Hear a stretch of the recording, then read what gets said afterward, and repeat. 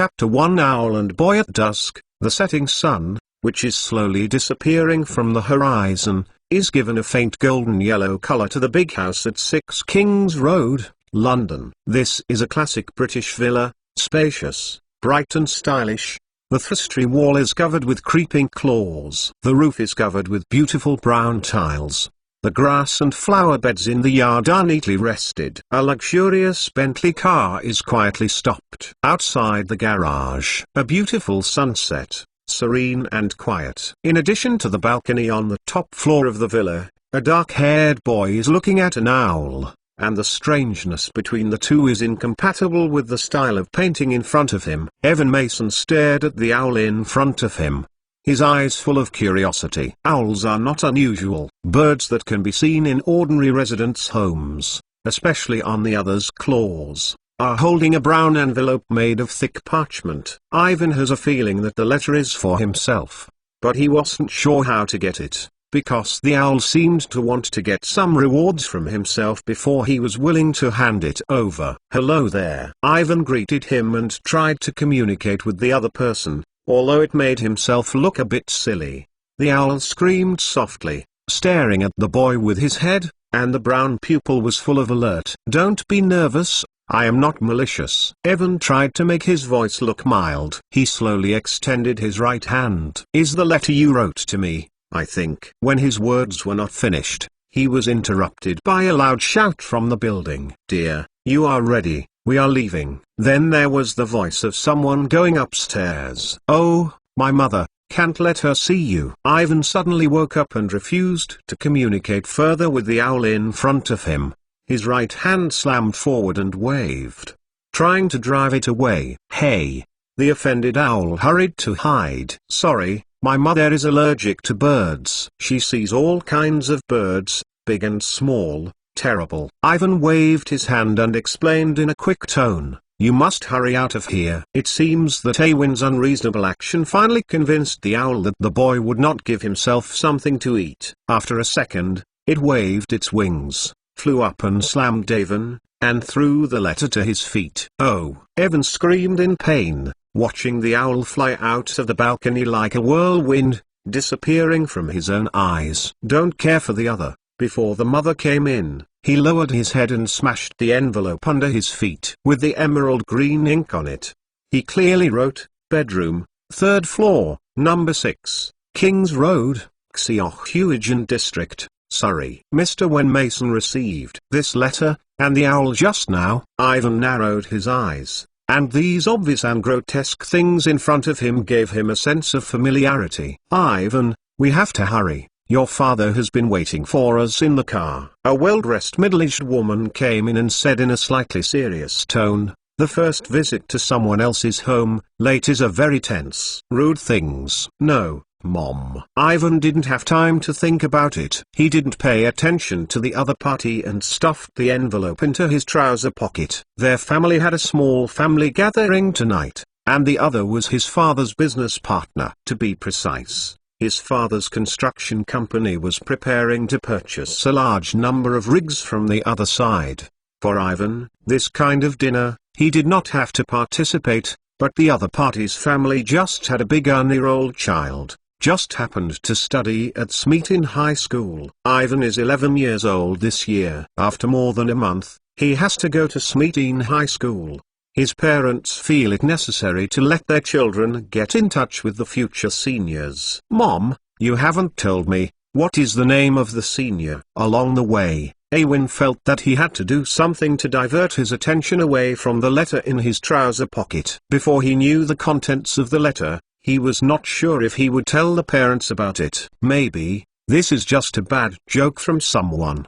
There is no need for the mother to worry about this. "Dear, I told you last week that the child's name is Dudley." Mrs. Mason replied briskly. "Dulles, I dare say, you will be good friends." Mr. Mason added while driving. "Dulles, this is really a good name." Ivan bowed his head and pondered. In fact, he does know that a person also calls this name. If he remembers correctly, Dad should have seen a character in the Harry Potter series of novels before he was born again. In the book, Dudley is a child who is overbearing and spoiled from childhood. bringing Harry a tragic childhood. For this guy, Ivan was impressed, but it was hard to say what a good impression. However, after all, it is a character in the novel. Although he was born again to the United Kingdom in the 1980s and 1990s, there is no evidence that this is the magical world of Harry Potter. Easy. It should just be a name. Ivan tried to convince himself, but when he thought about seeing the owl, he was a little uneasy. Taking care of his parents, Ivan secretly took out the letter in his trouser pocket. He flipped the envelope quickly and saw it on the back of the envelope with a wax seal and a shield coat of arms around the uppercase H letter. There is a lion, an eagle, a dragonfly and a snake. Ivan's eyes slammed wide. His hands pressed tightly, and the envelope was taken apart by trembling, and the letter was read: President of Hogwarts School of Magic, Albus Dumbledore, President of the International Magic Federation, President of the Wizarding Association, Merlin Jazz First Class Magician. Dear Mr. Mason, we are pleased to inform you that you have been approved to attend the Hogwarts School of Magic. Enclosed is a list of required books and equipment. The semester is scheduled to begin on September 1st. We will wait for your owl to bring your reply before July 31st. Vice President Female Milva McGonagall. God, this is a letter from Hogwarts. He should have thought of it. Besides the magic school, who would send an owl with an owl? Dear, you don't have to be so nervous. Noting the exception of Ivan, Mrs. Mason turned and whispered comfortably, I heard your father say that the Dursleys are very friendly and Dudley is also a polite one. Child, you will love this new friend. Yes, Mom, Ivan replied subconsciously. I am not nervous, just a little excited. In the past 11 years, he has been preparing for the future in accordance with the familiar real world. Now he suddenly tells him that this is a completely magical world of his own. Isn't that a joke? Fortunately, before Ivan was born again, he was very fond of Harry Potter's novels, and he was familiar with the contents. Even if he couldn't remember all the plots, the big events could be recalled more or less, which made him a little bit. I was relieved. The question now is how to tell your parents about this. Also, if you don't make a mistake, he will probably see the famous Harry Potter in addition to being able to meet Lidley. Just as Ivan was tangled, his father stopped the car slowly and whispered, Dear, we are here, number 4. New Wire Road. Chapter 2. Future seniors. Ivan Ping regained his mood and followed his parents into the house. The first thing he saw was Mr. Vernon Disley, who wore a dress and a bow tie, and Dudley, who was as strong as a pig. Good evening, Mr. Mason and his wife. Dudley's face was filled with a disgusting smile. I'll take clothes for you. Thank you, boy. Ivan's mother will pull out Ivan, who is hiding behind her, and introduce to Dudley. This is our little Ivan. He will also enter Smeating Middle School this year. I will take care of him in school later. This is my honor, madam. Seeing the arrival force seems to want to give himself a hug, Ivan hurried back half a step. Avoiding the other side, he followed his parents into the living room, while talking about the words, while quietly looking around. For this gathering today, the room was obviously carefully cleaned up. Not far from the kitchen, there is a strong scent. The pudding of today's dinner is placed on the top of the refrigerator. On the table is a pile of whipped cream cakes, and sautéed leeks, a large piece of barbecue in the oven. The sound is loud. But these are not what Evan needs to look for. As described in the book, there is nothing in the house that is related to Harry Potter. Obviously, the Dursleys don't want outsiders to know their distinctive scorpion. Ivan's mouth was slightly upturned, and the poor child should quietly hide in the small room upstairs, not making a sound, so pretend that he is not at home. Thinking of this, he felt that he needed to do something. I'm sorry, Mr. Dursley. Ivan interrupted the boring joke of a Japanese golfer who was talking about it. I don't often visit other people's homes. I am very curious about everything here. If you don't mind, I want to let Dudley go around with me before I open the meal. No problem. Let Dudley accompany you to his room and see his newly bought game console. It seems that considering the age of Ivan can't understand the jokes he said, Vernonsley is very refreshingly agreeing. Go play, Kids, wait until the meal. I will let Penny go up and call you. Dudley reluctantly accompanied Ivan to leave the living room. According to the plan, he should stay and continue to compliment the Mason couple with those musks, instead of accompanying a small child to wander around at home. In particular, he has to restrain himself and leave a good impression on the other side. This is really a difficult task for Dudley. The two walked up the second floor, and Ivan listened to Dudley to introduce his newly bought game console, while curiously looking at a small room at the end of the corridor. The door was tightly closed. Where is it? Nothing. That is my cousin's room. He is not at home now. Dudley's expression was a bit unnatural. We still hurry to my room. I will show you. When his words were not finished, he was interrupted by a loud knock in the small room. The next second, he had not had time to stop. He saw the boy next to him and walked up to open the door. Ivan opened the door and, by dim light, he saw a boy like himself standing in front of the closet. The boy is small and has a pair of bright green eyes, dark hair and a slender lightning-shaped scar on his forehead. Harry Potter was surprised. He had just hid the house elf Dobby and the door was opened. Unexpectedly, it wasn't the Vernon coward, but a boy he had never seen before. Good evening. You must be Dudley's cousin. I am Ivan Mason. I am very happy to meet you. Ivan stretched out his right hand, filled with joy, and finally saw you, Harry Potter. Hello, my name is Harry Potter, and I am very happy to meet you. Harry hesitated, reaching out and holding Ivan. If he didn't guess wrong, the other party should be visiting the rich construction business today. Harry is not sure if he should contact the other person. According to Vernon's arrangement, he should stay in the room to keep quiet and pretend that he is not there. For the importance of today's dinner, Harry had already listened to Vernon's wife for 2 weeks. If this matter was messed up, he couldn't imagine how difficult it would be in his next days. Outside the door, Dudley is urging this boy, Ivan, to leave here. Although this feeling is very bad, Harry has to admit that this is the only thing he agrees with Dudley this summer. Especially in the closet beside him, there is a domestic elf that is not suitable for being seen by muggles. Ivan didn't seem to listen to the urge to reach. His attention was completely transferred to the birdcage next to the window, which contained a snow white owl. It's been a pure white owl. It's so cool. Ivan turned and asked Harry, "What is its name?" "Hedwig. It's my pet." Harry quietly closed the door that was opening. "I also want a pet like this, but my mother is allergic to birds." Ivan turned and continued to look at Hedwig. "Can I feed him?" "No problem, but I don't have food." Harry sighed, and Vernon Coward refused to let him release Hedwig for food. In fact, since this summer, Harry has been saving a part of his dinner to feed each other. "What does it eat?" "I see a lot of kitchen in the downstairs." "Ivan, my mother called us to go to dinner." After Ivan's words were not finished, he was interrupted by Dudley. He seemed to finally have the courage to walk into Harry's room and want to save Ivan. "Go out." "Well, I think I can come over after dinner." Ivan followed Dudley in 2 steps and saw that Harry didn't move. Some strange words. "Harry, don't you go with us?" I will not go. I have already eaten dinner." There was a burst of air in Harry's stomach, but he was sure that Aunt Petunia would not be happy to see herself at the table. "Let's go. Even after eating, you can order some dessert." Ivan stepped forward and pulled Harry's arm and continued, "Then we can get something together and feed Hedwig. I think it looks like hungry." "Broken. You can't do this. He can't go down with us to eat." Dudley hurriedly stopped Ivan. "Why, is he not your cousin?" "Yes, but..."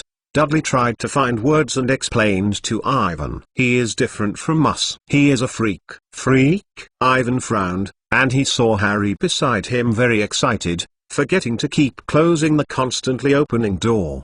The next second, a green little monster came out of the closet. It had 2 big bat-like ears, and a pair of prominent green eyes were as big as a tennis ball. Dobby, the domestic elf. Ivan immediately guessed who it was, but did not expect that the house elf would be so ugly. In the face of Dobby, How dare you insult the great Harry Potter? Dobby jumped out of the closet and immediately screamed. When everyone hasn't responded, it stretches out his right index finger and points to Darlie on the side. Suddenly a pale green flash, a firecracker-like scream, and a scream. Then Dudley used his hands to lick his fat butt, hurting straight, wowing. When he turned his body, Avon saw a curly pig's tail sticking out of the trousers hole. Poor Dudley, after he was transformed into a pigtail by Hagrid last year, he suffered another agreement this year. Chapter 3 Come to my house to be a guest, Mom.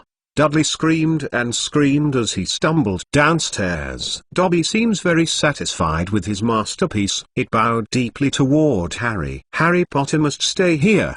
He can't go back to Hogwarts this year. Sorry, sir, more than number. Other choices are for. Dobby's words were just finished, and with the slamming, its figure gradually disappeared into the air, leaving only two boys lying in the room. Sorry, hope didn't scare you. Harry sighed. What was that just now? Ivan asked curiously.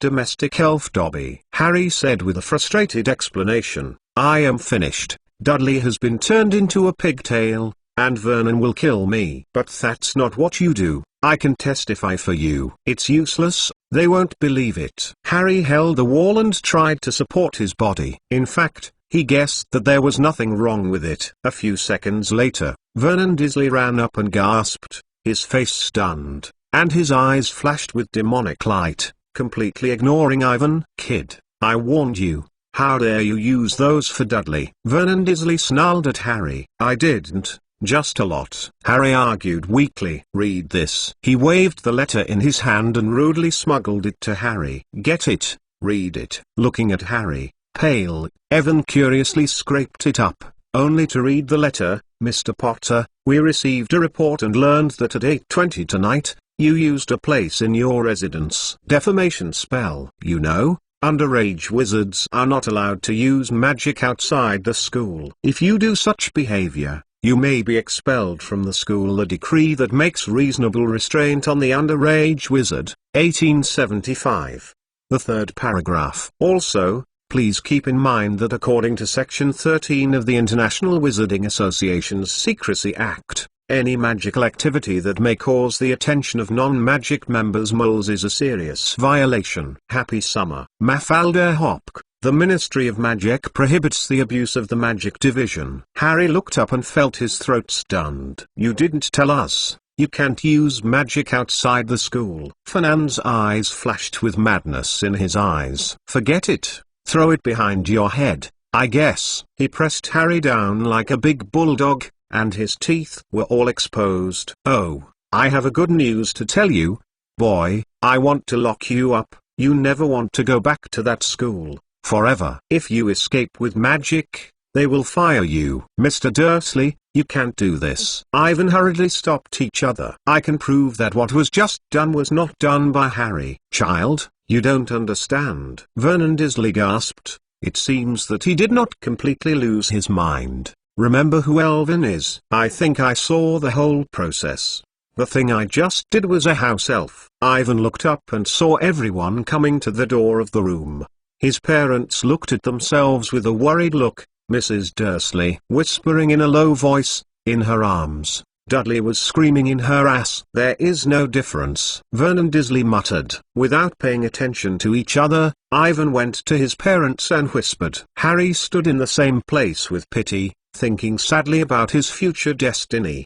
He knew that Vernon was no longer joking with himself. Now the Dursleys know that he can't use magic outside the school. He lost his only weapon. If he is trapped here, he will probably be expelled from school. If he escapes with magic, then he also faces the fate of being expelled. Ron and Hermione may find a way to save themselves, but now all communication is truncated by the domestic elf Dobby. No one will know their current situation. Dobby may have escaped Hogwarts' terrible disaster, but it has made him lose his life-only fun, and Harry is not sure how the Dursleys will treat themselves. He may be starved to death here. Unless the boy named Ivan can help himself. Harry raised a glimmer of hope. he saw what the other person was talking to his parents. It seemed that he had taken a letter from his trouser pocket. He pointed to Dudley and pointed to himself.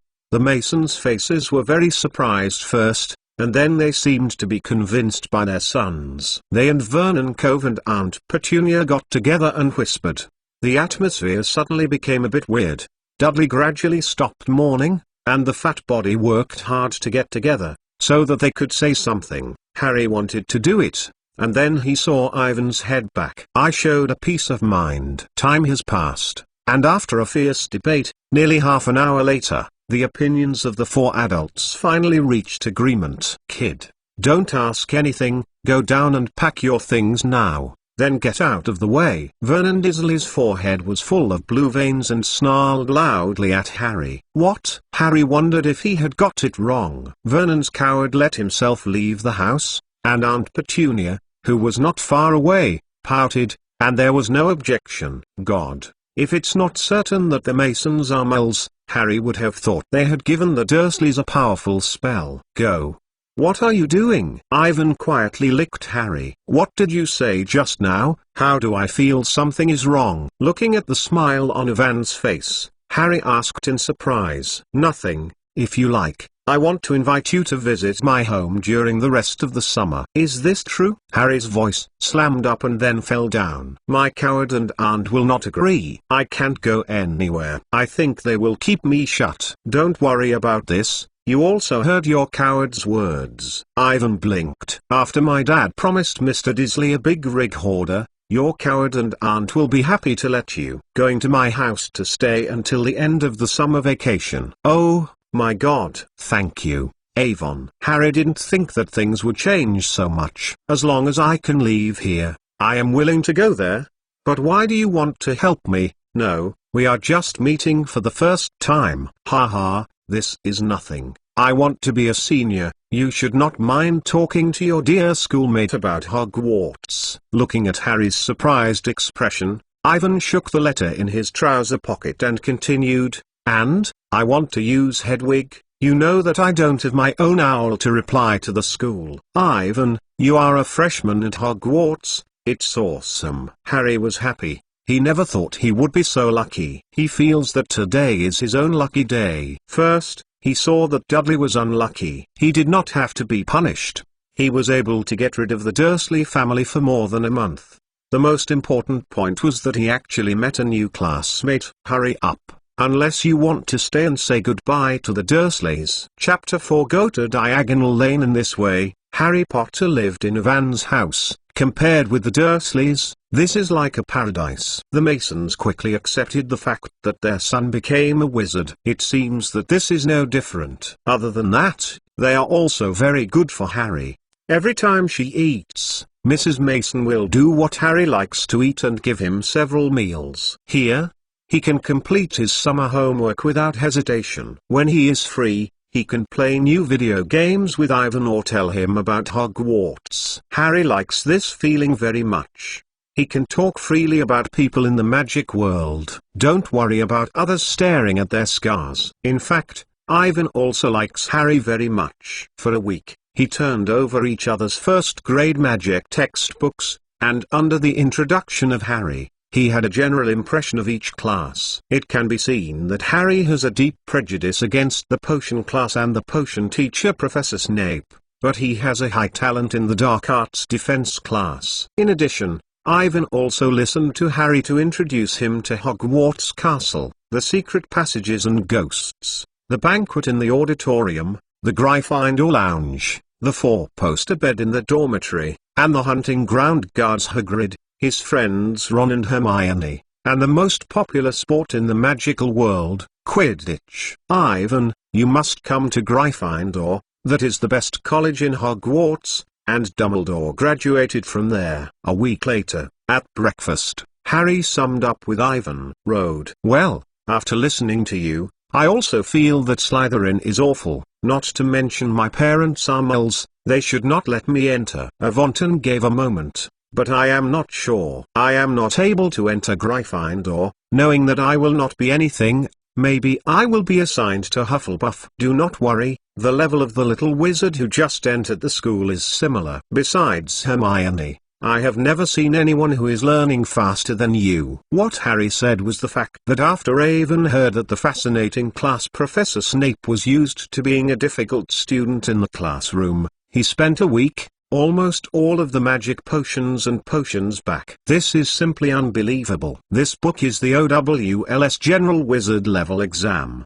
The only prescription textbook for the potion class. Now when Harry writes the potion class, he sometimes stops to ask Ivan's opinion. Just as Harry was still ready to say something, the two owls flew into the balcony of Avon in tandem, and behind it was Hedwig. The front was an owl with pretty brown feathers that had never been seen before. If I let my mother see them, I will be scared to faint. Ivan smiled and laughed. I hope not to be seen by Mrs. Mason. Through this period of contact, Harry knew that Mrs. Mason had an extremely strong bird phobia, and he even had to let Hedwig stay in his friend Ron's house. Ivan, you take care of Hedwig for me. Harry turned to look at another brown owl. This is the school owl, which brings the list of books needed for the second year. Ivan gave something to Hedwig, and then he went over to watch it with Harry. The second year students wanted to read Standard Mantra, Level 2 Inches,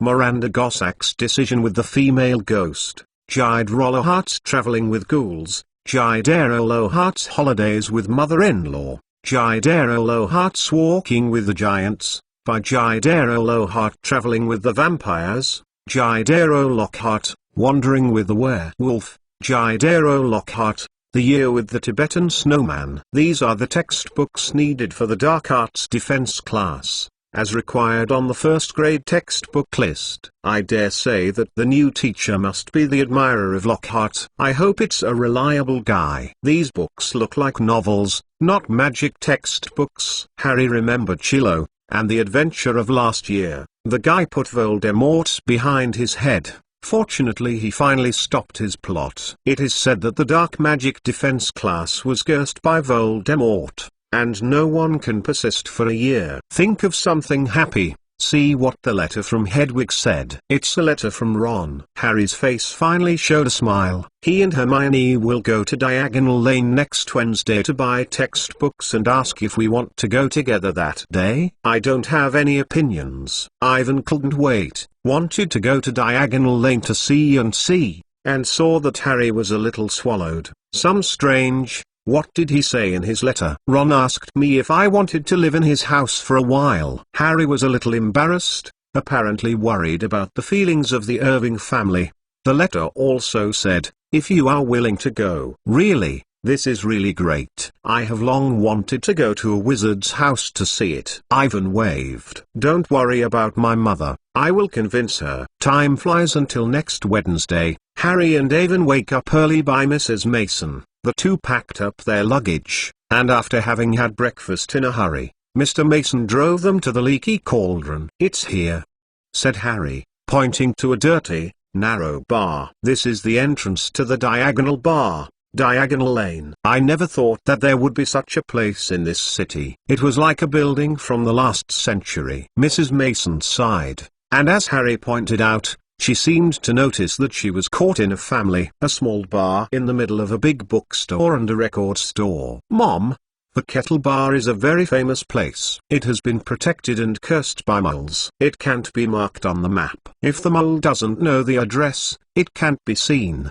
Try to remember what you saw in the book Magic Theory. Well, my dear little wizard, I think we are standing on the street to discuss a dirty bar. Definitely not a good idea. Mr. Mason stopped Ivan to continue, and pushed him and Harry to the store. Go inside. As a famous place, it is too dark and dirty. Through the dim candlelight, Evan saw a few dresses weird, like the medieval witch's old woman sitting in the corner of the house holding a small cup of sherry, sitting next to the bar with a bandaged, sneaky guy. There was a small dish in front of him. Welcome, Mr. Potter. The bar owner, a powerful old man with a camel back, appeared quietly in front of several people. Hello there. Not only the Mason family, in fact, even Harry seems to be more cautious. When he came here last year, Hagrid led him in. Soon, they found themselves like themselves, a family that doesn't fit in here. Harry, Hermione Granger ran to the other side of the bar and greeted them. Not far behind her, the Grangers stood there unnaturally. Harry, I heard that you will come today, so I will wait here early. Thankfully, your look looks good. Ron said that you were discovered by the Ministry of Magic because of a defamation spell. I am really worried. I hope they are not doing anything to you. Thank you, Hermione, I am very good. Harry smiled and pointed to Ivan, who was next to him. This is Ivan Mason, this year's freshman. This summer vacation, thanks to his help, I escaped from the Dursleys. Ivan, this is Hermione Granger, I told you some time ago. Looking at the girl with thick, fluffy brown hair in front of her, Ivan was in the heart, and of course she knew that this is the brain in the Golden Trio, the veritable Miss Master. It's nice to meet you, Miss Granger. Ivan extended his right hand. I heard Harry say that your final exam last year was the first in the year, which is really powerful. Nothing, but it's a little clever and a dead book. Hermione's little face was a little red, and shook hands with Ivan and continued. You can call me Hermione. Of course, I can call you Evan later. What? No problem, Hermione. In fact, I turned over Harry's textbook during this time. There are many questions I want to ask you. Harry's headache listened to the two men's topics gradually turning to the textbook content, but fortunately did not last long. Ron's arrival saved him. As the green fire flashed, the Weasleys came out of the fireplace. Chapter 5 Weasleys. I have to say that the Weasleys are a very good group of people. Mr. Weasley has a wealth of experience dealing with muggles. After the introduction of Ivan and Hermione, he has eased the uneasiness of both parents, except for occasionally showing obsession with mull items and a surprise. Other than that, the rest is basically impeccable. As for Mrs. Weasley, the first thing she got out of the fireplace was to give a few children a big hug. Even Ivan didn't fall. It was even longer than Harry. She repeatedly thanked Ivan for helping Harry. He said he was a little embarrassed. As for the children of the Weasley family, the older Percy used a very formal etiquette to say a greeting to Evan and Hermione, and the meticulous look made Evan think of some nobles. Behind the model Percy, Fred and George, a pair of very interesting twins, it is hard to hate them except for the occasional mischievous thoughts. As for Ron, who had been mingled with Harry, Harry's best friend, freckled, looked a little clumsy, and he yelled that he had planned to drive a car a week ago to save Harry. Hermione was a little dissatisfied. Yes, there is Ginny, who has been with Mrs. Weasley, and Ivan, who is the same age, a beautiful little girl with red hair, but she is too shy. She hasn't said a word. She has been staring red. Look at Harry. After a brief introduction, the group is ready to go to the Wizarding Bank to pick up the money. This is the first time that Avon has seen the goblins. They are not much more beautiful than the house elves, but the eyes flashed through the shrewd and cunning light from time to time, making Ivan realize that this is completely different from the house elves kind of creature. They walked along a long white stone step into a tall marble hall. There are about 100 leprechauns sitting on the high stools behind a row of long counters. Some use the copper balance to call the coins, some use the eyepieces to check the gems, and register on the big books. There are countless in the hall. The doors lead to different places, and many goblins guide people to come in and out of these doors. Harry and the Weasleys, led by a leprechaun called a pull ring, are preparing to go to their vault to withdraw money. Avon and Hermione need to replace the pound with the singer's currency in the hall. The Grangers exchanged for £10, and Mr. Mason exchanged a large pocket of gold galleon under Ivan's hard one, which far exceeded the total value of the items listed on the school's shopping list. About 15 minutes later, Harry and the Weasleys came out of the underground vault.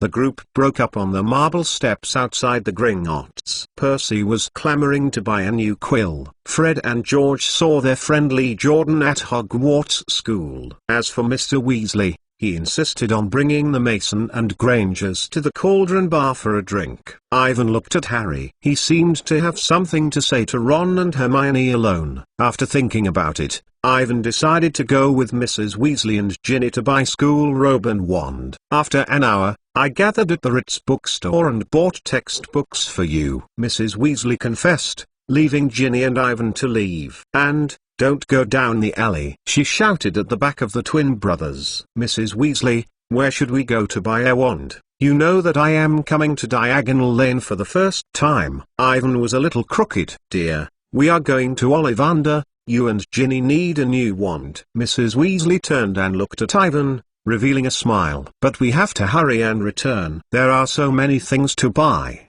And today there is a signature conference for Gidro Lockhart. We can't be late. Gidro Lockhart. Ivan frowned. I saw the book that needed him on the school's list, and I don't know what the new dark magic defense class professor thinks. The price of those books. Not cheap. Yeah, maybe your new teacher is an admirer of Lockhart. After all, he is so great. But it is really too much to buy 5 sets of Lockhart books at once. Mrs. Weasley looked a little worried. Sorry, Ginny, I think you need to buy second-hand goods for many things this year. It's okay, Mom. It seems that she already knew this thing. Ginny couldn't see how depressed she was. She blinked at Ivan and whispered, My mother is very fascinated by Lockhart. She admires him. Don't say, Ginny. Mrs. Weasley blushed. Sometimes you have to admit that it is really attractive to be such a great wizard. It is particularly attractive to middle-aged and elderly women. Ivan rubbed his forehead with his hand. He didn't have any good feelings for the big swindler of Lockhart. Anyway,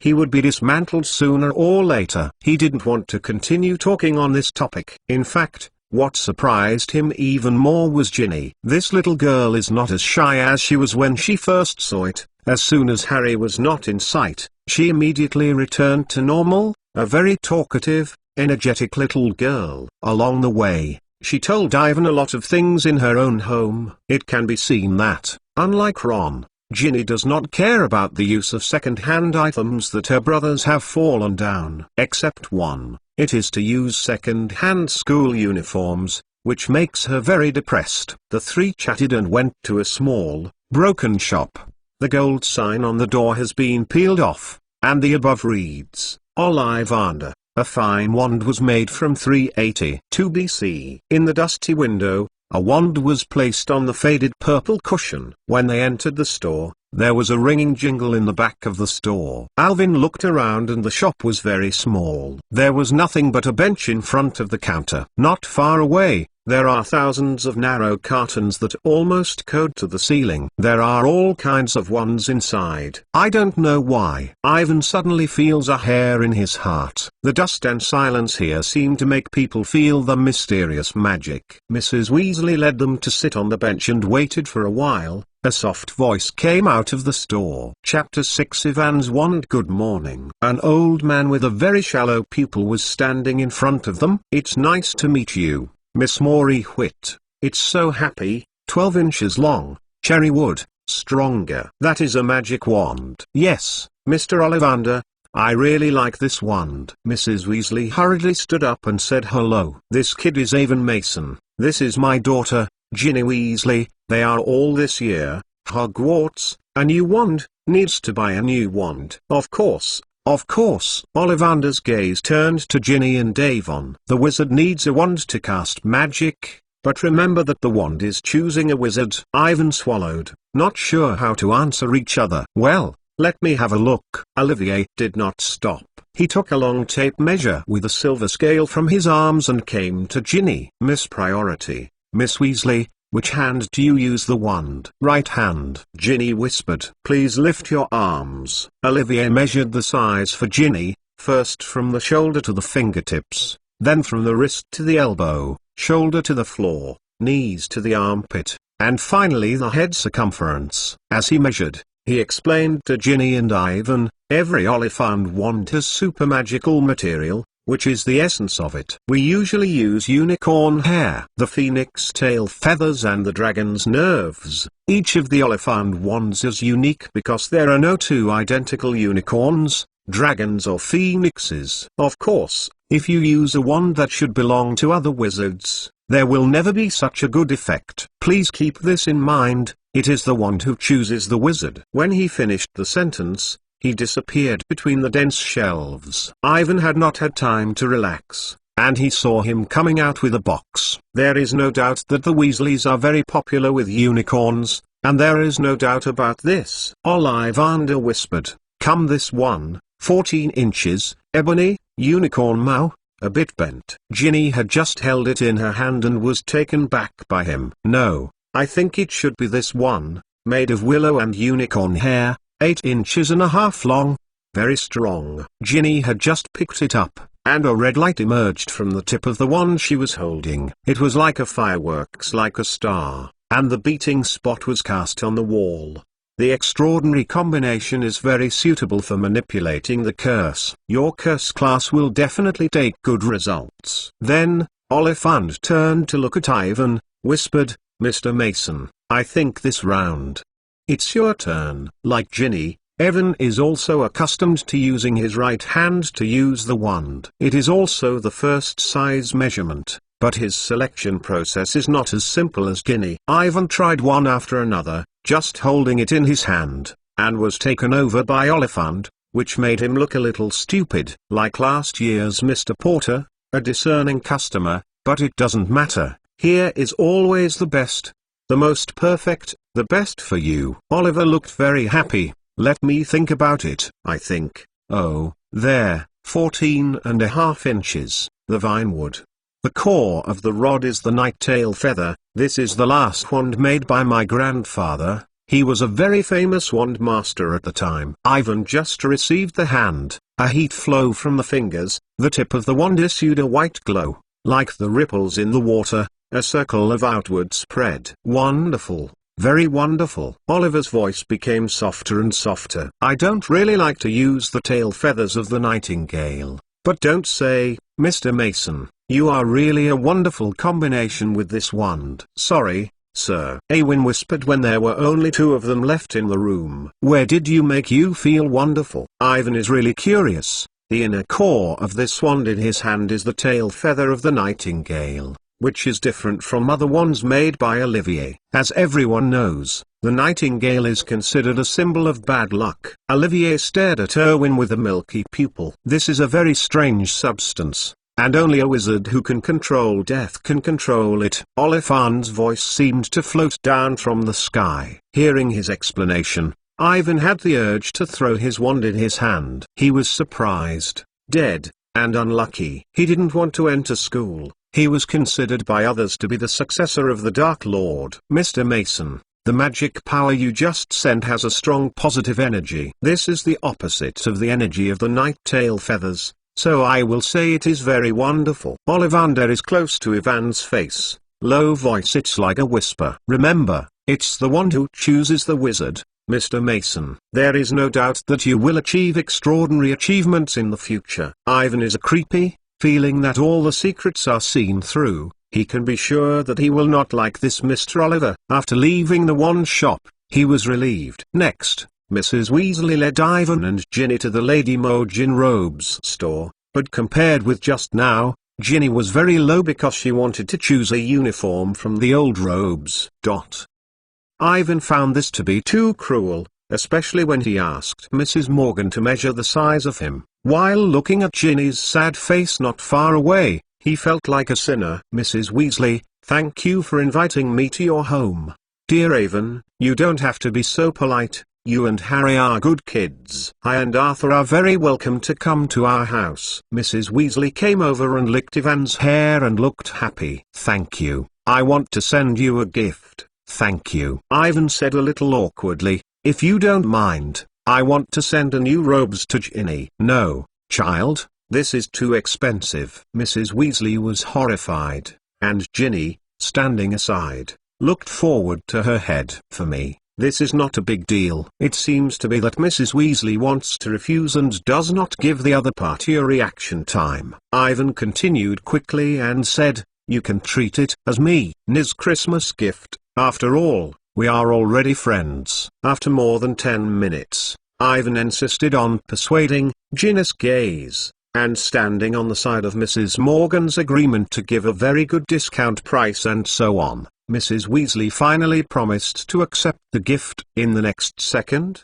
she held Ivan tightly in her arms, looking at the red-faced Ginny, and the expression of Mrs. Morgan's smile. Ivan stunned for a long time. Chapter 7 Liquor Bookstore Dispute. Because it takes time to make new robes, Mrs. Weasley agreed to let Ivan and Ginny go to buy other items on the school list, and then together at the Flourish bookstore. Of course, mainly Ivan is buying. Ginny has a lot of things to inherit from his brother. Percy became a senior in this year and got 12 OWLS certificates. Mrs. Weasley bought him new school supplies. So there are many things eliminated. Ivan, thank you. This is the best Christmas gift I have received. Ginny smiled red to Ivan, and the expression was like watching Harry. Don't be stupid. That's just an excuse for Mrs. Weasley to agree. I will give you something else for Christmas. I think of what happened to Ginny this year. Ivan continued. I think a red. The cover of the cover is a good choice. Well, this idea is not bad. I can send you a black one when I arrive. That's exactly what I need, Ivan added in his heart. And if it was signed by Mr. Tom Riddle, it would be perfect. The two walked on the tortuous streets paved with pebbles, and the shops along the street sounded the sound of screaming from time to time. The coins in Ivan's pockets screamed resoundingly and asked Ivan to spend them. However, after browsing a few magic shops, probably knowing the price of the magic world, Ivan's heart gradually became cold. Compared to what I want to buy, these gingialong in the pocket are not enough. In fact, for a Hogwarts freshman, Ivan's gingialong is definitely a huge sum, but he does not meet the items on the school list. He wants to buy too much. It seems to be a way to make money. Although Ivan can ask his parents for some more money, it is not a long term. They will not give a child too much money, especially the many things that Ivan wants to buy. Not a student should have. There is a preliminary idea in his heart about how to make money, but it will not be realized until Hogwarts. Next, under the leadership of Ginny, Ivan bought the tin enamel needed on the school list, a good quality balance for measuring drugs and a collapsible brass telescope. At the pharmacy,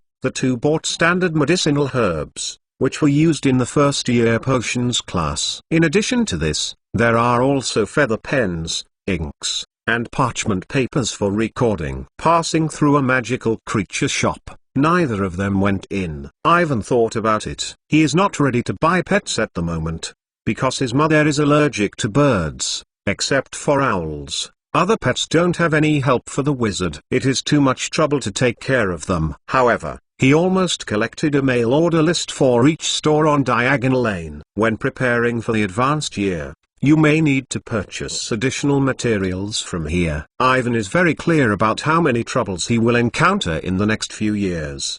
He can't learn slowly according to the textbooks, especially he is still a year lower than the Savior. When the Harry trio was running around the world in the 7th grade, they actually had to be tortured by the Death Eaters in school. It was a terrible thing to think about it. Along the way, Ivan and Ginny chatted very happily, and the two soon became good friends. In the screaming and playful joke shop, they met Fred, George and Lee Jordan, who were buying a lot of automatic ignition of Dr. Felipe, seeing the water and blooming magical fireworks. In a thrift shop full of ragged wands, rickety copper balances, and smudged old cloaks, they found Percy to concentrate on reading a very boring book, How to Gain Power. The two did not bother Percy. Passing the Florin cold drink shop, Ivan bought 2 big chocolate lemon ice creams for myself and Ginny, and when they wandered into a dark alley, they saw Harry and Lou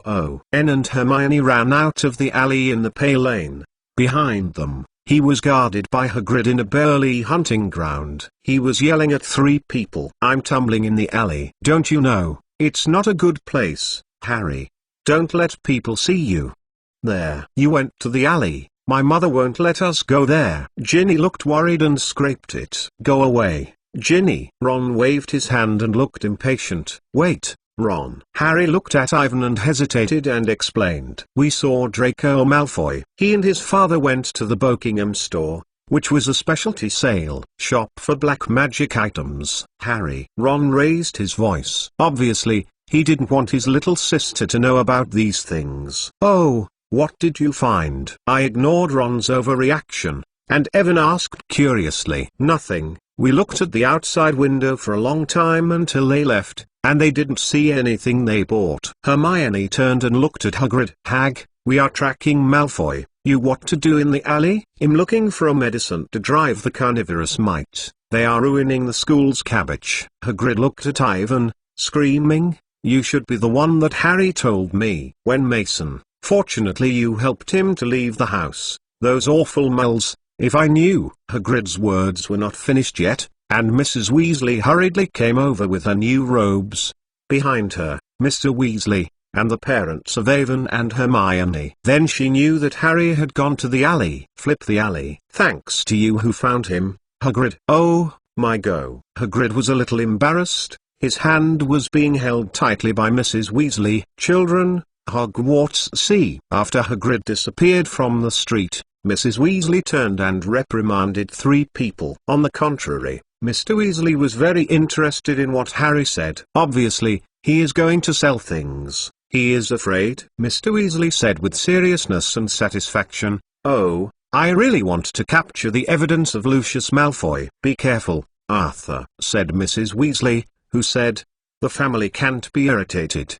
Don't bite your bones. Do you think I can't fight Malfoy? Mr. Weasley said angrily, but his attention was quickly attracted to a large group of people outside the store. Most of them are the witches of Mrs. Weasley. Everyone is crowded at the door, wanting to go in. Through the crowd gap, everyone sees Giant Aero Lockhart wearing a blue wizard's robes, sitting in the shop the middle of the signature book. Around him, there were his own large photographs everywhere. All the faces on the photos were squinting at the crowd, shining white dazzling teeth. Although the other is a magical idiot, Avon has to admit that Lockhart is a successful writer if he does not steal other people's experiences. Needless to say, the next thing, Harry was discovered by Lockhart without accident, and then he was pulled in to take pictures together, and Lockhart announced that he would teach at Hogwarts. When everyone came back, they found that Mr. Weasley and Lucius Malfoy had fought,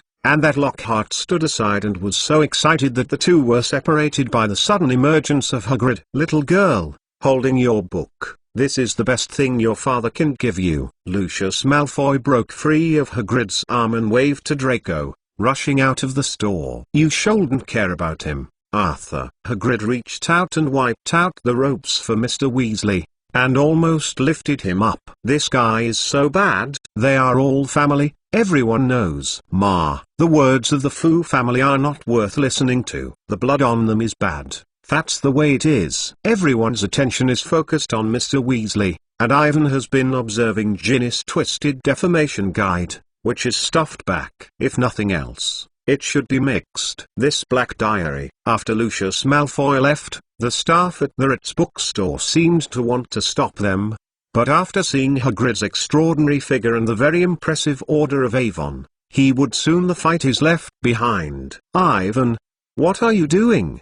Do you want to empty the liquor bookstore? Ron was surprised to see Ivan quickly swept through the list of books in his hand, including all the books in the liquor bookstore. It is probably more than 8,000 copies. How is it possible? I don't have the money. I am choosing what I need. It is certainly impossible for Ivan to buy all these books at once. He is going to pick out the books that can be used at present, and the rest will be slowly buy. Oh, that's quite a lot. It's not a bad thing to learn more, Ron. Buddy, this sounds like Hermione. Ron got together and saw Avon pick a progressive potions making by Professor Lipasi Balaki. Oh, I am in Bill. I read this book there. But this is what the Newt Advanced Wizards exam requires. I think that Awin is right. There is no harm in previewing it in advance. Hermione looked at Ivan's book list and was very happy to add a few magic books that she would use in her senior year. By the way, I suggest, Ivan, I think we should compare the book list for a while, so as to avoid duplication. Of course, Hermione. Avon was very happy to promise Harry.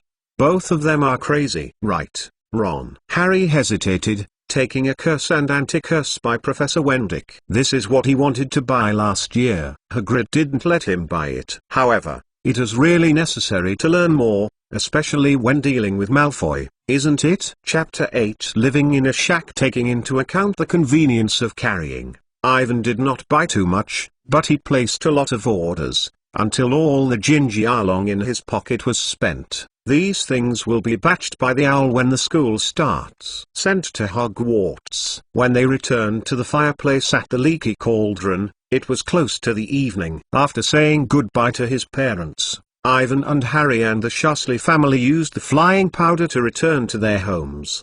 The Masons and the Grangers wanted to go back to the streets where the Mulls lived. It can be seen that Mr. Weasley wants to follow them out to see what the bus station looks like. But seeing the expression of Mrs. Weasley, I have to dispel this thought. Because it was the first time to use the flying powder, Ivan was smashed by the ash, and after a moment of whirl, he came to the shack. Harry was in front of him. When Evan saw his face, he knew that he was like himself and felt very not good. Climbing out of the fireplace, Evan looked around curiously. It was the first time he came to the wizard's house. The kitchen was small and quite crowded. There was a clean wooden table and chairs in the middle. There was only one needle on the wall clock.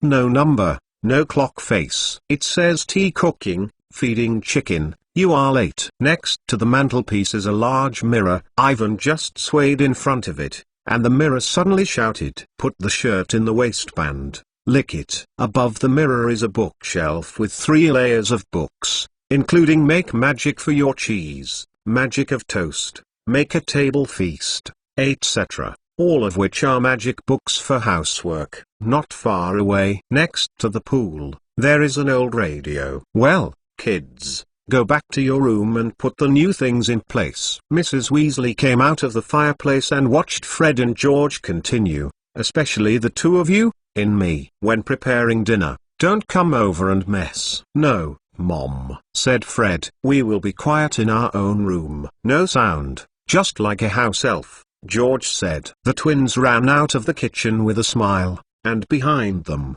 Percy and Ginny followed up with their own things. Come on, I will take you to see my bedroom. Seeing that Harry and Avon were still standing in the same place, Ron pushed them. The 3 passed through the narrow, and came to a rugged ladder. The stairs were zigzag, and the second floor of the stairs had a door that was half open. Percy was sitting at his desk, writing a letter with a newly bought feather pen. Not far from him, a very beautiful brown owl. That was the new owl that Percy had bought for him when he was a superior, said Ron. But he refused to lend me. In fact, he was very strange this summer, and he was always alone in the house. In it, I sent a lot of letters. It's nothing strange. Your brother has made a new girlfriend. Oh, my God. Ron looked surprised when he heard Evan's words. Some words were incoherent. But that is Percy. Who will look at him? I mean, of course, he is ambitious. He is planning. He wants to be the Minister of Magic. But I want to tell Fred and George about this and see what they say. Don't be excited. This is just my guess. Ivan's reaction to Ron was sluggish and speechless. When the 3 climbed up to the 3rd floor, Ivan just saw a pair of bright brown eyes staring at them, and the door slammed shut. It's Ginny, said Ron. It's incredible. You don't know, she never closes. Obviously, your sister saw Harry. Some shy. Evan looked at the door and thought about how to get Tom Riddle's diary from Ginny. Yeah. She is chanting you all summer. Ron looked at Harry uncertainly. Fred said she wants your signature. Maybe you should give her one. Don't be silly, Ron. Ivan said as he walked. It's not a simple worship. Your sister likes Harry. She wants to be his girlfriend, Avon. Ron looked frightened, and Harry was unnatural on the side, blushing like a ripe apple, pretending not to hear the conversation between Irving and Ron. These are what I said. Ivan rubbed his forehead with his hand. The 2 guys were as dull as they were, and they were really innocent boys. It is no wonder that in the 4th grade Christmas ball, They could almost not find a partner. They climbed up one more layer and stood outside the twin rooms. The doors were closed. The inside was quiet and there was no sound at all. I don't know what they were doing. When the three climbed to the top floor and came to the door of appealing paint, there was a small sign on the door that read Ron's room. Evan and Harry walked in, and the sloping ceiling almost touched their head. It was like walking into a big stove. Everything in Ron's room looked like a dazzling orange: bedspread, walls, and even ceilings. Then Evan found out that Ron had put almost every inch of the worn wallpaper on the poster. All the posters were the same 7 witches and wizards, wearing a bright orange robes and flying brooms, waving happily. "Your Quidditch team?" Harry asked. "Chadri Artillery, the 9th in the club." Ron pointed to the orange bed cover, which was marked with 2 huge letters C and a flying shell. The two of them continued to stay on the Quidditch, and Ivan curiously looked at the grey-haired fat mouse stings lying in the corner of the room. I ignored the eyes of Ivan, and the streaks continued to snoring. Ivan observed it for a while and found no difference. If you don't know that this is an animagus, he really thinks that the streaky is a little mouse that has lost hair, lacks a toe, and sleeps all day. "Hey, hey!" The sound of a pipe being beaten suddenly spread from above and scared Ivan. "Don't worry, it's the ghoul in the attic, always knocking on the pipe. Hey!" Ron explained. "I want to drive it away, but Dad doesn't let it. He thinks it's interesting." As Ron said, the life of a shack is very interesting. For more than a month, Ivan and Harry followed Fred, George and Ron to the backyard to clean up the goblin. Several people also went to the back hill to ride the broom and practice Quidditch. In the evening, Harry and Ron were busy doing their summer homework, and Ivan was used to Percy to ask for some knowledge. Percy was very good at almost every homework, especially in the history of magic and spells. Have unique insights. As for Fred and George, Ivan looked for opportunities to talk to them and found that the inventions of the twins were still in their infancy. After he made a few suggestions according to his memory, they kept themselves in the room as soon as they arrived at night. Research, from time to time, issued a variety of noise. A month later, Harry and Evan and the Weasleys became extremely familiar. Mrs. Weasley made up their socks, and each meal forced them to add 4 times. Mr. Weasley asked them about mole life. In addition to Ginny, everyone quickly adapted to the life of Harry and Erwin to integrate into their home. To be precise, it seems that as long as Harry is present, Ginny always has to deal with something nervously, but when she is alone with Ivan, she is very normal. Because of the same age, Ivan and Ginny get along very well, but until the last day of the summer vacation, Ivan still did not get Tom Riddle's diary from Ginny. Ivan hinted a few times that Ginny did not respond. "I can't explain it clearly, and I can't really go to Ginny's room to find it." Ivan is not sure if the other person has found the diary, but I have already discovered it, but I have not told myself. However, he is not in a hurry. There is still time. The worst result is to follow the plot development. When the time, poor Ginny may be offended, but there is a chance to be saved by the Harry hero. It seems that this little girl who has a crush on Harry is not a bad thing. Chapter 9: Flight to Hogwarts. On the last day of the summer vacation, Mrs. Weasley made a hearty dinner. Everyone was happy at the table, tasting the delicious honey pudding, watching Fred and George's laborious fireworks show. These fireworks were obviously improved by them. All the shapes on the flyer, scattered orange, the red and blue stars, fill the kitchen and linger between the ceiling and the wall for at least half an hour. At 10 o'clock in the evening, after drinking the last cup of hot chocolate, everyone was rushed to bed by Mrs. Weasley. Because he was sleeping on the same bed as Harry, Ivan could feel that the other person had been turning over, which made him sleep too hard. Early the next morning, Harry got up early and looked very bad. "Ivan, I dreamt last night that I became a big snake, and then... In short, this dream is terrible." "Harry, you just because you are going to start school soon, too nervous." Ivan made a big anger. "I hope so. I hope everything will be smooth today," said Harry. His wishes apparently counted. After eating breakfast, everyone rushed to pack things like no-flies. Mrs. Weasley rushed to find spare socks and quilts. always with twins on the stairs, collided together. When Mr. Weasley took Ginny's box into the car, he was smashed by a chicken in the yard and almost broke his neck. I don't want everyone to get on the bus. Mr. Weasley started the engine and the car drove out of the yard. In less than half an hour, they turned back and forth 3 times. When Ginny finally climbed into the car, it was already late, and people's anger was already very strong. When they arrived at King's Cross Station, there were 5 minutes left before driving. Well, children, we don't have much time.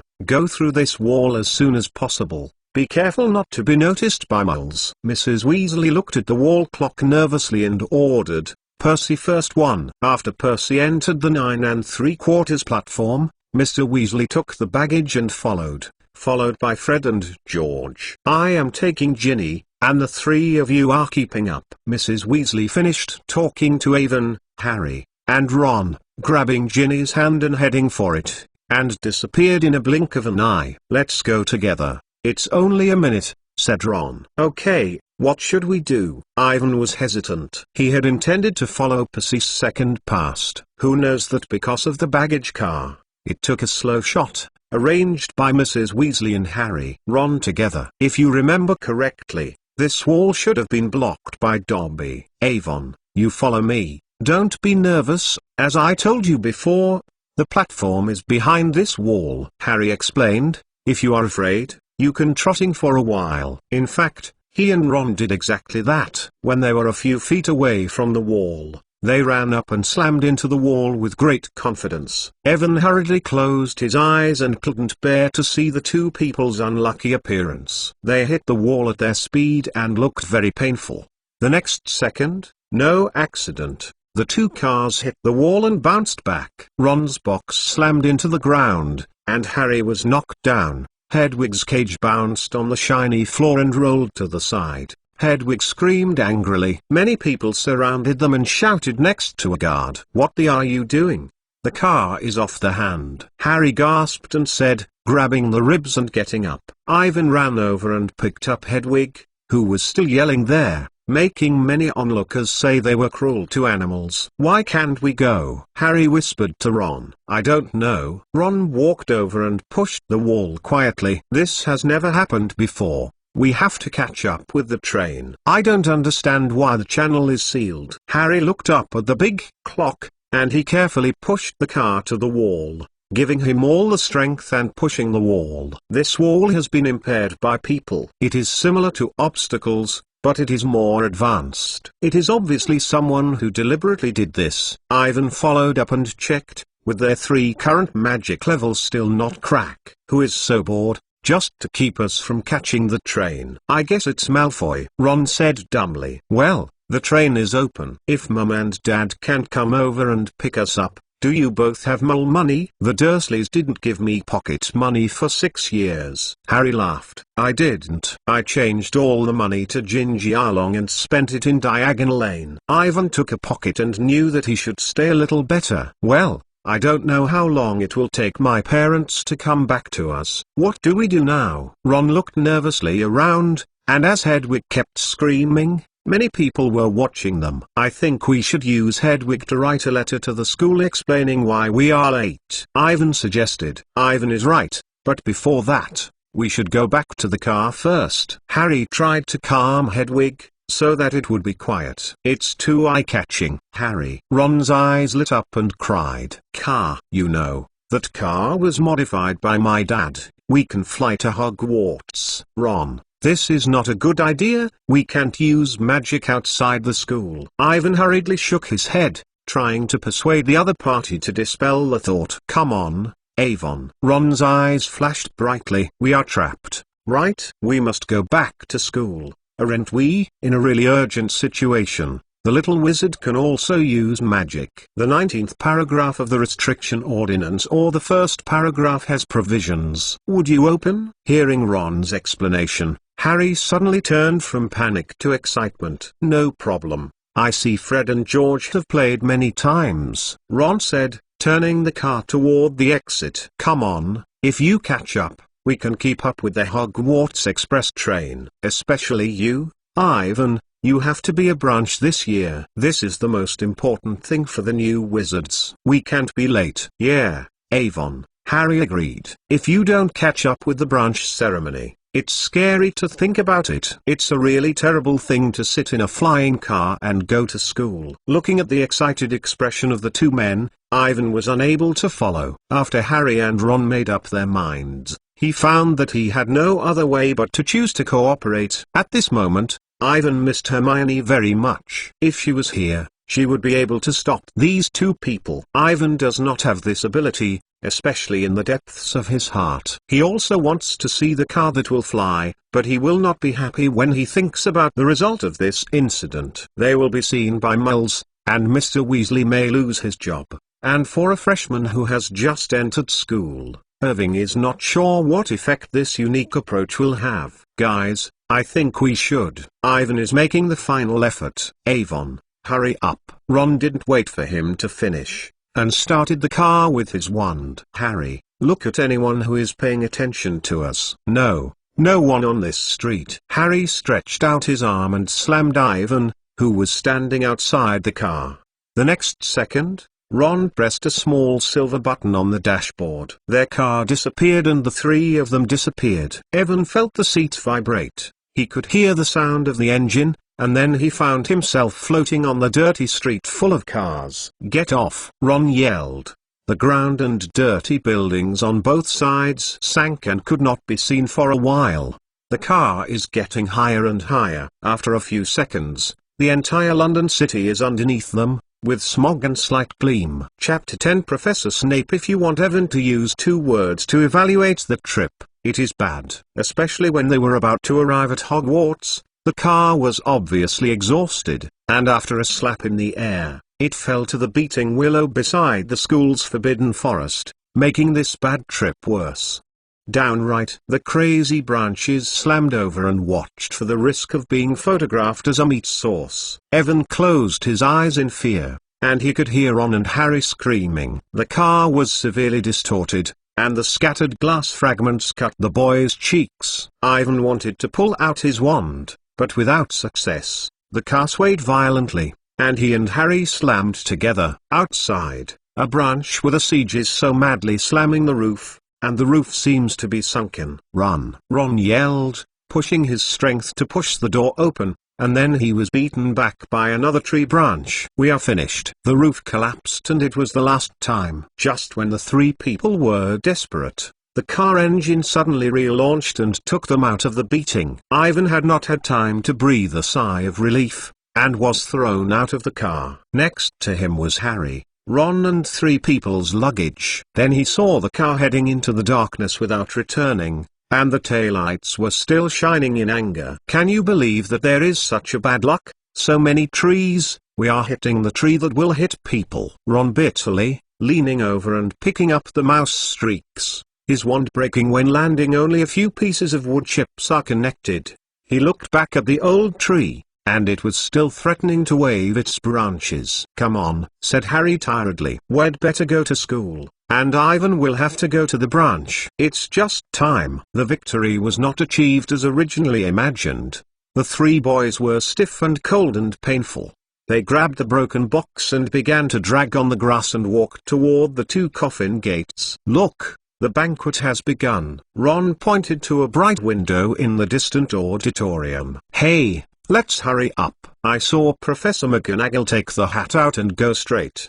Branched. Harry and Ivan walked down the window in the direction of Ron's finger. In the spacious and bright auditorium, countless candles are parked in the air, and there are 4 long tables filled with people. The golden plates and goblets on the table are gleaming, and the stars on the ceiling complement each other. Ivan read in the Hogwarts school history that the ceiling was enchanted to reflect the sky outside. Crossing a dense black spire Hogwarts hat, Ivan saw the freshmen lined up and walked into the auditorium with fear. Ginny is also among them. She is pale and looks around herself from time to time. At the same time, Professor Mcgonagall, who wears glasses and tightly bundles his hair into a small round, puts the famous Hogwarts branch hat on the stool in front of the new students. Professor McGonagall began to read his name. A very thin grey-haired boy was called to the front and put on a branch hat. "Come on, from here through the corridor to the auditorium for 5 minutes. I hope not to encounter Pippi." "Wait," Harry whispered suddenly. "There is a seat on the teacher's seat." "Where did Snape go?"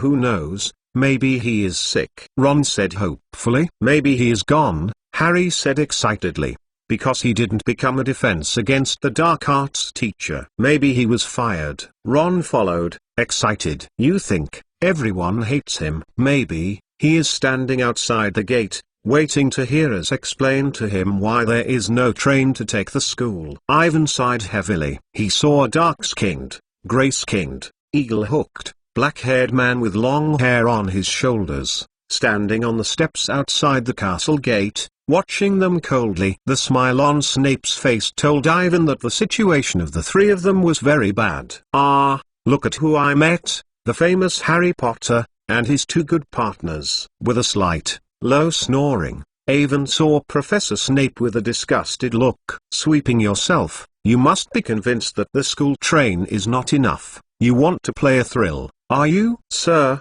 we don't have it. It's the partition of King's Cross Station. Quiet," Snape said coldly. "Follow me." They followed Snape to the steps and walked into the empty hallway with the torch and the echo. The smell of food floated from the auditorium, but Snape took them away from the warmth and light, and went down the narrow stone ladder to the underground classroom. "Sir, we have to go to the auditorium, and Ivan is going to have a branch," Harry said with courage. "Quiet," Snape interrupted Harry again. He opened a door in the cold corridor and pointed to the inside. "Go in." Under Snape's gaze, the three boys walked into his office. The walls are dim, and there are many large glass jars on the shelves along the wall. The tanks are filled with various colors and nausea. The fireplace is empty and black.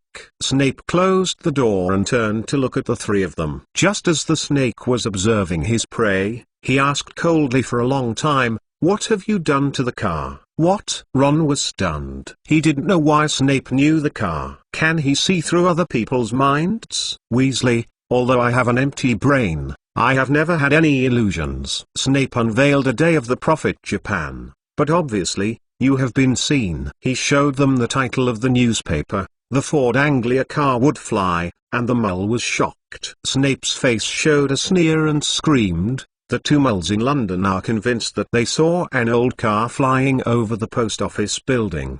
At noon in Norfolk, Mrs. Hurtable is drying clothes. At the time, Mr. Angus Fleet of Peebles reported to the police. "There were 6 or 7 moles. I remember that your father was working on the ban on the abuse of the mole goods division." He looked up at Ron and smiled even more sinisterly. "Oh, his own son." Ivan noticed that Harry and Ron's expression was very frustrating. They seemed to have just thought that if someone found out that Mr. Weasley had enchanted the car, the consequences would be disastrous. And Snape continued, "I found out that a very precious hitting man seems to have been greatly damaged when I checked the garden. The tree has done more damage to us." Ron rushed out. "Quiet, Weasley," Snape screamed again. His eyes turned to Ivan. "And you, Mr. Mason, I think you have discovered that being a savior's follower is not a wise choice. I miss you." It will be the first student in history to be expelled from Hogwarts on the day of school. "No, you can't fire Evan," Harry shouted. "Obviously, I have this right." Snape's gaze turned back to Harry and Ron. "As for the two of you, it's a pity that you are not a student at my college. I have no right to make a decision to expel you. I go and find the people who really have this happy privilege. You are waiting here." Harry looked pale at Snape's back. He wanted to comfort Evan, but he opened his mouth, but he didn't know what to say. If Snape found Professor McGonagall, he and Ron would be fine. Where to go? She may be a little more just than Snape, but she is equally stern. If Evan is expelled from Snape, he and Ron will certainly receive the same punishment at Professor McGonagall. He is not sure where to go after leaving Hogwarts. The Dursleys will never welcome Owen. Maybe he can follow Hagrid and become a school hunting guard. Just as Harry was thinking, Professor McGee followed Snape. Her lips were very tight, and when she came in, she raised her wand and scared the three boys to retreat. But she just clicked on the empty fireplace and the flames immediately ignited. Chapter 11 Late Branch Ceremony. Ivan is not worried about whether he will be fired. This is the benefit of knowing the story. Unless Voldemort disguised as Dumbledore and mixed into Hogwarts. Otherwise, they will not have anything at all, and even the points will not be deducted. However, seeing Snape standing on his side, Ivan knows that his hatred value in the other party's heart must reach 100%. This is indeed a pity. In fact, he is very interested in both Master Snape himself and the potion. However, from the current situation, as long as he continues to mix with Harry, Snape will be included in the hostile camp.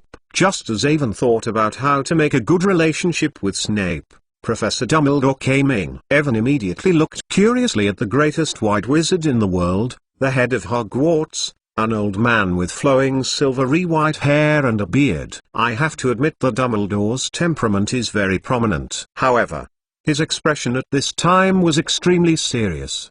His eyes were looking down at his curved nose, and a pair of sharp, bright blue eyes were filled with silent blame. Please explain why you are doing this. In the face of Dumbledore's gaze, Harry and Ron looked pale and seemed to be beaten by the beating. Harry looked down at his knee and re-described everything. He said it was very detailed, but did not mention that the car was Mr. Weasley, as if the three of them were on the dirty streets of London, and happened to find a flying car. Ivan is sure that Dumbledore will see through it at a glance. He noticed the expression of Dumbledore, and then he saw that the other person suddenly blinked at himself. Ivan hurriedly bowed his head, only to find that his performance was too relaxed, not at all like a disaster. Professor, you can't fire Ivan. He had already advised us to use Hedwig to send a letter to the school. Harry concluded pitifully. It's all my fault. I pulled him into the car. And me, I started the car. Ron said desperately. This matter has nothing to do with Ivan. Let's go get something. What are you talking about,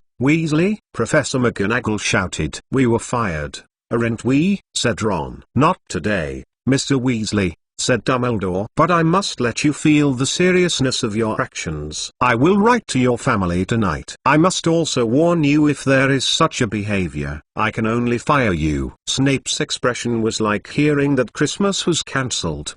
He cleared his throat and said, Professor Dumbledore, these three students ignore the laws that restrict the use of magic by underage wizards to a precious ancient trees have caused serious damage, and acts of this nature are taken for granted. Not exactly, Severus. I think you just heard Harry's narrative. This matter has nothing to do with Mr. Mason, Dumbledore said calmly. As for the two of them, let McGonagall the professor decides the punishment for them. They are the students in her college after all, and she should be responsible. I have to go back to the party, Minerva. He turned to Professor McGonagall. Mr. Mason is going to be a branch. I have several notices to announce. But, Professor, Snape continued unwillingly. Come on, Severus, there is a kind of custard pie that looks great. I want to taste it. Ivan followed them both to the auditorium.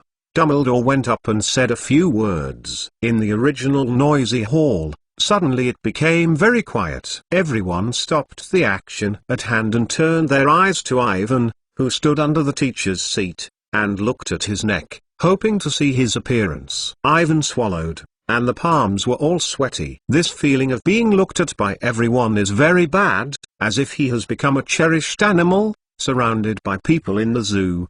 He can hear a repressed argument around him. Look, it's the boy who just disappeared. God. He is all blood. Is he just fighting the monster? How could it be? You didn't look at today's The Prophet's Daily. He and Harry Potter took the flying car to the school. The flying car, this is really cool. And, I just overheard the arguments of the ghosts. They ran into beating. The argument continued, and Ivan didn't have the heart to listen to what they said. He saw Professor Snape take out the branch hat and walked to the middle high chair. Ivan Mason. Snape was sullen.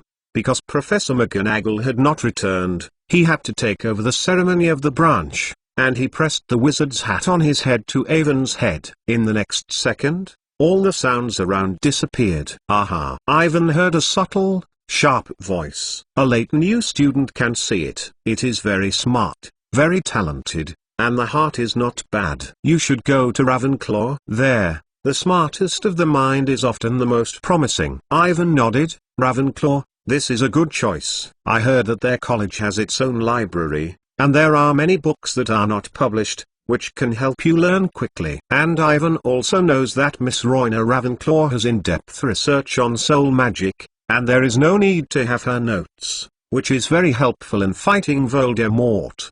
But I just heard about your business. The cap continued to twist around on Ivan's head. I have been seeing for many years, and no new student has entered the school in such an impressive way. Very with courage. I think Gryffindor may be more suitable for you. Without waiting for Ivan to express his opinion, the branch cap on his head screamed loudly, Gryffindor. Taking off the cap of the branch, Ivan saw Snape squinting at himself. He couldn't remember how he walked to the Gryffindor long table, only to hear the loud cheers like thunder, as if he had become a hero of triumph. Great. A dark-skinned boy stood up and shook hands with himself. Ivan recognized him as a friend of the twins, Lee Jordan. It's awesome, wonderful way to enter school. Driving a flying car hits the hitting man. People have been talking for many years. Good. Gryffindor's long table entered a festive atmosphere, and a senior student who had never seen Ivan before came over and shook hands with him. A few seconds later, Fred and George rushed to the front and asked, "Why don't you call us back?" Ivan didn't know what to answer, but fortunately they were squeezed away by others. He saw a skinny grey-haired boy holding a mole camera to himself. "Hello, AI, Ivan, my name is Colin Clive. Like you, this year's freshman," Colin said with a short breath. "I heard that you are riding a car with Harry Potter. It's so cool to come to school. Can I take a photo for you?" He took the camera and looked at Evan with the look. "No problem." However, before I waited for Ivan to pose, the person in front of him was replaced by Hermione. She looked like Percy in the distance and was not happy at all. "It's ridiculous. Why don't you take the train at school?" Hermione's tone was almost as harsh as Professor Mcgonagall. "Still, are you really flying?" "Yes, Hermione." Ivan nodded carefully. "God, how dare you!" Hermione began to count down. Fortunately, it didn't last long, and the person around Ivan changed to Ginny, which made him feel relieved. "Ginny, you won't be like Hermione, but also talk about me." "Don't blame Hermione. She didn't see you in the train. She was in a hurry." Ginny asked with a worried look. "Ron and Harry, how are they?" "They are very good. Ivan will take a pudding from the front of the plate. I will tell you later. Let me eat something first. Know that I have nothing from noon to now."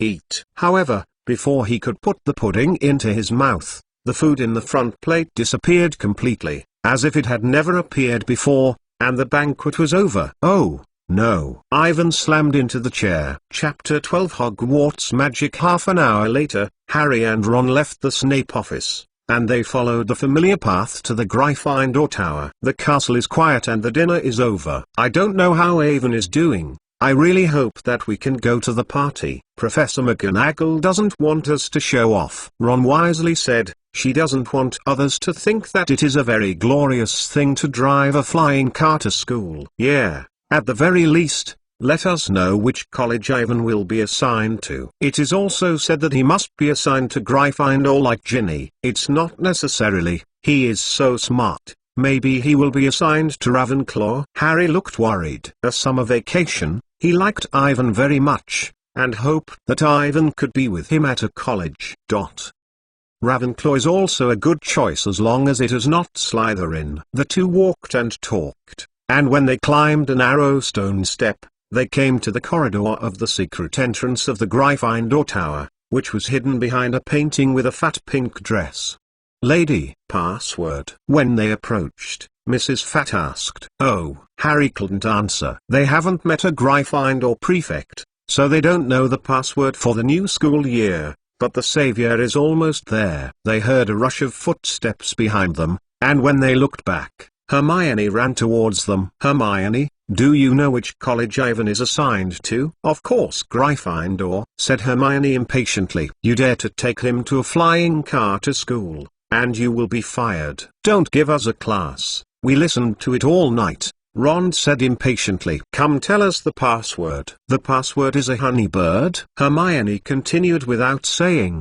"The problem is not here, don't you know?" She deliberately waited outside, just to say that Harry and Ron had a good meal before entering the common room so that they could recognize their mistakes. But as the portrait of Mrs. Fat whispered, her words were immediately interrupted by thunderous applause, and Harry and Ron were immediately smashed into it. The students at the Gryffindor house have not slept yet. They are all crowded in a circular public lounge, and the arrival of Harry and Ron has brought the atmosphere to a peak. Ivan was very happy to see them coming in. He was no longer the focus. He quietly retired from the center of the crowd, unable to fall on the sofa by the fireplace, and continued to toss and add drip for one night. Let him abnormal weakness. Ivan saw Hermione sitting face to face with a serious look. He asked in a pitiful tone, "Let me go, Hermione, have something to say to me tomorrow. I am going to starve." Hermione pouted and didn't go on. She took a large piece of chocolate from her pocket and handed it over. Ivan ate a little and felt much better. Gryffindor's welcoming ceremony did not last long. Under the persuasion of Percy, everyone soon returned to sleep in the bedroom. "Man, congratulations on entering Gryffindor. Today is awesome. I know that I should not feel proud, but..." Ron walked over to Ivan and immediately said no. He looked. Hermione was looking at herself unhappy. "Fred and George, why didn't I see them?" Harry muttered. "I asked them to go to the kitchen to help me get something to eat. Do you want to come too?" Eowyn asked. "Oh, of course." Ron licked his stomach and carefully looked at Hermione. "No, I have already eaten with Harry in Snape's office. We are going upstairs now. It's a little tired." "Good night, Hermione." "Good night, Avon," Harry said quickly, and he saw Hermione and Percy squinting. After a few minutes, the fire was burning quietly. There were only two people in Avon and Hermione in the public rest. The atmosphere became a bit strange. Ivan saw that the other party was sorting out her curriculum, and she circled Lockhart's lessons in a heart shape. "Hermione, you know that I bought something in Diagon Lane. I think they should be shipped tonight." Ivan had nothing to say. "Yeah, you promised to lend me some of the books, do you remember?" Hermione finally looked up and her tone was a bit stiff. "Of course, as long as you like it, you can take it and watch it." Ivan immediately promised that she could see that Hermione still had dissatisfaction with the way they came to school. His words just fell, and he saw several owls in the bookstore appear outside the window of the Gryffindor Tower, and Evan hurriedly opened the window. A beautiful magic book appeared in front of two people, with a total of 50. Hermione's attention was completely transferred to the books that Ivan bought. In addition to the senior textbooks, there are many books of its kind, and the categories are complete. Next, the conversation between the two people shifted to the magical knowledge, and the conversation was very pleasant. Ivan found that Hermione became as friendly as before. Just as they discussed a curse, the door to the common room was opened, and Fred and George walked in with a plate full of food. "It seems that we are not coming back. Our hero Ivan is dating Hermione," Fred said. "And, they seem to have moved the school library," George said. "You can count it back. I am so hungry." Ivan hurried up. "Of course, dear Mr. Mason. It is our pleasure to serve you." Fred escaped from Avon and took out a few red candles from his arms. "These are the foods you ordered, and we won't bother you and Granger's next candlelight dinner." George ignited the candle. Ivan and Hermione looked red and watched them put the plate in front of them, like a waiter in a high-class hotel. Looking at the two people who were uneasy, Fred and George looked smirk and prepared to turn and leave. They stopped without a few steps and looked out the window with surprise. "Look, what's the outside?" Following their gaze, Avon and Hermione saw a behemoth near the Gryffindor Tower. A few seconds later, through the candlelight in the lounge, Eowyn saw that it was a transport team consisting of dozens of strong owls. The owls looked tired and kept falling down, and Avon hurriedly ushered them in. As the owl landed, the floor shook a little. "Don't worry, it's the thing I bought." Looking at the three people who were surprised by the side, Ivan hurriedly explained. "What is it?" Fred and George asked in unison. "A mount is a device specially used for newspaper printing. I ordered a lot of money in the diagonal lane." Ivan fed a few owls to eat something before they got up and signed on a list. "A professional printing device. What do you buy for this?" Fred raised the volume. "Don't tell us. You are going to have a newspaper," George said. "Yes, I am planning to run a newspaper, just like the Prophet's Daily. I think about the name, it is called Hogwarts Magic." Ivan opened the outer packaging of the printing equipment. A set of silver-white, complicated constructional magic equipment appeared in front of four people. It was similar to the mole printing machine, but it relied entirely on magic to operate with accurate calibration. Think about it, all adult wizards graduated from Hogwarts. For them, there are wonderful memories everywhere, and for the little wizard, Hogwarts is full of secrets. We can do our newspaper goes to recall, explore, and interpret her mysteries. Ivan whispered, "Believe me, we will succeed, even more successful than the Daily Prophet, and become the largest circulation newspaper in the wizard world." Chapter 13. A screaming letter. Ivan turned to look at Fred and George and continued. "I thought about it. The money earned by the Hogwarts magic can be used to fund all students in the school to do magic research or invention. I am very pleased to inform you that you will be my first sponsor. You can advertise your products in the newspapers and bring more joy to people." "Oh, Evan." Fred and George looked at Evan with a smile. "As for you, Hermione." Ivan turned and looked like Hermione, who was petrified. "I want to ask you to be the editor of the Hogwarts Magic." "What?" Hermione has not responded. "It's the final review of all the articles. If you like, you can share your homework assignments and you'll be welcome." "No, Ivan." Hermione shook her head and refused, and Evan looked at each other strangely. "I can't do this. I mean, homework to do it yourself." Hermione continued with a quick speech. "However, I am happy to be the editor of the Hogwarts Magic. In fact, I think the idea is awesome." "Yeah, a newspaper that belongs entirely to us," said Fred. "Believe me, Ivan, you will be written into the school history," George said. Next, four people who didn't go back to the house to sleep, and excitedly gathered in front of the fire to discuss, have been identified. The main issues. Because of the lack of manuscripts and limited manpower, the Hogwarts Magic was temporarily scheduled for one issue a week. It will be divided into 10 sections, with news and current commentary being used to publish all the new and in-depth comments that have taken place in the school, edited by Hermione. As for the source of the news, in addition to relying on several people to collect together, Ivan is ready to communicate with the ghosts in the castle, and almost everything they know. The mystery section of the entertainment is handed over to Fred and George. I believe they will be competent. They mainly introduce various places, passages and some unknown secrets in the castle. In addition, the magical bio sections used to introduce the animals in the Forbidden Forest can be asked to Hagrid. The Quidditch plate is handed over to Harry and Ron. The section on Hogwarts history is by Erwin himself. Be responsible for. Also showing the character style, Ivan decided to use Lockhart as the main propaganda object of this school year. I believe that before his old bottom is exposed, it should be welcomed by girls. As for the novel section and the magical academic exchange section, the teachers and students of the whole school will be invited for papers.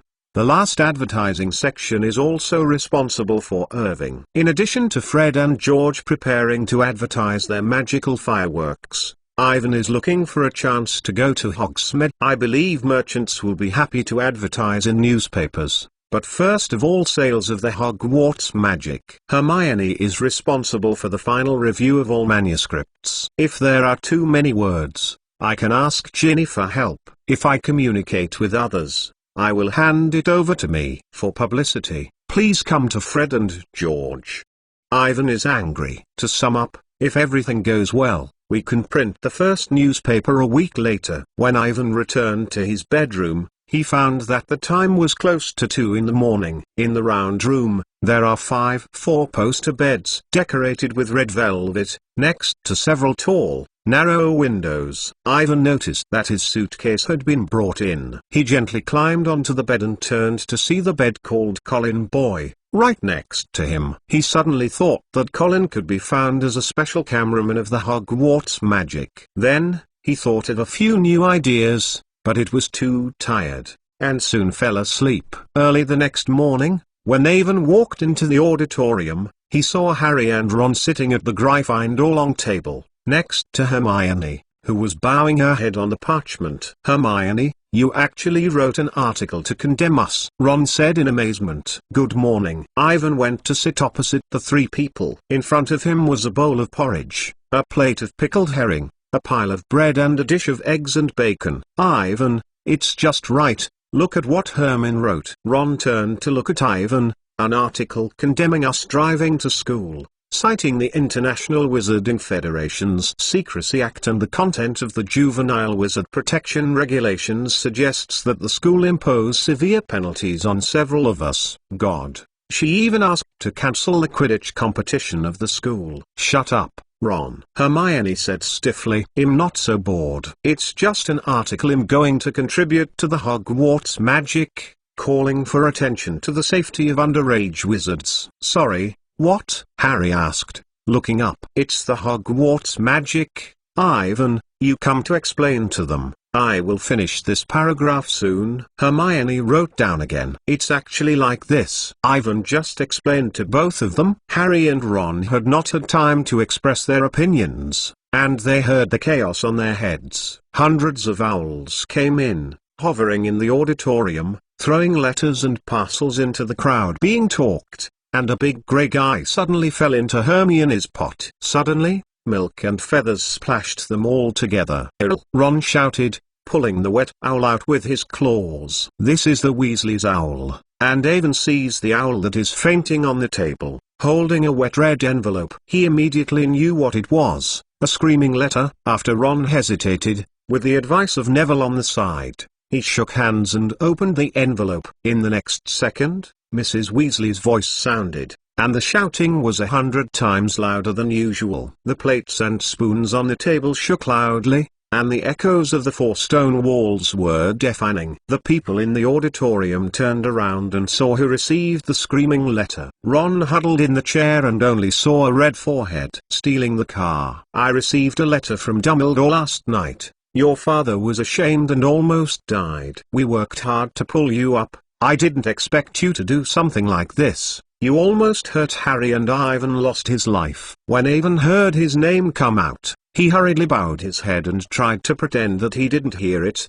as if he suddenly became interested in the eggs in front of him. "It's too irritating. Your father will be under review in the unit. It's all your fault. If you don't follow the rules, we will bring you back soon." The snoring stopped and the ear creaked.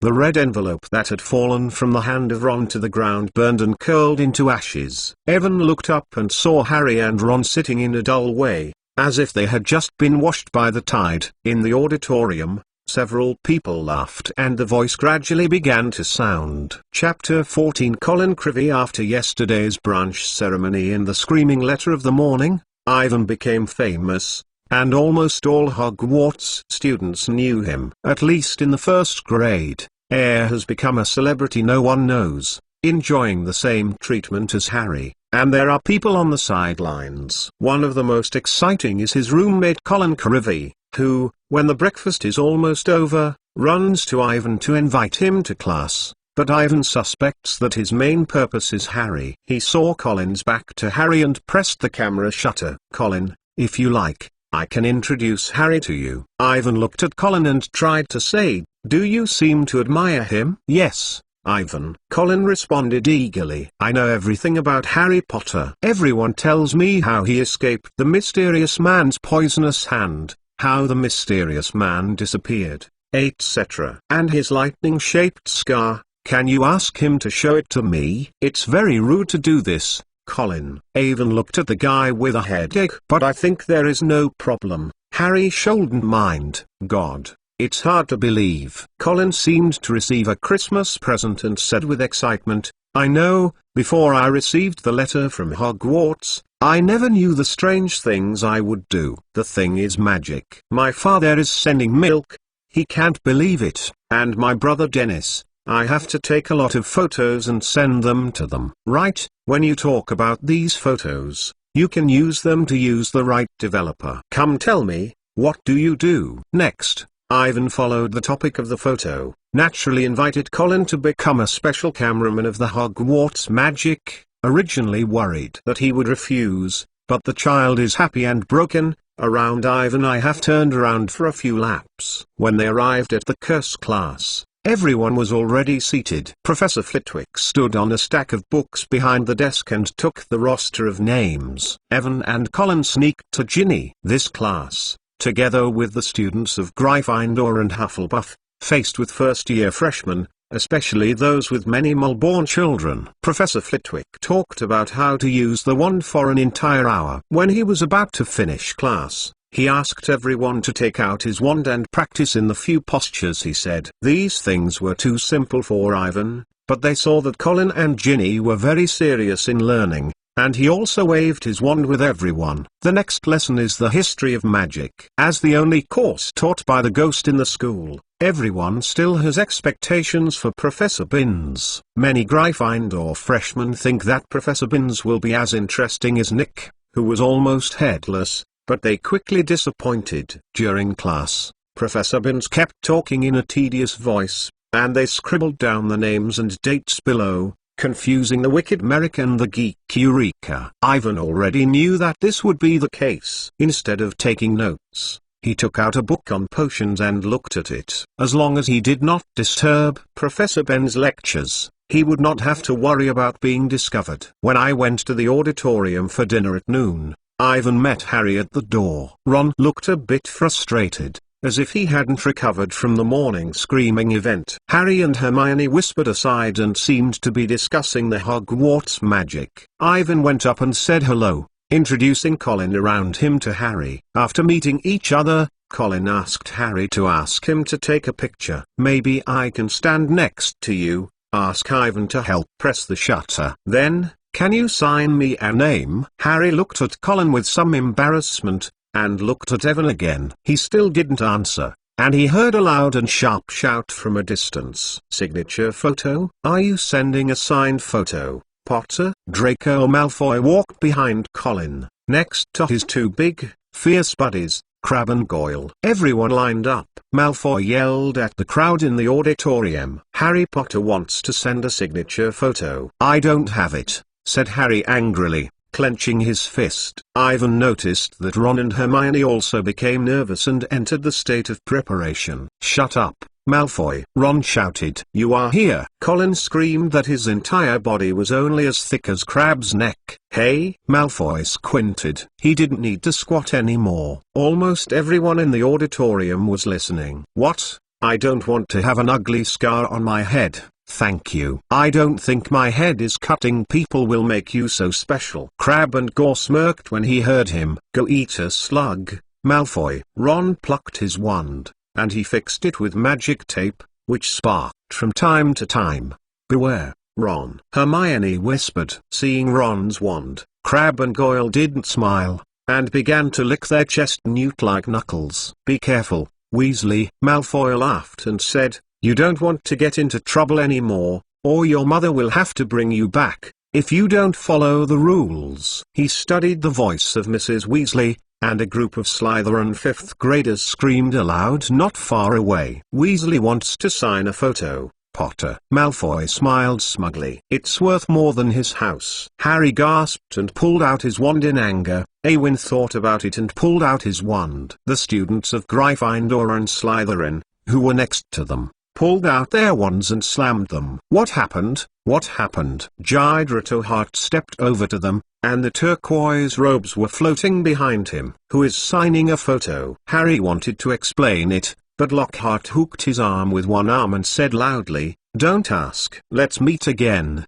Harry. Harry was caught beside Lockhart, humiliated and had a fever, and he saw Malfoy proudly returning to the crowd. Come on, Mr. Clive. Lockhart smiled and greeted Crevey. The photo of the couple is no better, and we both sign you. Colin picked up the camera clumsily and shook the shutter. Ivan quickly pulled him into the auditorium. There was no need to continue to stand here to make Harry embarrassed. Hermione and Ron were angry behind them. Ron kept talking about Malfoy's bad words. Harry was dragged aside by Lockhart. He didn't know what they said. A few minutes later, Harry blushes and walks over and sits next to Ron. "You can fry eggs on your face, buddy," Ron said. "You better pray not to let Crevey meet Ginny. They will start a Harry Potter worship club." "Don't say it." Harry hurried, and he was afraid of being heard by the Harry Potter worship club. Chapter 15 Hagrid's Cabin. Harry and Ron whispered, and Avon and Hermione sat on the other side of the table. "He can be handsome, isn't he?" Hermione whispered. "What?" Avon was a little surprised. She followed Lockhart in her teacher's seat and realized that Hermione was talking about who?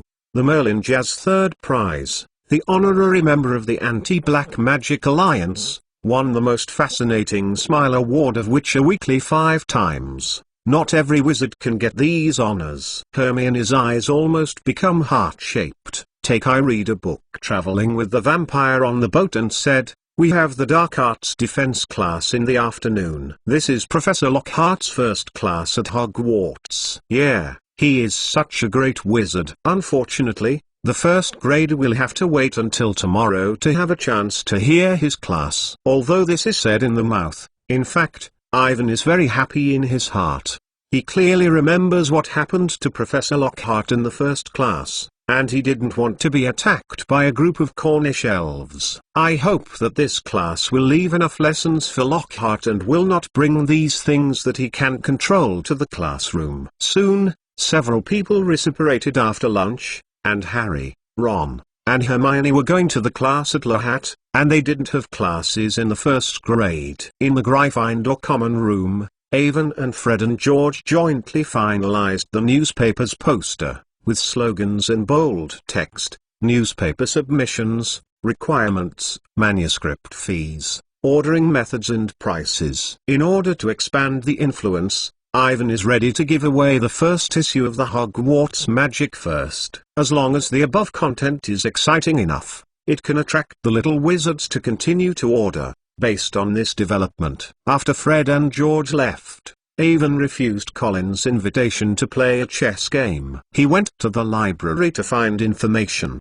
just to prepare the article on the history section of the Hogwarts Magic. It is enough for him to be busy. He is going to divide this section into 2 parts, part of which is Hogwarts in history, which focuses on the major events that have taken place in history. The content of the first issue is about the 4 giants co-founding Hogwarts. These contents are well documented in the history of Hogwarts School, but Ivan believes that there are many little wizards who don't know. At least Harry and Ron have never read this book. Moreover, he is not prepared to write completely in the contents of the book. With regard to some details, he asked Professor Binns to discuss and tried to find new things from the wizards who know the history. As for the other part of the history section, it is called the Memory of the Dust. This section is mainly used to introduce the unknown aspects of Hogwarts graduates. Ivan has not yet thought about who to write in the first period. He originally intended to write Dumbledore,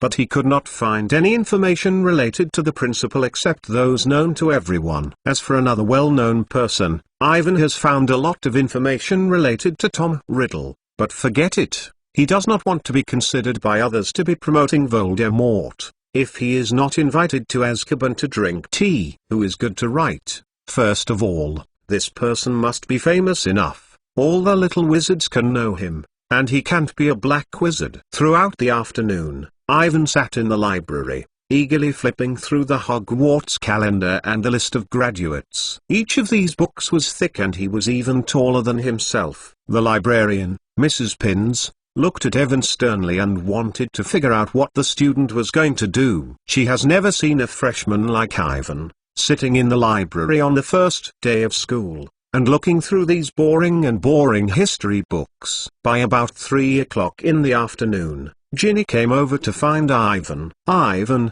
I heard Colin say that you are here. Ginny gasped. I just received a letter. Hagrid invited us to his cabin. Exactly. I am also ready to take a break. Ivan blinked and stood up and returned the book at hand.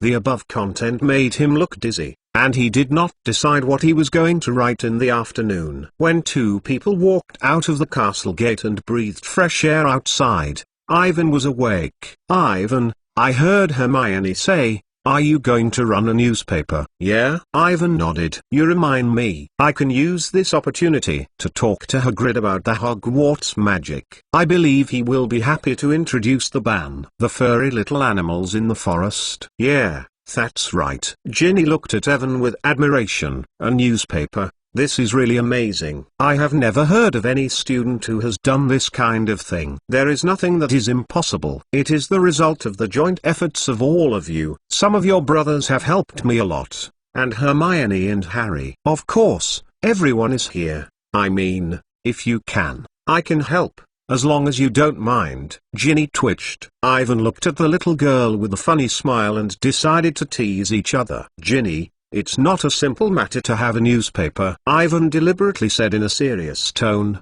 You know, we only need the best wizards. I think I understand what you mean, Avon. Ginny lowered her head. Ha ha. Seeing her look, Ivan couldn't help but smile. Don't be silly, Ginny. I am preparing to invite you to help Hermione's work. So many manuscripts. She can be alone. But come. But, as you said, you only need the best wizard. Our Ginny is the best. Ivan smiled and said, and Harry is also there. He is in charge of the Quidditch plate. If you come, there will be many opportunities to contact him. Ivan saw Ginny nodded with a red face and had not waited until he transferred the subject to Tom Riddle's diary. The two men came outside the Hagrid cabin. When Evan knocked on the door, he heard a tense struggle and a few low-pitched dogs, and then Hagrid's voice. Go back. Teeth, back. Hagrid opened the door and Avon just saw his big face with a beard. The next second, a huge black hound smashed out from inside the door. Ivan was thrown up, his teeth rubbing his ears on his body. Behind him, Ginny screamed in horror, don't worry, get up, Teeth. Hagrid walked over and smashed the hound. Ivan stood up and wiped the saliva on his face, and his teeth circled him happily. Like Hagrid, this hound is not as fierce as it looks. Chapter 16 Prepare manuscript. Ivan and Ginny followed Hagrid into the cabin. The ceiling was hung with ham and pheasant. The brazier was boiled in a copper pot, and there was a big bed in the corner. The bed was covered with rags. Hagrid poured a cup of tea for each person and took a large pot of rock cake from the fireplace. Evan picked up a curious piece and almost didn't break his teeth. Ginny smirked at the side. She obviously knew this and didn't move the things on the table. The next time was very enjoyable. Hagrid told two people about his impression of each Weasley. It can be seen that the pair of twins Fred and George made him suffer a lot. But for them, his brother Charlie and Hagrid are full of praise. Then, the topic of three people talked to Harry. Hagrid once again thanked Ivan, thanking him for saving Harry from the Dursley family during the summer vacation. Poor Harry, those awful moles actually dare to do this to him. Hagrid wiped his eyes with a big handkerchief and choked. You don't know. When I took him out of the ruins of that house, he is still a little hairy. Ruin? Ivan's head suddenly flashed. Yeah. It used to be his home. In the Godric Valley, James and Lily were killed by mysterious people there. Here? Hagrid's eyes were filled with tears. Ivan and Ginny took turns to hug, and they can see that this mixed-race giant who is taller than everyone has rich emotions and is very kind. Thanks to Hagrid, Avon already knows who he is going to write. The first historical figure writes Harry's mother, Lily, and writes about what happened on her day before she died. This history is well documented and is the most famous magic event in modern times. As a key figure, about what happened to Lilyport's legendary woman on that day, I believe that many people are willing to understand, and I'm clear that Snape's feelings for Lily can help his newspaper clear the way. The obstacles of Slytherin College. A few minutes later, when Hagrid's emotions gradually stabilized, Ivan told him about the Hogwarts magic and invited him to share his experience in caring for magical creatures. "I don't know, Avon," Hagrid whimpered again, screaming. "I don't know if I can do the job." "Do not worry, Hagrid," Ivan comforted him. "You are the best in caring for magical creatures. No one in Hogwarts knows more than you. In fact, no one needs this job more than Hagrid." After working in school for so many years, Hagrid is eager to convey his experience of taking care of magical creatures, and Avon's newspaper just provides such a platform. Considering that Hagrid's measurement of cute animals is not the same as normal people, Ivan suggested that he use the unicorn as the first magical creature introduced. Otherwise, according to Hagrid's temper, it is necessary to make up some horrible animals like 3 giant dogs,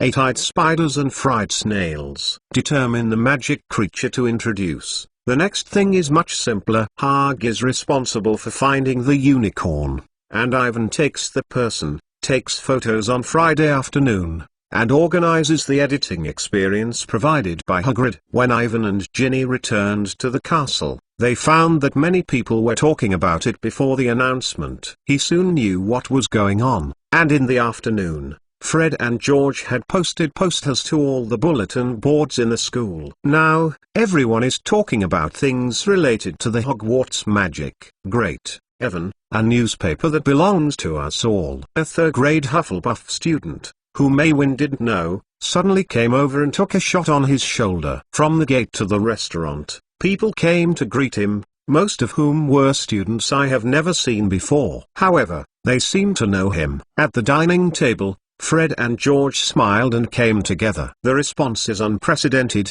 The effect is very good," Fred said. "We have already received orders, and many people have ordered from us," said George. In fact, the success of the posters made several people feel happy and made them feel the pressure. In the evening, in the corner of the Gryffindor lounge, all the staff of the Hogwarts Magic newspaper held their first meeting, hosted by Hermione. "So far, we have received a total of 168 orders, most of which are students from Gryffindor College."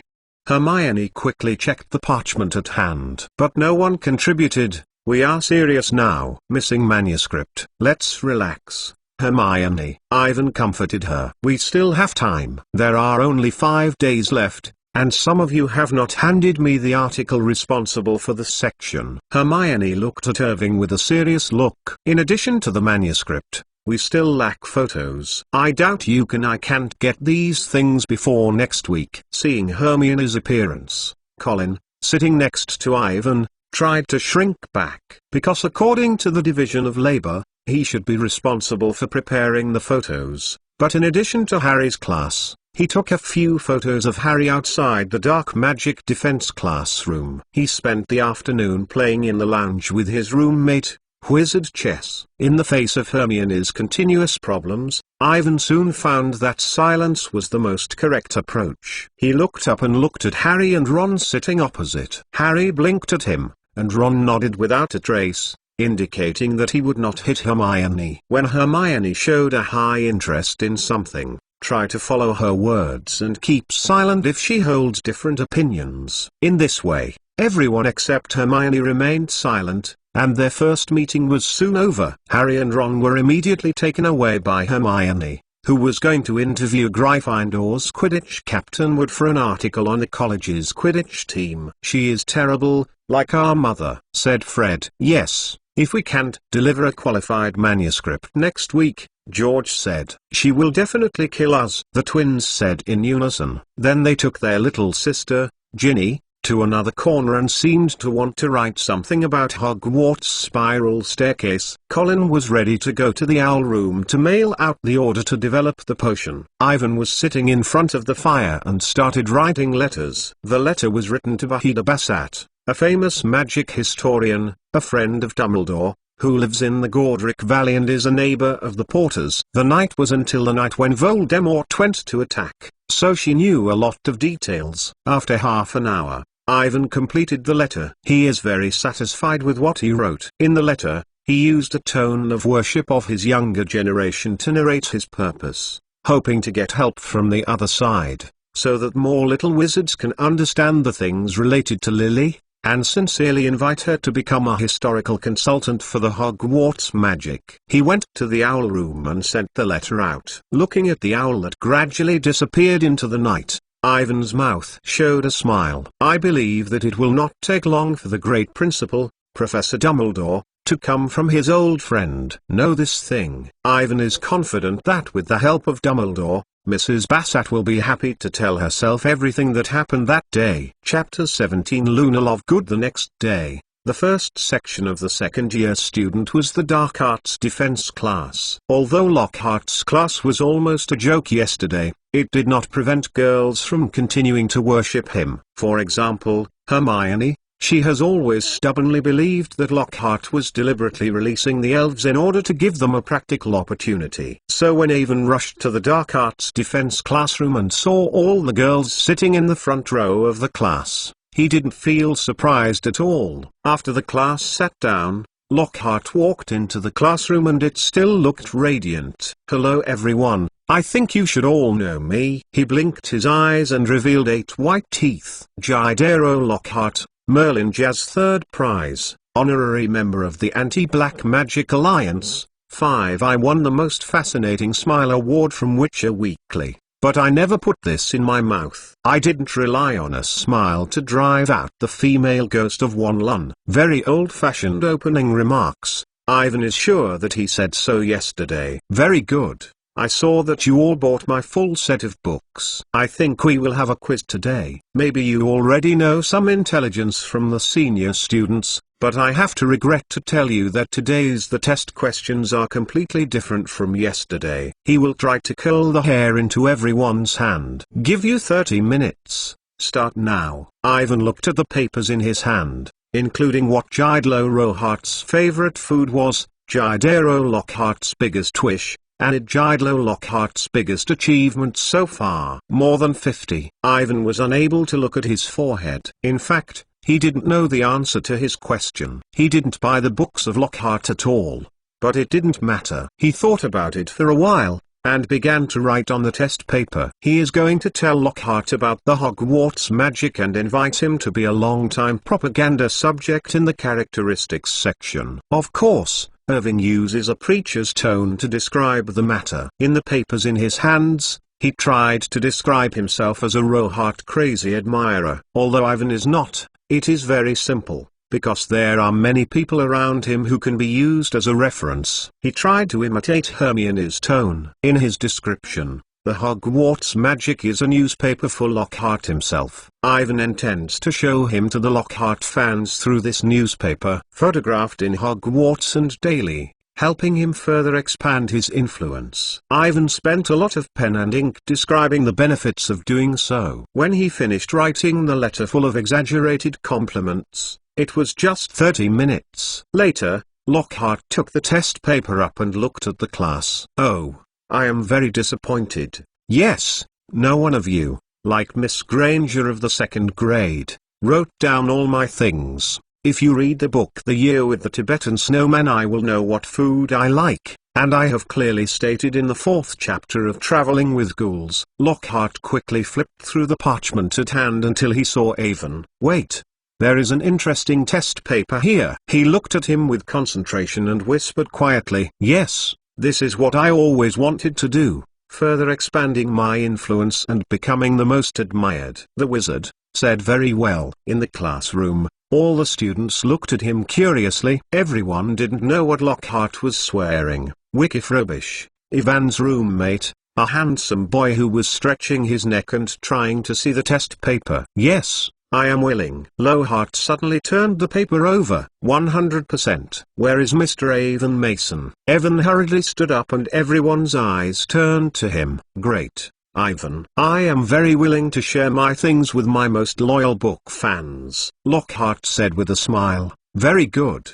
Give Gryffindor a lot." When Evan sat down again, Colin whispered beside him and asked, "Ivan, it's incredible. What did you write on it?" "Nothing. Just invite him to give us a few photos. Prepare your camera, Colin." Ivan smiled and said, "I started taking pictures after class. we don't have much time. In addition to the initial episode, the rest of the time is relatively boring. The Black Magic Defense class almost became a reading lesson, and Lockhart asked the students to stand up and read his work in turn, and when everyone was bored, the class time was up. All the students left the classroom as quickly as possible, except for Ivan.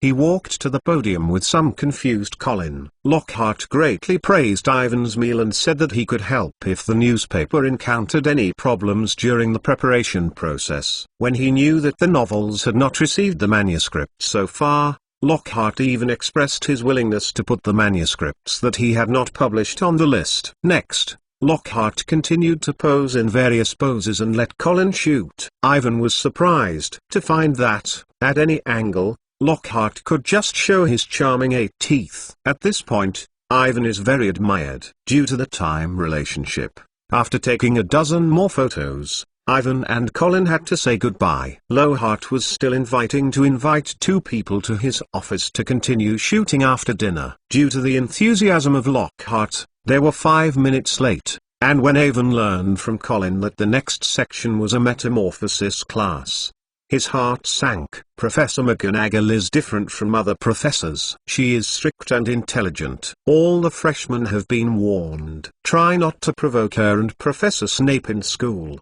because the end of the game will often be very miserable. Now, they dare to be late in the first class, and Ivan has not dared to go down. When 2 people ran outside the defamation classroom, they saw a strangely dressed Ravenclaw girl standing outside the door. The girl has a messy, dirty, long-haired golden hair. The eyebrows are very light in color and the 2 eyes are convex outwards. This gives her an old-fashioned expression with a pair of radishes on her ears, earrings, a string of cork stoppers with butterbeer on the chest, revealing a kind of madness. "What are you doing? It's time for class," Colin asked uncertainly. "I am looking for traces left by the bubble nose," the girl said. Her eyes stayed on the open space outside the door of the defamation classroom. "Sorry. What are you looking for?" "Blowing nose." The girl raised her head and stared at Evan. "You are Evan Mason." "Yes, it is me. Who are you?" "Lunelf Good." She turned her pale eyes to Colin. "I don't know who you are." Colin had not had time to answer. The classroom door was opened from the inside. Professor Mcgonagall looked at them 3 seriously. "Mr. Mason, Mr. Clive, and Miss Lovegood, now is the class time. You are already late." Her mouth was very tight. "If you don't plan to come in, then never come in again." Ivan and Colin hurried down into the classroom, and Luna sat next to them. "It's unlucky, I met Luna," Colin whispered. "She is a freshman from Ravenclaw. Everyone calls her Crazy Girl. I heard that she actually believes that the buzzing nose and the beak beast are there. But they do exist." Luna suddenly interrupted. "How is it possible? These are just fictional." "Small voice, Colin," Ivan yelled at him. "And,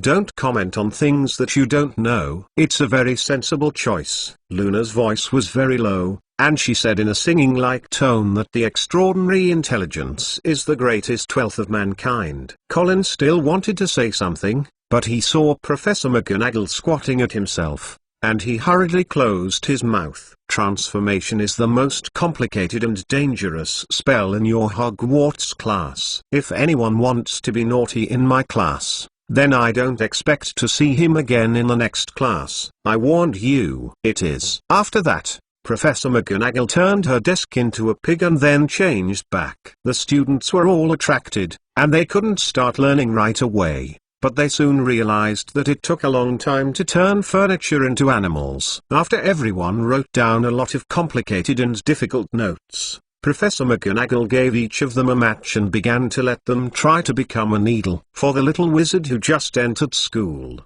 it is very difficult to do this. They can't even make the match change. It was not until the class was finished that Ivan changed the match head to the tip of the needle, but he was still the fastest student in the class. Ivan noticed that Professor McGonagall's mouth did not seem so tight. Chapter 18 Ivan's Revenge. What is more difficult than the Metamorphosis class is the Potion class, which is what all Gryffindor students think. Deep in the basement, the Cold Potion class, Because of the relationship between various potions all year round, there is a faint smell in the air here. There are glass jars in the classroom along the wall, and the animal specimens soaked inside are more make you tremble. More cold than the potion classroom, it is the face of the potion class Professor Snape. As long as he stood there, no one would dare to speak in the whole class. In the first lesson, after ridiculing everyone, Snape shouted Ivan and prepared to give him a horse. However, Ivan was prepared, and he answered all the questions raised by the other party. Hey, another Mr. Master. Snape snorted softly. That's right, this is the new nickname that Awin got from him after the successful Savior's follow-up, matching Hermione's Miss Master. Snape still gave Awin a point, on the grounds that his uniform was not neatly dressed. But after discovering that Alvin had almost completely reversed the thousands of magical herbs and pestle and magic pharmacy and potion, he changed his strategy. He treats Irvin now, just like treating Hermione. That is, it doesn't matter. This made Ivan a lot easier, but he was hard to be happy when he listened to Snape looking for various reasons and deducting points from Gryffindor students. To be honest, Snape is still very capable. For example, they are going to have a simple remedy for acne today. The configuration steps on the blackboard in front of the classroom are different from those in the book. One more step is to cook the snot. A small change makes the treatment of the syrup better. All the students present, except for Ivan who had previously practiced this potion, did not find this. Snape didn't specifically explain that it seems that this is not a big deal, but Avon knows how difficult it is. Each potion recipe and configuration process described in Magic Pharmacy and Potion is the best method that has been practiced by thousands of potions masters. Snape can actually change it. Even the most basic and simple potion is a very great thing. As everyone said, Professor Snape is really terrible. Colin had not recovered from the shadow of the potion class when he was having dinner. He seems to have a lingering fear. If Ivan prevented him from putting the porcupine into the boiling pot in time, he might report to the school hospital now. But then again, if Snape had been staring at him, he might not forget this. For this mistake, he was deducted 2 points and got an idiot from Snape. Colin, happy. Professor Snape is just not good at expressing, people are still good. Ivan comforted him. This sentence was heard by Ron, who just sat down. He immediately stood up and said with amazement, God, you are actually praising Snape. You will not be cursed by him? I am just telling the truth. Ivan did not pay attention to him, bowed his head to destroy the pie in front of him. Hello, Harry. Colin hurriedly stood up and saw excitedly as he walked over. Hello, Colin. Harry replied helplessly. The other party seemed to have carried his schedule down. He has told him about 6 or 7 times today, but Colin is still enjoying it, as if this is the world. The most exciting thing. Harry used the eyes of help to look at Ivan. For this, Ivan also loves to help. He couldn't stop Colin and Ginny from worshipping Harry, just as he couldn't stop Hermione from admiring Lockhart. Yes, I thought of this. Ivan turned and looked at Hermione. Professor Lockhart has agreed to help us. He invited me to go to his office after dinner and promised to put his manuscript on the newspaper. It seems to be the part of the book Traveling with Vampires that has never been published. Really, Avon? Hermione looked very happy. Is it tonight?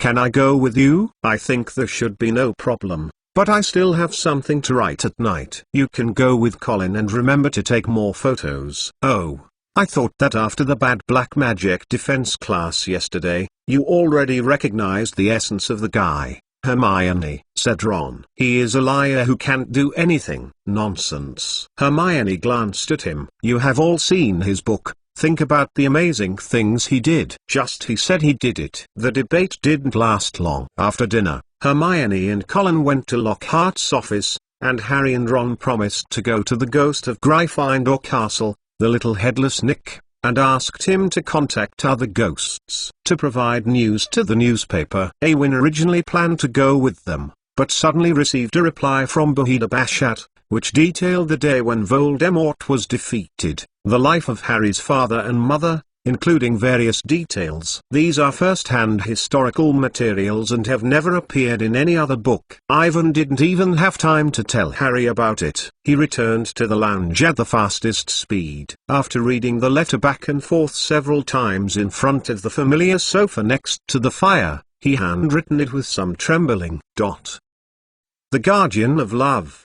the great mother Lily Potter. This is his topic, and Ivan briefly introduced Lily's life, including her excellent performance at Hogwarts and 3 things that escaped from Voldemort. Immediately after the literary style, he used a slightly exaggerated and rigorous tone to describe Lily's last day of life, as if he had seen all things happen before, and on the basis of Batchedda's reply, it added countless detail, especially in the end, after the defeat of James Potter's duel was defeated by Voldemort. Lily repeatedly prayed for Voldemort for Harry, repeatedly refused, but she still struggled to protect Harry. The article reached its peak here. Ivan used a lot of sensational ink to highlight Lily's greatness as a mother, her love for Harry, and the tragic scene of the battle at that time. I believe that anyone who is not a Death Eater can't help but shed tears when he sees it. Regarding the magic that Lily used last, Ivan took it with him. First of all, he didn't know what the curse was. Secondly, he couldn't determine if Dumbledore wanted to let people know about it, because Bahida did not mention this paragraph. As the rumor, after Voldemort killed Lily, he wanted to kill Harry, but he failed. Whether it was killed by a rebounding curse or running away. In short, he never appeared again. The truth cannot be said. But this does not prevent Ivan from conceiving details. In his description, Lily fell to the ground slowly after Voldemort's death curse, and her hands still caught Voldemort's robes and stopped him from going to Harry. In her arms was the round pendant is on the front of the family portrait of the Potter family, and on the back is a photo of a brunette boy when she was a child. The picture ends up here and the text ends. Regarding this dark-haired boy, Ivan completely refers to Snape's way of writing. As for whether he can be guessed who this is, it is not something he considered. Oh, this is not my revenge against Snape. Ivan thought without hesitation, hey, since you dare to deduct me, then I can't make you feel good. Chapter 19. Irving's worry. The fire burned quietly, and Ivan wrote it quickly. When other people came back, he had already completed the article, leaving only some details to be revised. Avon. Hermione and Colin took the lead in the public restroom. She ran over with a happy look. Great, we took enough photos and got the manuscript of his novel from Professor Lockhart. How is your work here? It's very smooth. It's done. Ivan wrote the last letter. Let me have a look. Hermione took the parchment and noticed the above. The expression on her face gradually became astonished. Oh, this is. Before she could express her opinion, Harry and Ron followed the walk into the common room, which was the opposite of Hermione and Colin. Their status looked very bad. Guys, it's awful tonight, Ron explained in a monotonous voice. After we left the auditorium, we first encountered a Pippi ghost in the innermost corridor of the 3rd floor, and then suddenly the appearance of Filch Court. He thought it was me and Harry did, and had to take us to his office. Wait, what are you going there? I remember that there should be no one in the corridor. Ivan's heart was moving, and the corridor was the focus of his attention, because at the end of the corridor was the bathroom of the Crying Myrtle, the entrance to the secret room.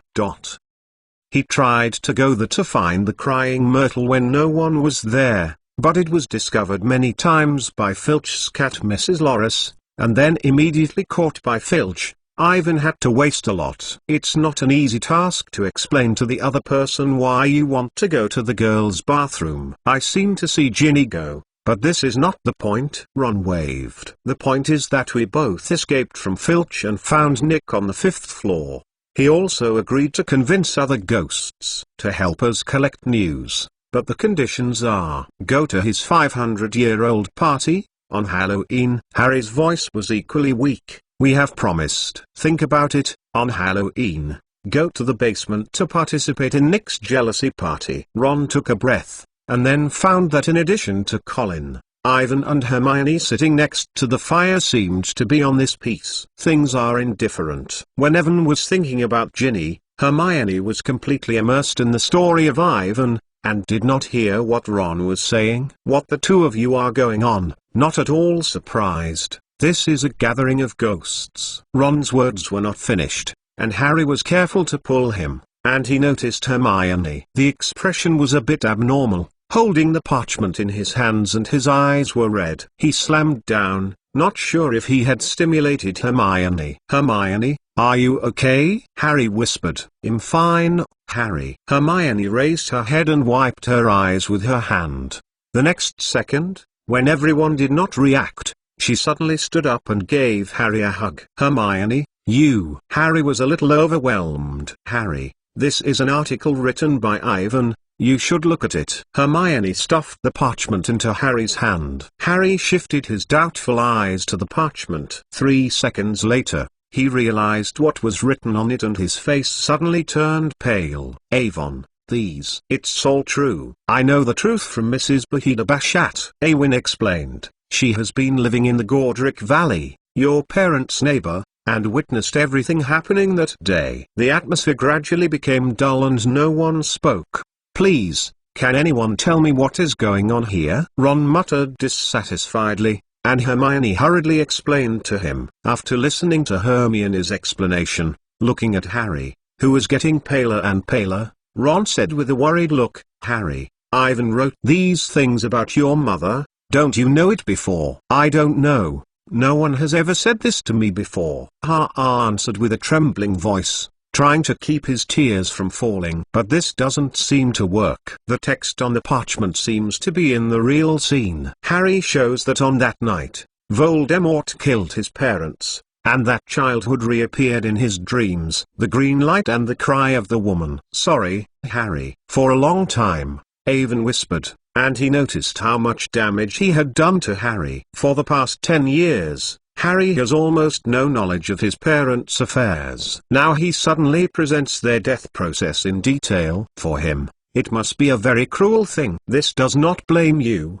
Ivan, just me." Before Ha used the force to wipe the tears on his cheeks, the anomaly in the corner quickly caught the attention of others. Harry didn't want others to see that he was crying. He turned and ran to the bedroom, holding the parchment in his hand. "Do not worry. Give him to me." Ron followed and ran over. On the sofa next to the fireplace, there was only a frustrated Ivan, Hermione with red eyes, and Colin, who didn't figure out what was going on. "It's all my fault. I didn't ask Harry for permission before I wrote about his mother's affairs. In fact, I think you wrote very well." Hermione came over and hugged Ivan. "Harry just needs some time to digest this thing." After hearing Hermione's comfort, Ivan's mood improved somewhat. He sent barks and a Bassat's reply to Hermione. The two discussed some things that happened that day.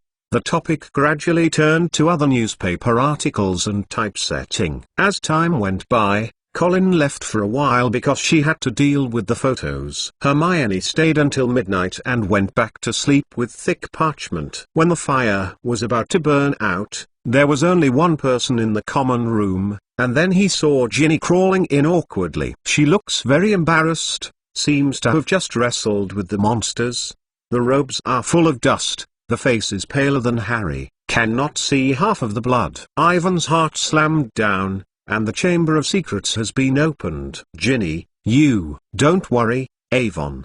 Behind Ginny, Fred followed and climbed in. Ginny followed us to confirm a newly discovered secret road and encountered a little trouble. A full box of dung eggs was discovered by Pippi ghosts. It was a disaster. Fortunately we ran fast. George also climbed in. "I hope that Filch can handle it." Ginny nodded in agreement. Upon hearing their explanation, Ivan sighed. He thought that Ginny was controlled by Tom Riddle to the Chamber of Secrets. It seems that this is not the case at all. It was already late, and after they had eaten some chocolate, they went back to sleep and stood outside their bedroom. Ivan frowned and watched Ginny's figure disappear into the corner of the stairs. "Ginny, do you know Tom Riddle?" Ivan suddenly murmured. "What are you talking about?" Ginny paused. She didn't seem to hear it. After a long time, she whispered, "No, nothing. Good night." Ivan turned and entered the bedroom. "Good night, Avon." Under the candlelight,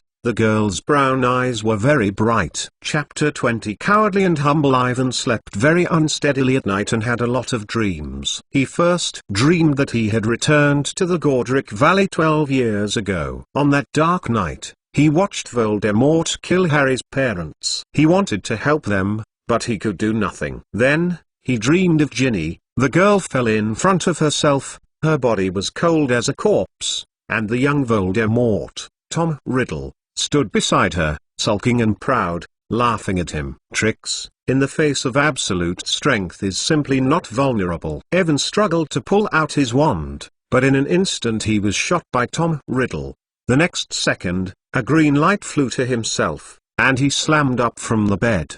The dream woke up, and Evan was soaked in sweat. The sky outside was just bright, and he gasped and related, only to realize that he was too weak, not the opponent of Voldemort. Fortunately, he still has time. Fortunately, they have Dumbledore and Voldemort's only feared wizard. Ivan gradually settled down, and the need to improve his strength needs to be step by step. He could not learn the deep magic when he touched it, and became equal to Voldemort and Dumbledore. At the moment, it is imperative to consider how to defeat the basilisk and to handle the diary. The basilisk seems to be afraid of the cockscrows. Should I? Just as Ivan was thinking about it, he suddenly heard a groaning sound in the corner of the room, and someone came in. Fluorescent flashing. Ivan slammed the wand on the bed and watched the front with vigilance. This is a brown-green creature with a dirty pillowcase, a house elf, and it is cleaning up the room. The light on Ivan's wand made it extremely frightened,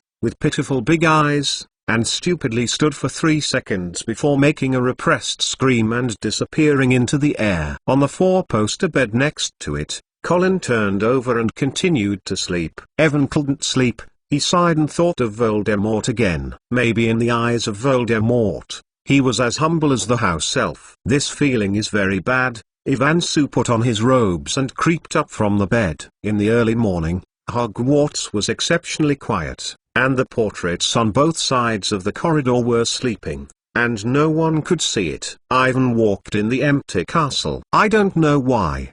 He suddenly wanted to see the sunrise. Ivan took a sigh of relief and walked up the stairs straight up. It was the top of the castle. He had never been there before. When he climbed the last step, Ivan saw a large round room with elegant arched windows, surrounded by blue and bronze silks, and an old light directly opposite.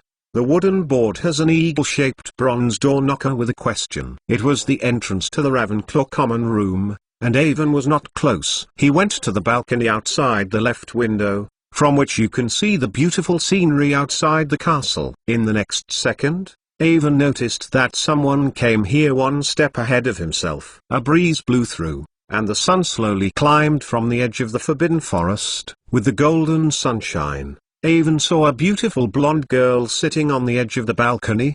The girl has an indescribable ethereal temperament, and the fairy who fell to the dust. Good morning, Ivan. Luna turned and said calmly, as if she had expected him to appear here. Good morning, Luna. Ivan sighed and walked over to her and sat down. What are you doing here? I am writing an article looking for a beast and a beast, ready to contribute to your newspaper. Ivan didn't know how to answer it. It is reasonable to say that someone submitted a manuscript. He should be happy, but when he thought of this content, how to find a corner beast, he would not be happy. In the morning, inspiration is often the easiest.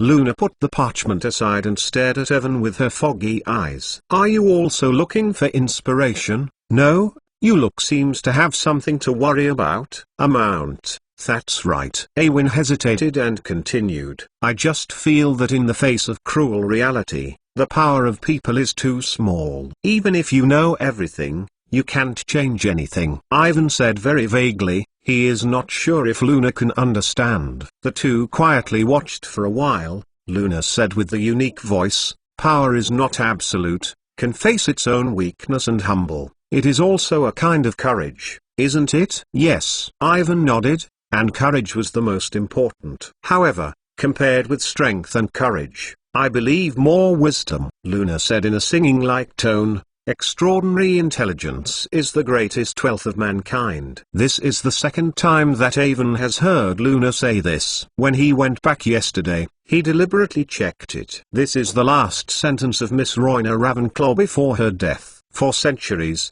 she has been later generations sang. Maybe this is a famous saying, but Ivan doesn't know what it can do to defeat Voldemort. My mother once told me that before I set foot on the road of life, it is important to choose the right direction. Then, no matter how many questions of questioning and opposition are filled, we must go on unswervingly and pursue our own faith, fearless and heart to the sun, blooms of their own light. On the towering Hogwarts tower, Luna's voice was like a cloud beside him, and it slightly passed over, leaving Ivan's embarrassment. Direction? Then he reacted and asked subconsciously, "Your mother?" "Yes," Luna said simply. "She is an excellent witch. She likes to experiment." One day her spell failed, and then she died. I was 9 years old. "Sorry, Luna." "It doesn't matter, Ivan," Luna said in a breath. "I have seen her after all, although I still feel very uncomfortable.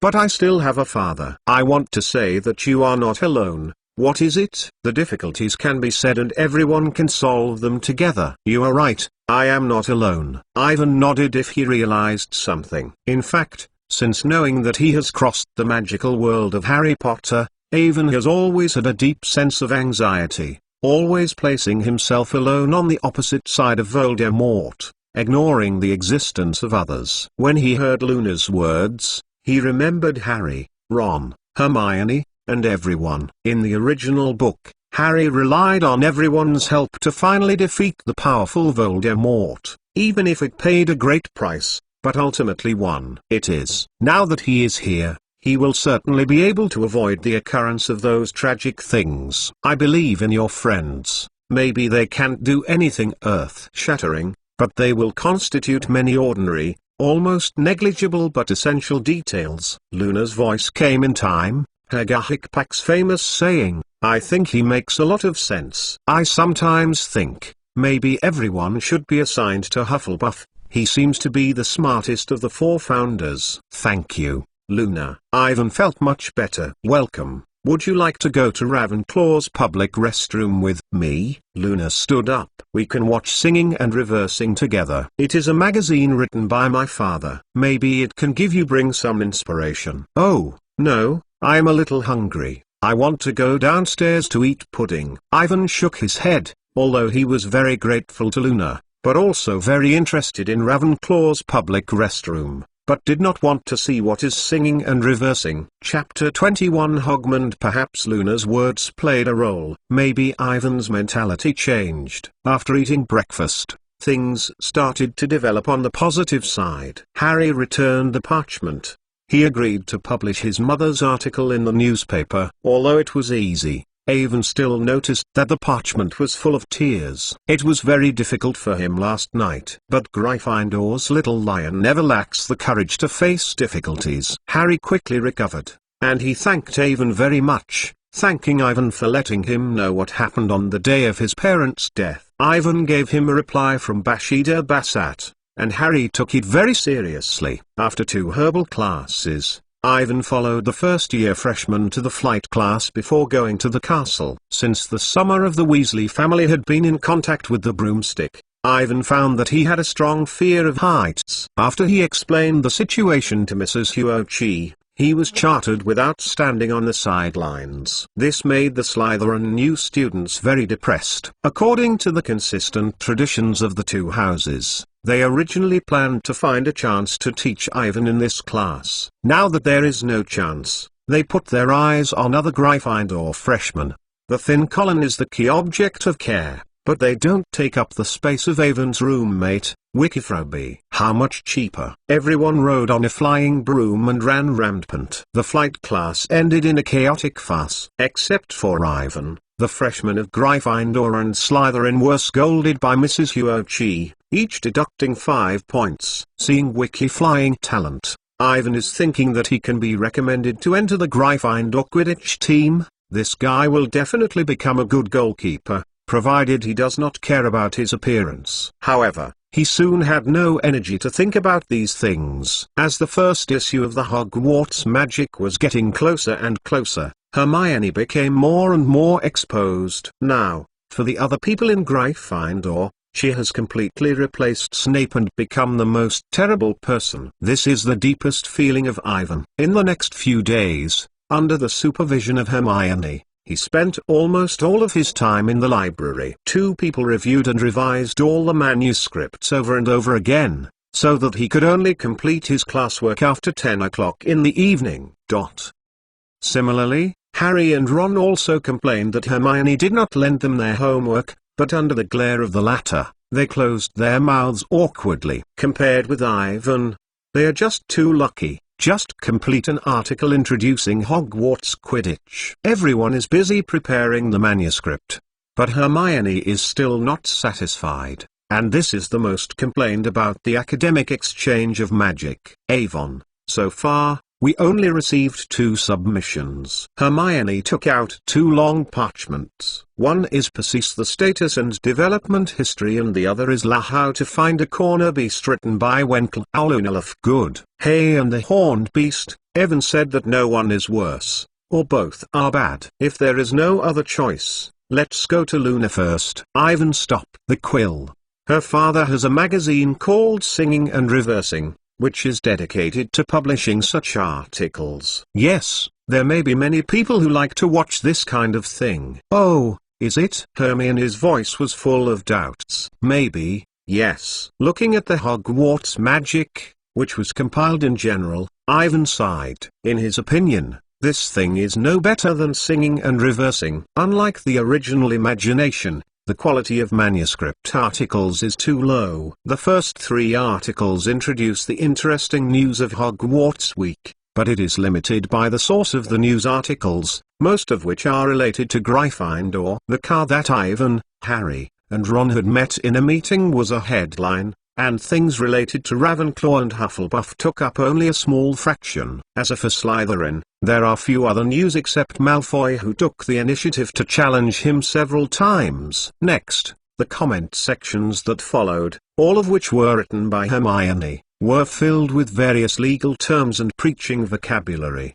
which accounted for 5 pages. Irving was not sure if anyone would read it.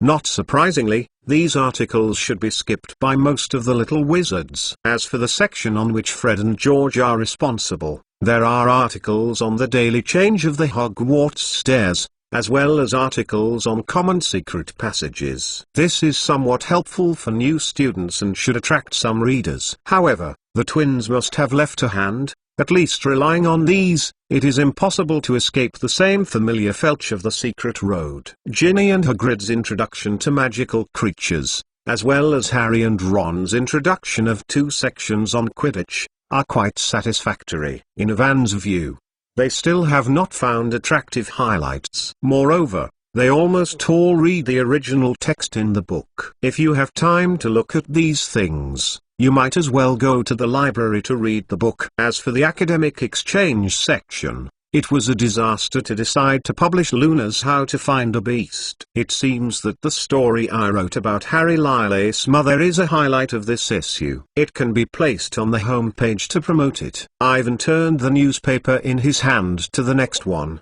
and then couldn't help it. Forehead. The back of a dozen newspapers are all photos of Lockhart. Lockhart is in class. Lockhart is correcting assignments. Lockhart is eating. Lockhart is waving his wand. And Lockhart is helping other professors. Lockhart is in. Everywhere was Lockhart's shiny smile, and I saw Ivan's eyes faint. Behind the photo is Hermione's story about Lockhart's details at the school. Even the most perfect and most discerning admirer can't find any flaws in it. These articles are almost invulnerable. In Hermione's description, Lockhart is even greater than Dumbledore, followed by, it is the novel that Lockhart has never released. Since Lockhart himself deliberately said something in the classroom one day, every day, girls come to find Ivan, hoping to take a step first from him. The content of these novels, although he is not reconciled, Ivan has to admit that the success of the first issue of the Hogwarts magic is entirely dependent on Lockhart's personal charm. It's almost like this. Everyone has done their best. Ivan put the sample down and turned to Hermione. I plan to go to Hogsmeade on Saturday and talk to the merchants there. Maybe they are willing to advertise in the newspaper. Hogmoor, the only remaining pure wizarding village in the UK, but the school stipulates that only students in the 3rd and 3rd grades can go there on a specific Saturday. Hermione stared at Ivan, full of seriousness in her tone. Moreover, a guardian must sign and agree. Don't be like this, Hermione. Ivan unconsciously shrank back. I got a little help from Fred and George. There is a secret passage in the castle that no one knows until it reaches Hogwarts. Civil? Hermione shook her head. If caught, you will be fired. As long as you don't say it, no one will find it. Ivan continued. And we really need advertising fees and sponsorship, otherwise there will not be enough money to print the next issue of the newspaper, you know. Those inks and paper is not cheap. But, don't worry, Hermione, said Evan, laughing. I remember that Saturday was the first training day for the college Quidditch team. I took a position for me. If it was fast, I had time to come back and cheer for Harry!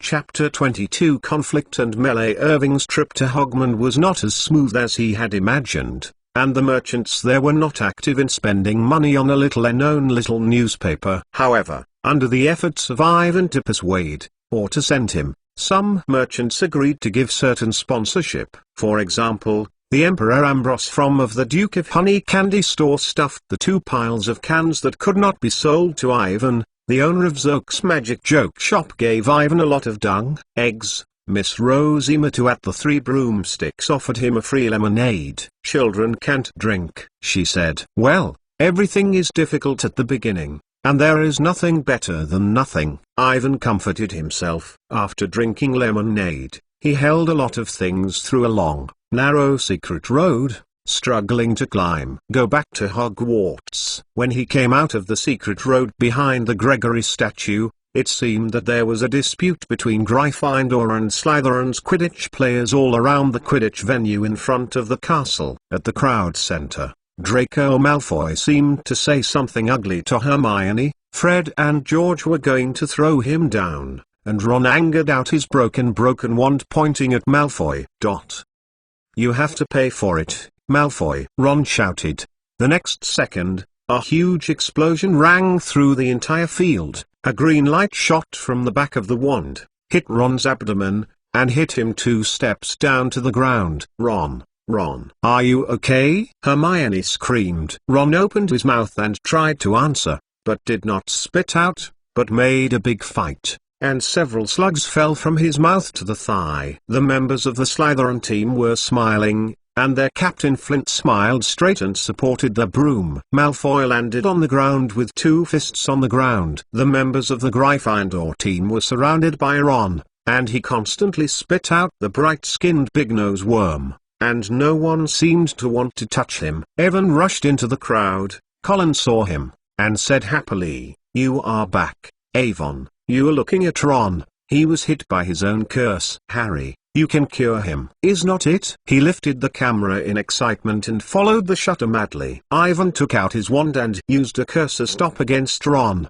but the spell didn't work, and Ron spit out a new group of slugs. Ah, it's a Gryffindor stinking little mud. Malfoy sneered at him, squinting at Evan holding his wand. Look at your poor magic, it doesn't work at all. Yes, Malfoy. Avon looked at Malfoy coldly, and the tip of his wand made a clean red light. In an instant, Malfoy was shot by Evan's obstacle mantra. Damn, how dare you! The smile on his face gradually solidified, and the students of Slytherin looked at Ivan coldly, and several seniors hurriedly took out their wands. More and more Slytherin pointed his wand at Avon, and Harry, Ron, Hermione, and other Gryffindor students stood next to Ivan, pulling out their wands and glaring at each other. The wands are deadlocked to each other and the atmosphere is extremely tense. Awful mud, I want to kill you. Malfoy climbed up from the ground, picked up his wand and pointed at Ivan,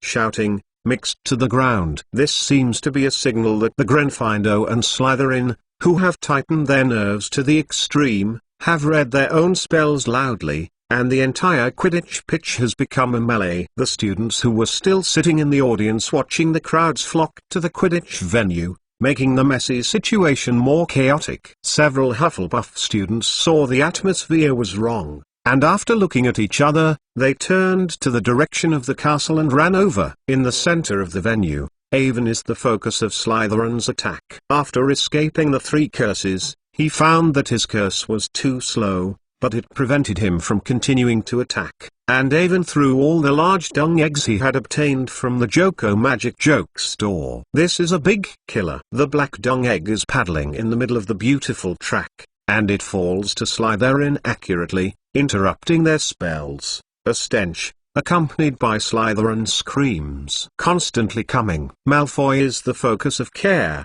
and he is now covered with large dung. Good. Avon. Fred and George happily clap their hands to celebrate. Ivan did not appreciate how long, more and more students gave up using the wand. They began to use the most primitive method to pounce on the enemy closest to them. At this moment, the Slytherin students who were stupid and stinking under their bodies took advantage, because no one wanted to be close to them, which made Gryffindor ooze the opportunity. When he was not careful, Ivan was bowed by Bress Zarbini. He was a roommate of Malfoy, an arrogant Slytherin second-year student. The 2 men rolled on the ground and twisted together. Evan's lips were broken by him. The blood rushed out. However, Ivan did not let the other party better. He gave Zapini a few punches. When he was ready to completely solve the other party, suddenly a big hand separated the 2. Ivan looked up in amazement and saw Hagrid lift himself up. God!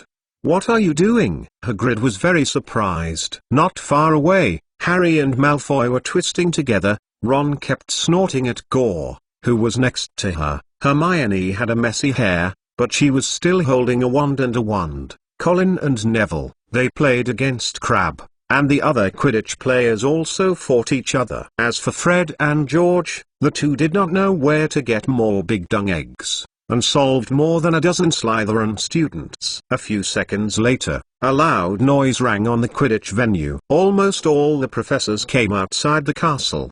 Dumbledore stood solemnly outside the gate, and his wand was lifted high. Group fights. I have been in Hogwarts for so many years, I have never seen this kind of thing. Professor McGonagall is obviously mad. Gryffindor and Slytherin each deduct 100%. If there is another once, I will cancel your Quidditch competition. But the professor, they are the first. Gryffindor Quidditch Captain Oliver Wood anxiously argued. Quiet, Wood. Professor McGonagall expressed disappointment in his tone. I thought you could perform better. Who is the principal? Professor Snape's gloomy voice came over, but his gaze was staring at Harry, and Avon, who was standing next to him. It's Avon Mason and Harry Potter. Almost all Slytherin pointed to 2 people in an instant. They lied. It was Malfoy who picked it up first. Gryffindor was not willing to show weakness. He's Evan and Hermione are mud. Ron added, a mouth spraying the slugs to the ground. Shut up, Weasley. I can tell who is lying. Snape hated to hide a side, and he turned his eyes to Harry and Avon. As for you, Severus, I think they are students at my college. Professor McGonagall intervened in a timely manner. I will decide how to punish them. Chapter 23 First issue. The result of the punishment was quickly decided, and everyone involved in the fight was confined. Because of Lockhart's strong request, Harry, Avon, and Hermione were sent to write back to his admirers, and Ron, Colin, and Neville went to help Filch clean up the silverware in the prize-winning showroom.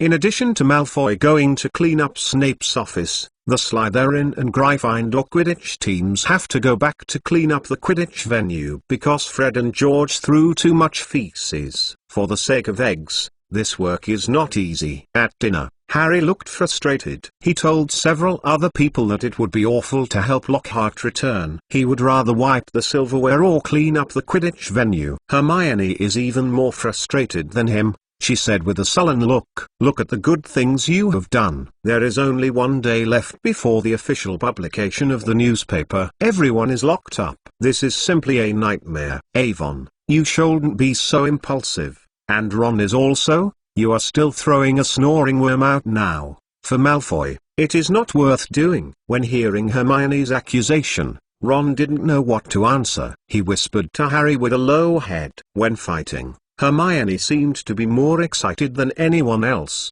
but now it blames others for being too impulsive. Of course his voice was very low, and no one except Gwen, who was sitting next to Harry. Don't be excited, Hermione. Fred comforted her. After all, we finally won, aren't we? This is the first time we used a large dung egg to attack others, and the effect is amazing. George looked at Slytherin's long table with satisfaction, where there was a stench everywhere. No one wants to approach. In order to celebrate this victory, we should come to a party. Two people said together. Take dirty things to throw others. I really should write to tell you about this. Hermione looked at them with anger. Let them go, Hermione. Ivan hurriedly pleaded for the twins. They are helping us, after all. Malfoy first told you to plant me and mud. What exactly does this sentence mean? Of course, I can hear it is very rude. Hermione's mood seemed to ease some. A very vicious word, Ron explained.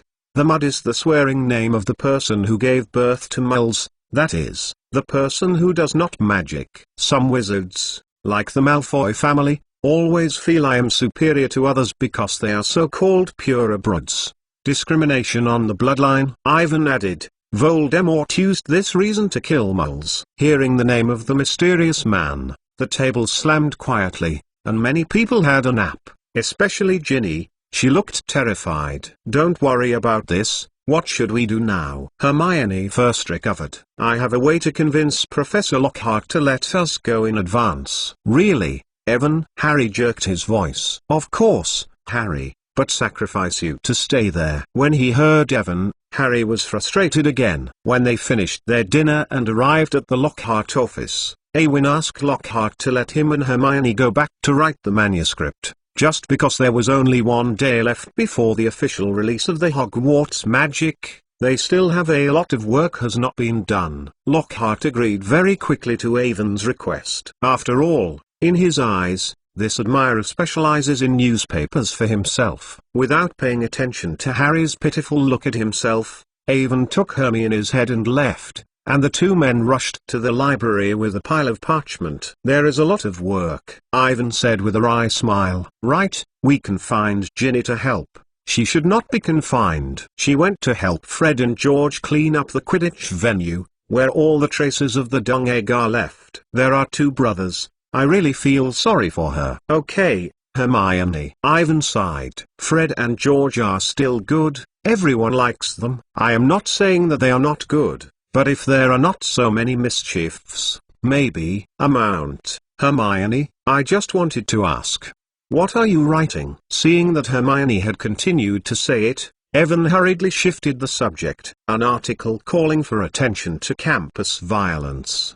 Hermione paused. But after listening to the explanation of the meaning of the mud, I am going to replace it with the legitimate rights and interests of the Mulborn wizard. My task tonight is get it, leave the rest to you. After that, Hermione got up and went to the library to find books on related topics. Ivan reorganized the advertising section by himself and replaced the fighting event that took place today with the headline, Time flies in the past, these 2 days. Gryffindor is in a festive atmosphere. Many people have heard about the scuffle on Saturday afternoon, although the final result is evenly matched. But when they see the stinking Slytherin students, they know that Gryffindor is actually cheap. The gossip was flying all over the sky, and Ivan once again became the focus of attention. Whenever he went there, everyone cheered, especially the scene where he flew Malfoy. At least 10 versions were circulated in the school. In addition,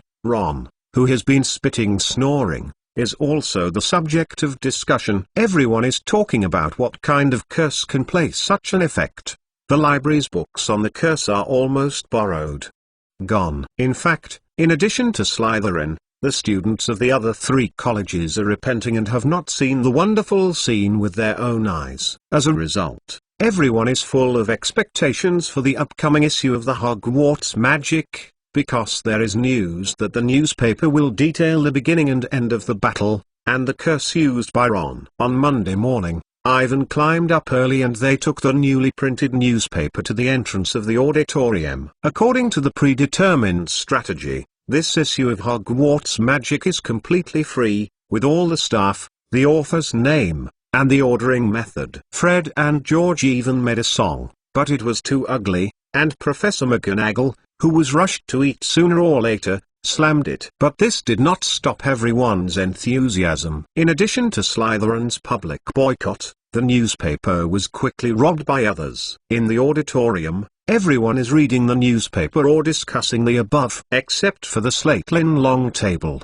they are incompatible with the surrounding atmosphere. No one is talking. Everyone is sullen and eating breakfast, just like a solemn funeral. The atmosphere is low and terrible, and people are chilling. Because this was expected in advance, when the newspaper was printed, Ivan did not count them.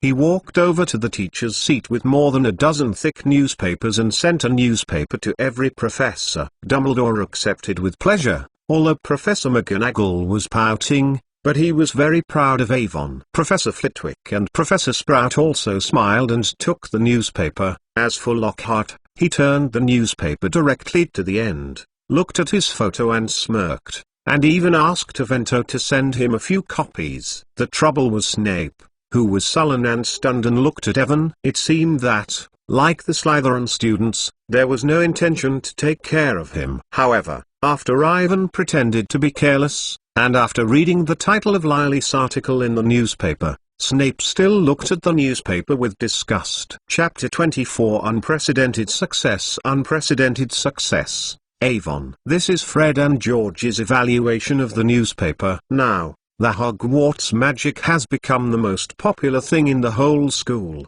and all the students are discussing the above. The front page about the article that Gryffindor and Slytherin fought at the Quidditch Stadium greatly satisfied everyone's curiosity. In particular, Colin captured a few very beautiful photos and showed off the handsome side of Ivan. Handsome appearance, outstanding strength, and he is a newspaper organizer. Ivan's popularity is almost faster than Harry's, becoming the most famous student in the school, and all of them are positive comments. Even girls are preparing to write love letters. This is to grasp the benefits of public opinion. In the press release written by Ivan, Slytherin is mainly responsible for this battle. Of course, the same is true. Now, everyone is condemning Malfoy on one side, which makes him honest. Just glaring at Ivan and Harry from the distance, did not come up to trouble. In addition, Hermione's review article does not seem to be as bad as imagined. Of course, most normal little wizards will not go to see these things. But at lunchtime, Avon noticed that several professors were reading the contents of those articles carefully. Introducing the contents of the school's secret road, Quidditch, and magical creatures, it is also unexpectedly welcomed by the lower grades. Although a lot of the original texts in the book have been extracted, many small wizards will not watch those professional books. In fact, they think that these are very helpful to themselves and can be quickly integrated into school life. The word games and jokes designed by the twins are the best choice for many seniors to pass the time. As for Luna's How to Find a Boundary Beast, it seems that no one but her own has expressed too much attention. However, Luna is still very happy to put a recent issue of Singing and Reversing to Ivan, and said that her father is willing to carry out in-depth cooperation with them to jointly publish the research results of The Beast and the Bubble Nose. Of course, the most popular readers are the pictures of Lockhart and his novels. This is especially evident among girls. Hermione is going to cherish these things, and she is not a case. There are even a lot of Slytherin girls who secretly collect the Hogwarts Magic, making it like a secret activity. What is even more rare is that from the afternoon, some people have purchased new newspapers from Ivan. They are going to mail them back to their parents. Most of them are also admirers of Lockhart. The increasing number of purchases has made Ivan have to consider the matter of printing. When I was at dinner, I finally noticed the story written by Ivan about Harry's mother Lily Potter, a lot of detailed text descriptions, and brought everyone back to the Godric Valley 12 years ago. To the battle that affects the current magical world. As the most famous event in the history of modern magic, all the little wizards know how Voldemort failed, because the person who defeated him sat among them. However, no one knows the details, especially those written by Ivan, which have not been published before. For a time, this story replaced Lockhart's novels and became the focus of attention. Today's dinner is destined to be much longer than usual. Everyone is immersed in the tragic history and has no mood to care about the food in front of them. In addition to the Slytherin long table, the long tables and classroom seats of the other three colleges were very quiet, and everyone looked down at the newspaper. This time, instead, Slytherin was caught off guard. Because of the public boycott, they did not know what other people were watching, and they were not good enough to ask. Finally, under the leadership of the leader, they left the auditorium with embarrassed faces, but everyone's eyes were obviously curious. Ivan's mouth was slightly upturned, and it seems that she has to work day and night tonight. So far, Slytherin's public boycott has almost existed in name only. Ivan also noticed that Snape was absent tonight, and it seems that this article has a great influence on him. In fact, in the following week, Professor Snape's mood has been low. He always left the classroom the first time after class, and did not eat in the auditorium. No one except Erwin knew what he was thinking. It's simply unbelievable that I didn't even have trouble finding Gryffindor students in the classroom. This is just one of the effects of this article. Now almost everyone knows what happened on the day of Voldemort's failure. They were infected by the fierce duel between James Potter and Voldemort, and they were finally shown by Lily Potter. The mother's love is touched. As the article said, she had a chance to live, but for Harry, she gave up. In the end, the power of love invalidated Voldemort's magic, and the magic world ushered in a new era. More than an hour later, when Avon and Harry got up and left the auditorium, all the students spontaneously applauded. They are paying tribute to Harry, paying tribute to his parents, and paying tribute to the heroes who saved the magic world. In the evening, Gryffindor hosted a grand celebration party, and all the staff of the Hogwarts Magic newspaper became the focus. This made Colin very excited, and he has never been so concerned about it. The Hogwarts Magic has achieved unprecedented success. After giving away more than 700 copies, the newspaper has been printed more than 300 copies. Even the merchants who advertised on it benefited.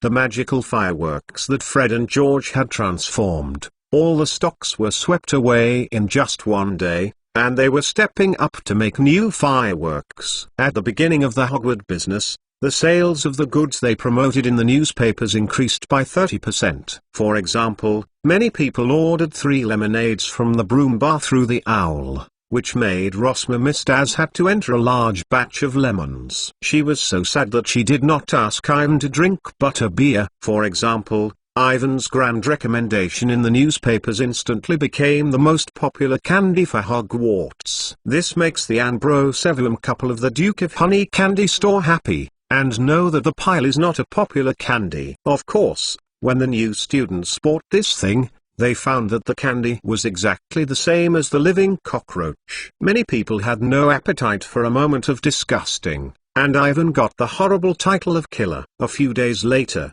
all the merchants of Hogwarts sent a letter jointly, and I would like to invite Ivan to come again this weekend to discuss the next cooperation issue. Although the price they are willing to pay is still lower than the average advertising fee of the Daily Prophet, it is also an extremely rare progress, and Ivan decided to sign a long-term contract with them. In this way, the basic expenses of printed newspapers can be solved. This gave him a big sigh of relief. Otherwise he would have no money to pay for the next edition of the Hogwarts Magic. 3 days later, in the morning, when Avon was having breakfast, he and Hermione whispered to discuss the contents of the next newspaper, and he received an unexpected letter. "Look, guys." Ivan gave them the faith. "It is the editor of the Daily Prophet, Barnabas Cup, who is willing to buy the rights to reprint our articles, including all photos and materials about Professor Lockhart, and the novel, My Story About Harry's Mother Lily Potter, and Ivan stopped and everyone looked at him nervously. And, about Hermione's rejection of discrimination against dignity, preserving the legal rights of Mulborn wizards, and calling the Ministry of Magic to pay attention to the flight safety of juvenile wizards. 2 comments by Vangan Barber. God. Ron opened his mouth in surprise. This is true, Avon? Hermione slammed. Yes. Ivan added with his nose. In fact, Mr. Goff thinks that your review article is very deep. If you want, you only need to sign the contract attached to the letter. They will at this time tomorrow. The manuscript fee and the reprint fee will be mailed together. Of course I am willing. Hermione took the contract. The editor of the Daily Prophet is absolutely crazy. Why do they want to buy Hermione's article? Ron said in amazement. Is it because she called on the Ministry of Magic to ban the underage wizard Quidditch game? Who knows, maybe he has a strong fear of heights like me, and he is dizzy when he sees the broomstick. Ivan stood up. I am going to ask Professor Lockhart for advice. Colin is with me. Go, take a new photo by the way. Looking at the back of Ivan, Harry blinked innocently, and he couldn't understand what depth is. However, he just agreed that Ivan posted the story of his mother Lily to the Prophet's Daily, and he felt it necessary to let more people know about her. Chapter 25 The collapse of the plot. Ivan still despised the influence of the Daily Prophet. The next morning, when they agreed to the reprint of the Daily Prophet, he had just had time to swallow a piece of bread and saw an owl rain pouring down. Look! I don't know who shouted, and all the students in the auditorium looked up and saw a surprising scene. Like the downpour, countless owls flew into the Hogwarts auditorium, covering almost the entire ceiling. Hogwarts School Auditorium, Mr. Evan Mason. Ivan saw his name on the envelope carried by an owl.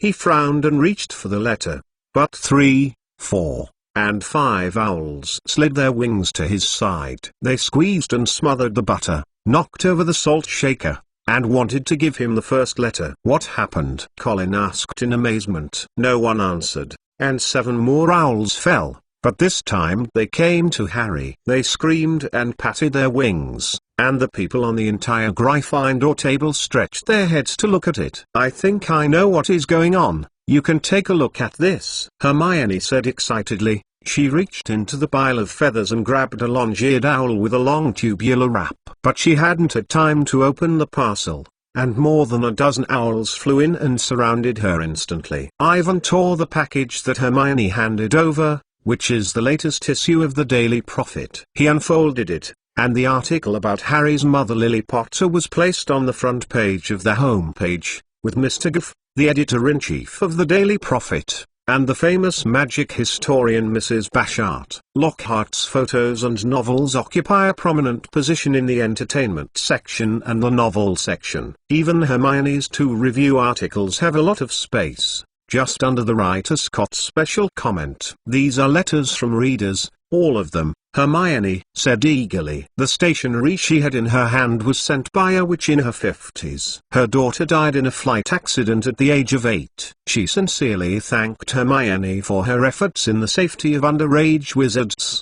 More letters came from the Mulborn wizards who thanked Hermione for saying what they had always wanted to say. Unlike Hermione's gratitude, Harry's face is relatively touching. People have used the most gorgeous statements to express their sadness to Harry's poor life. As for Ivan here, more is the voice of doubt. People complained that the articles he wrote did not clarify some things, such as how Voldemort failed, what the last spell Lily used, and who the black-haired boy on the pendant in her arms. This man said that they have the right to know the truth. Ron broke a letter for Avon and couldn't help but swear. What do he want to know? Why not ask mysterious people? Look at this. This woman suggests that you go to the Street Munger Magical Injury Hospital to take a look. Colin continued, she seems to be a follower of mysterious people. In fact, the pressure on Avon is bigger than the classroom. Almost every professor received a large number of letters,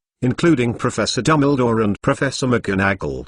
The readers who read the article of Avon have sincerely hoped that the professors would take better care of Harry. In the face of an endless owl two people should be overwhelmed. Professor Snape next to them was much more likely. He took out his wand and slammed it. All the owls in front of him flew away. Unlike Snape's anger, Lockhart is extremely excited. He received the most letters, and he took the letter and took them in a special pocket so that they could quickly reply to the fans when they were free. In any case, Ivan's article has never been more resounding. The adults are surprised by how many small wizards can write this level of articles. Most people think that they are very reasonable, although some places are not accurate. Considering the age of several people, this point can be ignored. Mr. Goff, editor-in-chief of the Daily Prophet, expressed his willingness to reprint all articles of Ivan, Hermione and Lockhart for a long time, which greatly enhanced the reputation of the Hogwarts magic. Now, in addition to the little wizards at school, there are even a campus adult wizards who are willing to order this newspaper. With the advantage of the first phase, Ivan successfully launched the following issues. Each batch of printing is about 800. Everything began to move toward formality. The Hogwarts Magic newspaper became part of the daily life of several small wizards. More and more submissions were received, newspapers were majorly profitable, and Hogwarts professors and students gradually adapted. Owl rain for breakfast every Wednesday. Because there is not much gingy owl currently earned, Ivan bought a small amount of potion material after he carefully calculated it, and bought a new quill for Hermione. The rest of the money was invested in food. Reed and George are among the researchers. Twins have achieved good results with the supply of sufficient raw materials. In addition to more and more magical fireworks, they also developed telescopic ear that can be used for eavesdropping, a feather pen that automatically ejects ink, a nosebleed with nosebleeds after eating, and a tongue that makes the tongue bigger. Fat tongue toffee. These things are very interesting and certainly dangerous. Fred and George received a large number of orders, and many small wizards expressed their expectations for their new products. However, Percy and Hermione did not allow them to give other people no research success. No way, they can only experiment with themselves, which causes the twins to spend more and more time in the school hospital. The head nurse, Madame Pomfrey, was in a hurry. Even without Fred and George from time to time, she was busy every day. Because since the beginning of October, the school has suddenly caught a cold. Ginny has been sick recently, and even Ivan has not been spared. They were forced by Percy to drink some refreshing agents made by Madame Pomfrey, and then they continued to smoke outside their ears for a long time. A period of time.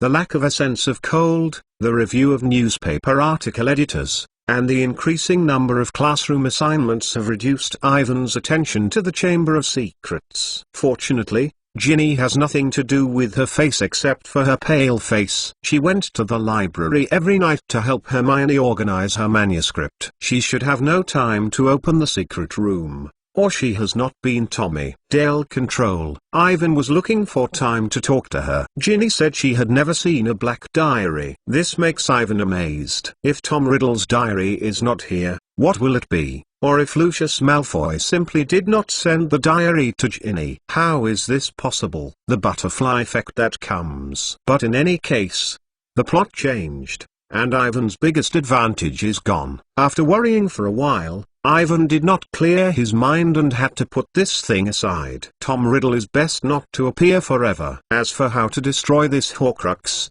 it is something that Dumbledore should worry about. Chapter 26 Nick's jealousy party. In the face of an unknown future, Ivan chose to wait relatively cautiously. If the diary is put in school by Lucius, then with the strength of Tom Riddle, the Chamber of Secrets should have been opened. Ivan still remembers that in the original, the first attack occurred on Halloween. On Halloween, he originally intended to stay in the auditorium to monitor Ginny, or to observe other people's suspicious places. But Hermione did not agree. She had to go with them to attend Nick's jealousy party. Hermione, my cold is just right. Let me stay in the world of living people. Eowyn said pitifully, I will go and collect the material.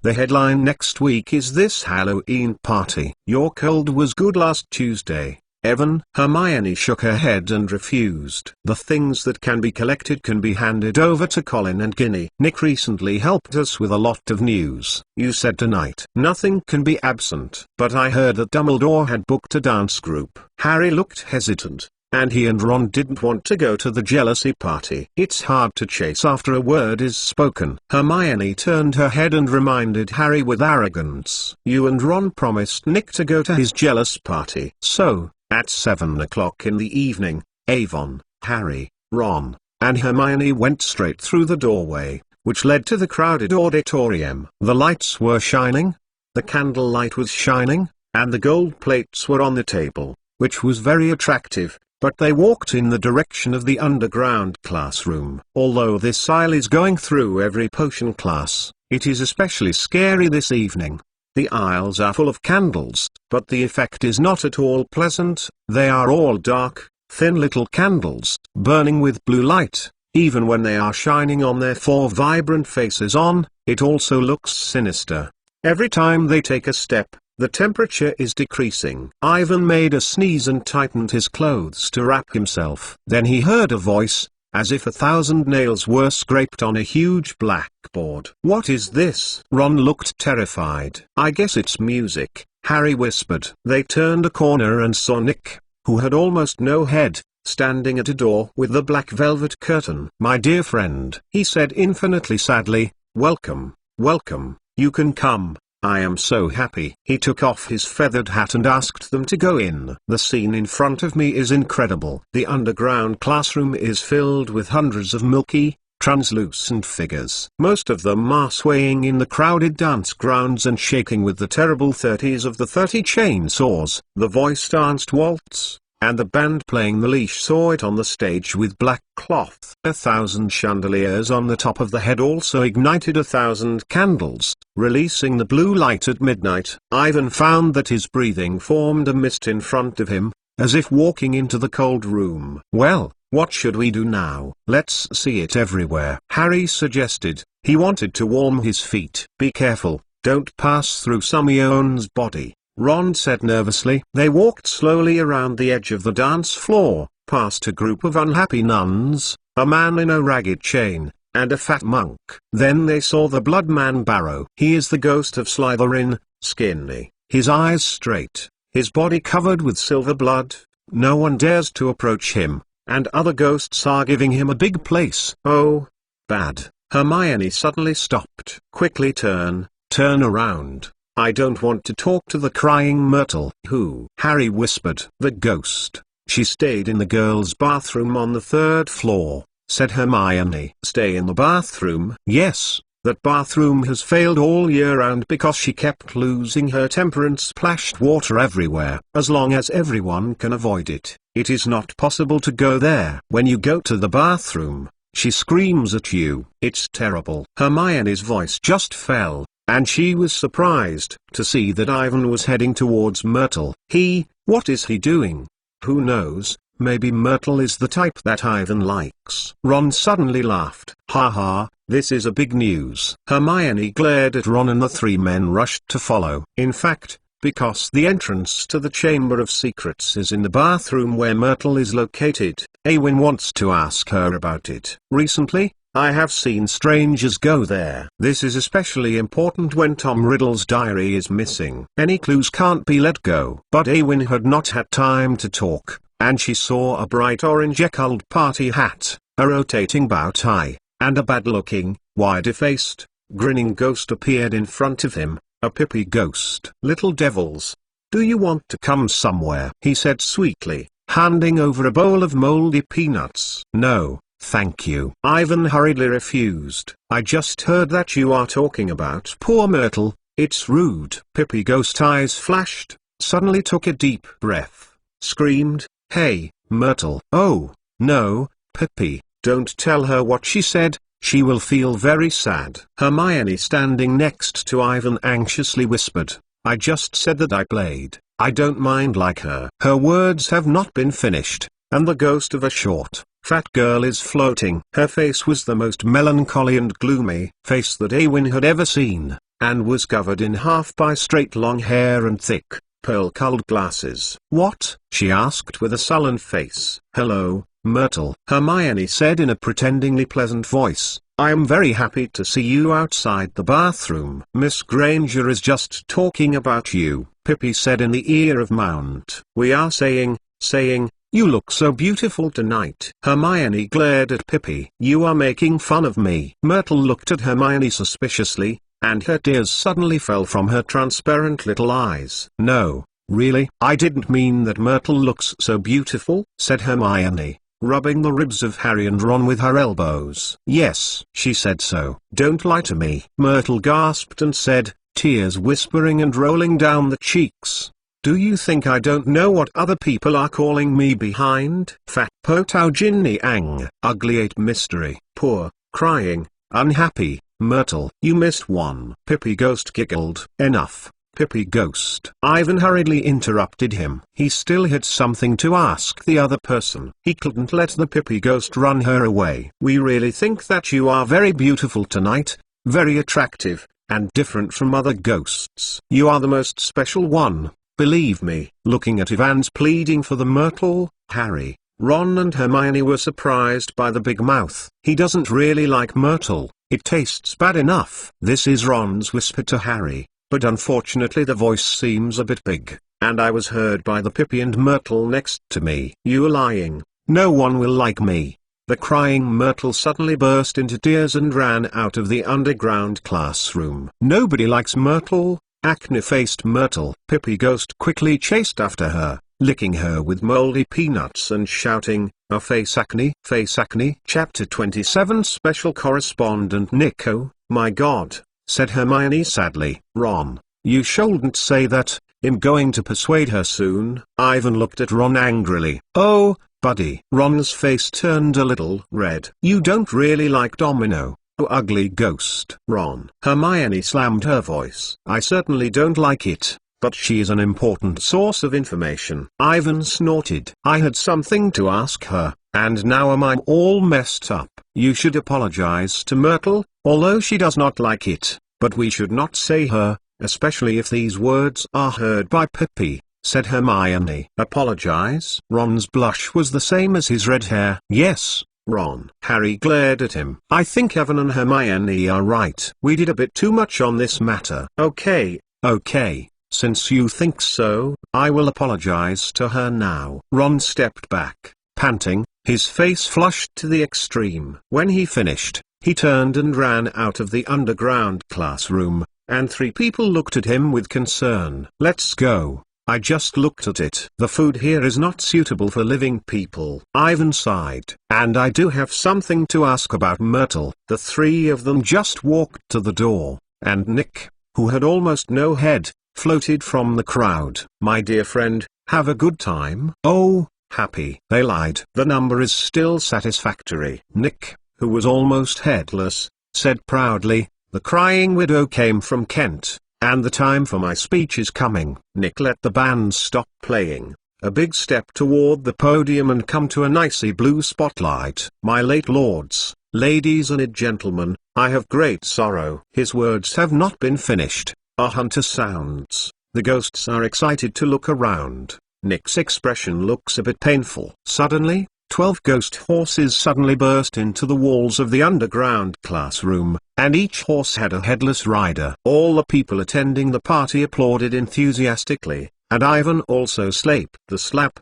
but as soon as he saw Nick's face, he quickly stopped. 12 ghost horses ran to the center of the dance floor and stood up violently. They stood upright with their hind legs and kicked their heels. At the forefront is a big ghost. The head of the cockroach is under the arm and blowing the horn. He jumped from the horse and raised his head high in the air so that he could look at the crowd from above, and everyone laughed. He strode to Nick, who had almost no head, and smacked his head to his neck. "Nick," he shouted, "how are you? Is your head still hanging there?" He made a rough smirk and patted Nick's shoulder, who had almost no head. "Welcome, Patrick," Nick said stiffly. "Living people." Mr. Patrick saw Avon, Harry, and Hermione at first glance, pretending to jump high in surprise, and the head fell again, and everyone laughed. "It's very interesting." Nick, who had almost no head, said with a face. "Don't care about Nick," Mr. Patrick's head shouted from the floor. He also worried about not letting him join the hunter team. "But I want to say,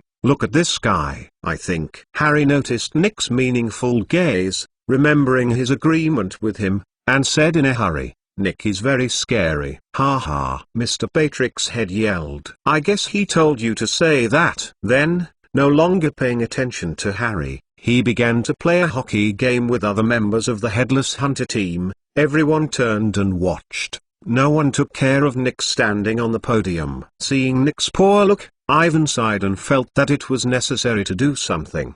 He walked up to the podium, stood next to Nick, and made a loud noise with his wand, re-engaging everyone's eyes. "Everyone, good evening. As a special guest tonight, I hope to say 2 words from the perspective of a living person."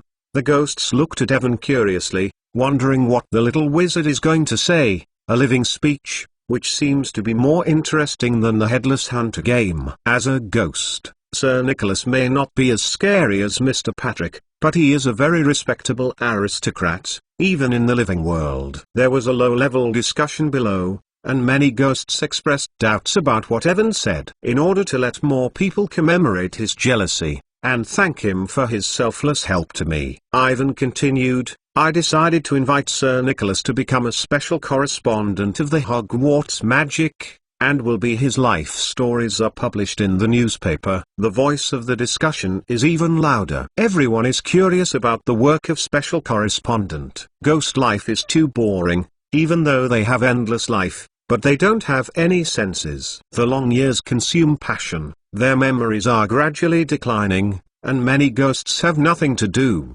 staying in the dark corners all day long. "I didn't move, and I finally forgot who I was." This is really terrible. Everyone is desperately looking for things to do, but there are few choices. This is why the Headless Hunter team is so popular. But not everyone's head and body are separate, and most of the ghosts are still incompetent all day long. The newspaper correspondent that Ivan said has provided a new direction of choice. But what is the Hogwarts Magic, which has never been heard before? The Hogwarts Magic newspaper is a newspaper specializing in small wizards in front of the school. At present, the number of sales in each period has reached 800, and it is still steadily improving. It seems to be a reflection of everyone's doubts. Ivan explained, "We have in-depth cooperation with the mainstream media such as the Prophet's Daily, Witcher Weekly, Singing and Reversing, for example. This article describing the life of Sir Nicholas will be simultaneously published in the Prophet's Daily." The voice of Ivan just fell, and the pot was almost blasted underneath. "The life of Nick, who has almost no head, will appear in the Daily Prophet, which is an unprecedented honor for a ghost that has been dead for hundreds of years." Everyone stared straight at Nick, looking envious and jealous. After a full minute, Nick reacted. He looked at Ivan excitedly, thanking him for all he had done for himself, and was moved by a mess. "I believe that if he can cry, he will cry and cry." Ivan's words helped Nick win the respect of all the ghosts, and the Jebba party returned to the right track. No one paid attention to Patrick and his Headless Hunter team.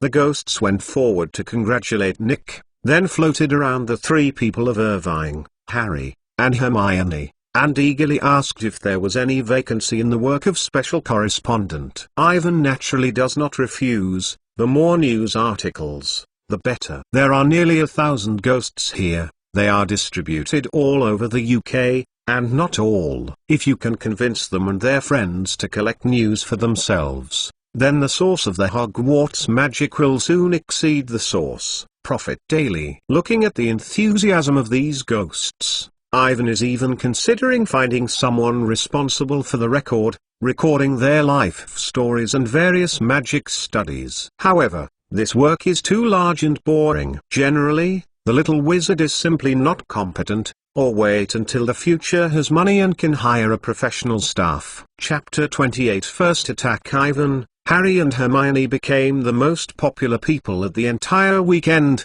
and the ghosts surrounded them, which took a lot of time. When they finally got rid of all the ghosts, everyone's stomach was hungry. Unbelievable. I have never seen such a passionate ghost before, said Hermione. Yeah, they are really entangled. Ivan led the walk to the stairs leading to the foyer. I am so hungry. I hope the pudding has not been eaten. Wait, we should go to Ron first, said Harry. I don't know if he has succeeded in apologizing to Myrtle. I hope this is not too difficult. This task is not easy. Let's go. He should be in the girls' bathroom at the end of the 3rd floor. I still have something to ask about Myrtle. Ivan licked his stomach. The party is about to end. Maybe Colin and Ginny can remember to bring us some food to go back. 3 people stepped up the steps, but Harry stopped and stopped. What is it, Harry? The voice appeared again. Didn't you hear it? His face was very unnatural. What voice? Hermione stunned and stared at him. I told you a few days ago that I had heard the cold, murderous voice I heard in the Lockhart office. Harry squinted and looked up and down in the dimly lit aisle. It is starving. For a long time. Damn, it's a basilisk. Ivan's heart slammed down. The Chamber of Secrets is opened. Won't it be Ginny? I smelled bloody. It was going to kill. Harry stared at the dark ceiling. It is moving up. Come with me. Go here. After that, Harry ran up his legs, ran up the stairs, and ran into the foyer, where the laughter of the Halloween party in the auditorium echoed. Harry ran on the marble staircase at full speed and came to the 2nd floor, where Avon and Hermione stumbled behind. Harry.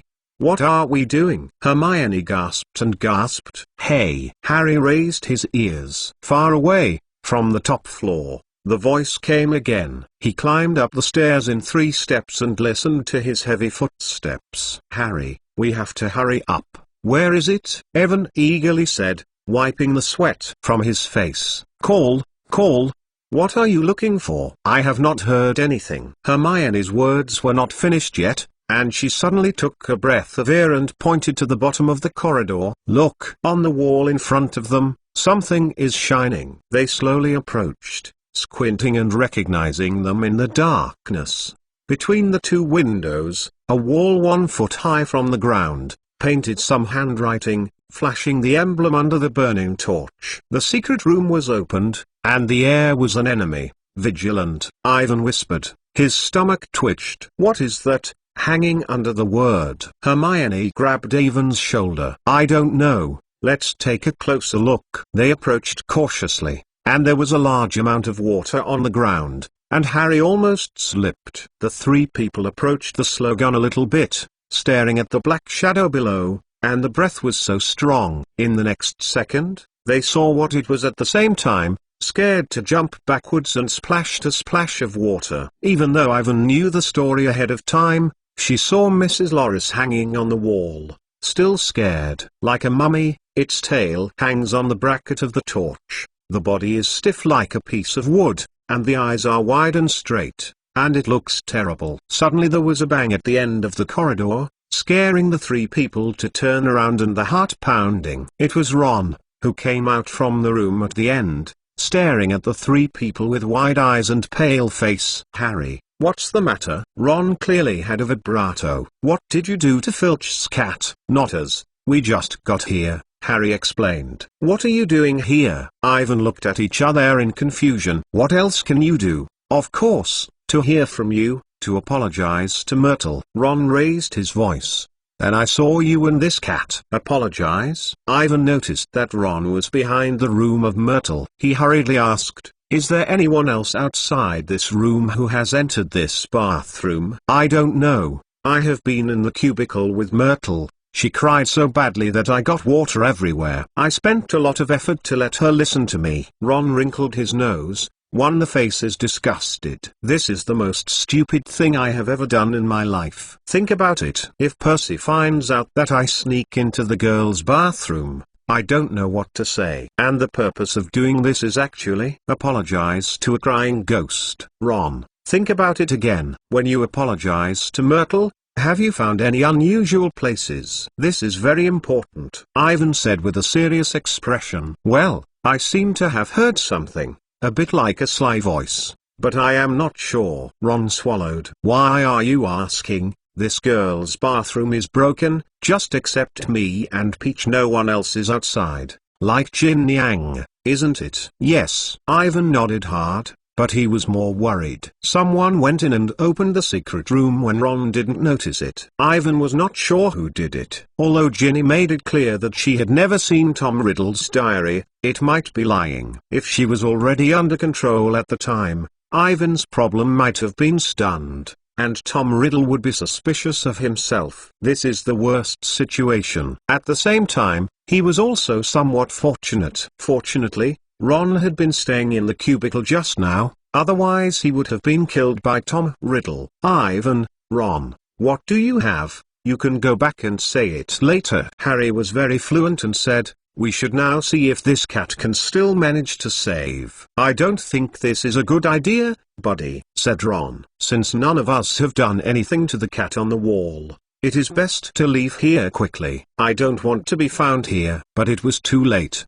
His voice just fell. A burst of loud noise came over and the party was over. From the two ends of the corridor where they were, there were hundreds of feet on the stairs, and people chatted happily after the tea was full. Then, the students pushed and squeezed into the aisle from both ends. When the front person saw the cat hanging upside down, the team slammed, and the hustle and bustle of the team suddenly disappeared. Evan, Harry, Ron, and Hermione stood alone in the middle of the corridor, and the students were quiet, and they rushed forward to see this terrible scene. Ivan saw Ginny and Colin standing in the crowd with amazement, a look that they wanted to come but didn't dare to approach. In this silence, suddenly someone spoke loudly. Being an enemy with the air, be vigilant. Mud, the next one is you. Draco Malfoy has been crowded in front of the crowd, his cold eyes are alive, and his usual bloodless face is flushed. He looked at the still stiff cat hanging there, and looked at Ivan, who was standing on the side, with a smirk on his face. Chapter 29. Mrs. Loris, petrified. What happened here? What happened? Filch was undoubtedly attracted by Malfoy's shouts, and he used his shoulders to squeeze through the crowd. Then he saw Mrs. Loris, stumbled back a few steps and grabbed her face in horror with her hand. My cat! My cat! What happened to Mrs. Loris? He screamed, almost fainting. It's you. Filch suddenly walked over and grabbed Ivan, screaming. You killed my cat and killed it. I want to kill you. I want to. Let me go. Ivan knocked out Filch's hand. I didn't move the cat with the cold hair. No one touched him. It was already like this when we came. Lie. You are lying. Filch screamed. Someone saw you are murderous, isn't it? Filch. Dumbledore rushed to the scene, followed by many other teachers. In a blink of an eye, he walked over to Ivan, Harry, Ron, and Hermione, and dismissed Mrs. Loris from the torch holder. Come with me, Filch, he said to Filch. And you, Mr. Mason, Mr. Porter, Mr. Weasley, Miss Granger. Lockhart hurried forward and danced and said, my office is near here, the principal. It's upstairs. You can go there. Thank you, Gidlow. Dumbledore nodded. The silent crowd separated to the two sides and let them pass. They led by Lockhart and then entered his dim office, and Professor McGonagall and Snape followed. There was a commotion on the office wall, and Ivan saw that Lockhart in the photo hurriedly hid, and they had hair rollers on their hair. At this time, the real Lockhart lit the candle on the table and retreated to the back. Dumbledore placed Mrs. Loris on a clean table and began to check it carefully. He looked very carefully. The tip of the long eagle hook nose almost touched the hair of Mrs. Loris, the slender fingers gently poke here and there. Professor McGonagall bent over and his face almost touched the cat, squinting and looking at it. Snape stood behind them, half of his body hidden in the shadows, looking gloomy. His face was very weird, as if he was trying to restrain himself from laughing. Lockhart wandered around them and kept plotting ideas. Evan, Harry, Ron, and Hermione exchanged their eyes nervously, sitting in a few chairs on the candle. Filch stood behind them, staring at Ivan, looking as if he had been the murderer of the cat. It must have been a curse that killed it. It is probably a torture spell. I have seen people use this spell many times. I really regret that I was not there at the time. I just knew the spell, which could have saved it. Upon hearing of Lockhart, Filch, standing behind Ivan, snorted sadly. Then, He suddenly sat on a chair at the table, covering his face with his hands, not looking at Mrs. Loris. Looks very pitiful. At this time, Dumbledore whispered something strange and knocked on Mrs. Loris with his wand, but did not respond. Mrs. Loris is still lying there stiffly, like a specimen that has just been made. "President, this cat is dead," said Lockhart. "I remember a similar incident in Wagadoodle, a series of attacks, which are detailed in my autobiography. At that time, I gave the people providing a variety of amulets, solved the problem at once." "Professor, it is not dead, it is only petrified." Ivan felt that he had to say something, otherwise letting Lockhart continue to stimulate Filch so much that the latter might skip over and find himself desperate. "Nonsense. You killed him," Filch screamed. "Mr. Mason is right, it is not dead, Filch," Dumbledore whispered. "It was petrified, a deep black magic, and it was impossible for first-year students to do this." "It's him doing it, he did it," Filch said. His fat, sagging face turned purple. "You saw the words he wrote on the wall, my lady, Loris." "He has repeatedly prevented him from entering the girls' bathroom on the 3rd floor. He must be resentful." I didn't touch the cat at all." "So, why did the famous master of everything try to enter a girl's bathroom?" Snape glanced over Evan in a gloomy manner. "Is there anything that can be posted on your sloppy newspaper?" I am looking for a ghost in the castle to provide a source of news for my newspaper. I think it is necessary to talk to the Crying Myrtle.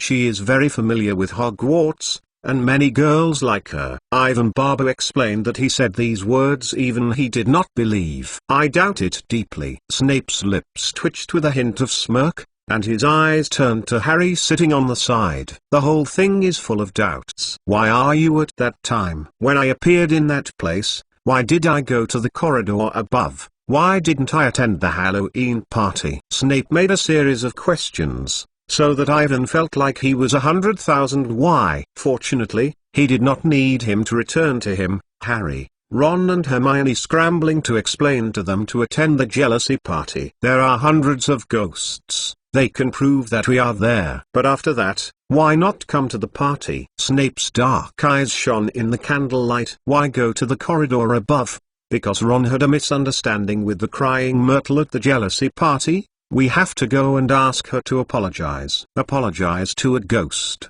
Don't eat dinner?" Snape's skinny face flashed a smug smile. "I think the food provided by the ghost at the party is probably not suitable for the living." "We are not hungry," Ron exclaimed, and his stomach slammed, and Snape's ugly smile became more apparent. "My opinion is, the principal, they are not completely telling the truth," he said. "We should probably cancel some of their privileges until they are willing to tell us the truth. I personally think that it is best to let Mason stop him." "The ridiculous newspaper, let Potter leave the Gryffindor Quidditch team, and wait until they are honest." "To be honest, Severus," Professor Mcgonagall said sharply, "I see no reason for these children to stop their favorite extracurricular activities. The cat is not hit by a newspaper or a broom, and there is no evidence they did anything wrong." Dumbledore looked at the 4 people with a look of inquiry, and the blue eyes stared at them brightly, seemingly seeing everything. "As long as it is not proven guilty, it is innocent, Severus," he said firmly. Snape looked very angry, and Filch was the same. "My cat is petrified. I hope to see someone punished." "We can cure it, Filch," said Dumbledore patiently. "Mrs. Sprout recently got some Nelson's grass. Once they grow mature, I have a medicine that can make Lorry." Mrs. Silk came back to life. "I'm going to make it," Lockhart interjected. "I have definitely prepared it 100 times. I can dream of reconstituting Mandela grass while dreaming." "Please forgive," Snape said coldly. "I think I am the potion teacher at this school." An embarrassing silence. Lockhart twisted his body uneasy. "You can go," Dumbledore told Avon, Harry, Ron and Hermione. They tried to speed up their steps and almost ran. When they came upstairs to the Lockhart office, they got into an empty classroom and gently closed the door. In the darkness, Hermione squinted at Evan, Harry, and Ron. Chapter 30 Slytherin's Chamber of Secrets. Explain, gentlemen. Her eyes crossed across the faces of 3 people. "Explain what?" Ron looked a little scared. Professor Snape is right. You didn't tell the truth in the office, Hermione said with unquestionable tone. First of all, Ron, you were in the third floor of the room. Filch's cat just outside the door was attacked. You will not be suspicious. Is that what I did? Don't say silly, Ron. Hermione waved her hand. Professor Dumbledore said it was a very deep black magic. We couldn't cast it. What I want to ask is, did you notice anything abnormal? I just said it to Ivan. I heard a sly voice, but I am not sure. Myrtle is crying all the time. Maybe this is a clue. Hermione turned her head. Harry, can you tell me what you heard at the time? The voice said it was starving. It was going to kill, like a ghost. It went straight up through the stone walls of the castle. Harry whispered. Then we saw Filch's cat being hanged by petrochemicals on the wall. It must be the master of the voice. But who is that, or what it is? I didn't hear anything at the time. Hermione frowned. Who knows, said Harry hesitantly. You said, should I tell the professors? The voice I heard? Don't say it, Ron replied without hesitation. It's not a good sign to hear the sounds that others can't hear, even in the magical world. Harry heard something from Ron's voice. He asked, you believe in me, are you? I certainly believe it, Ron said quickly. But you have to admit that it is bizarre. I know it's bizarre, Harry replied.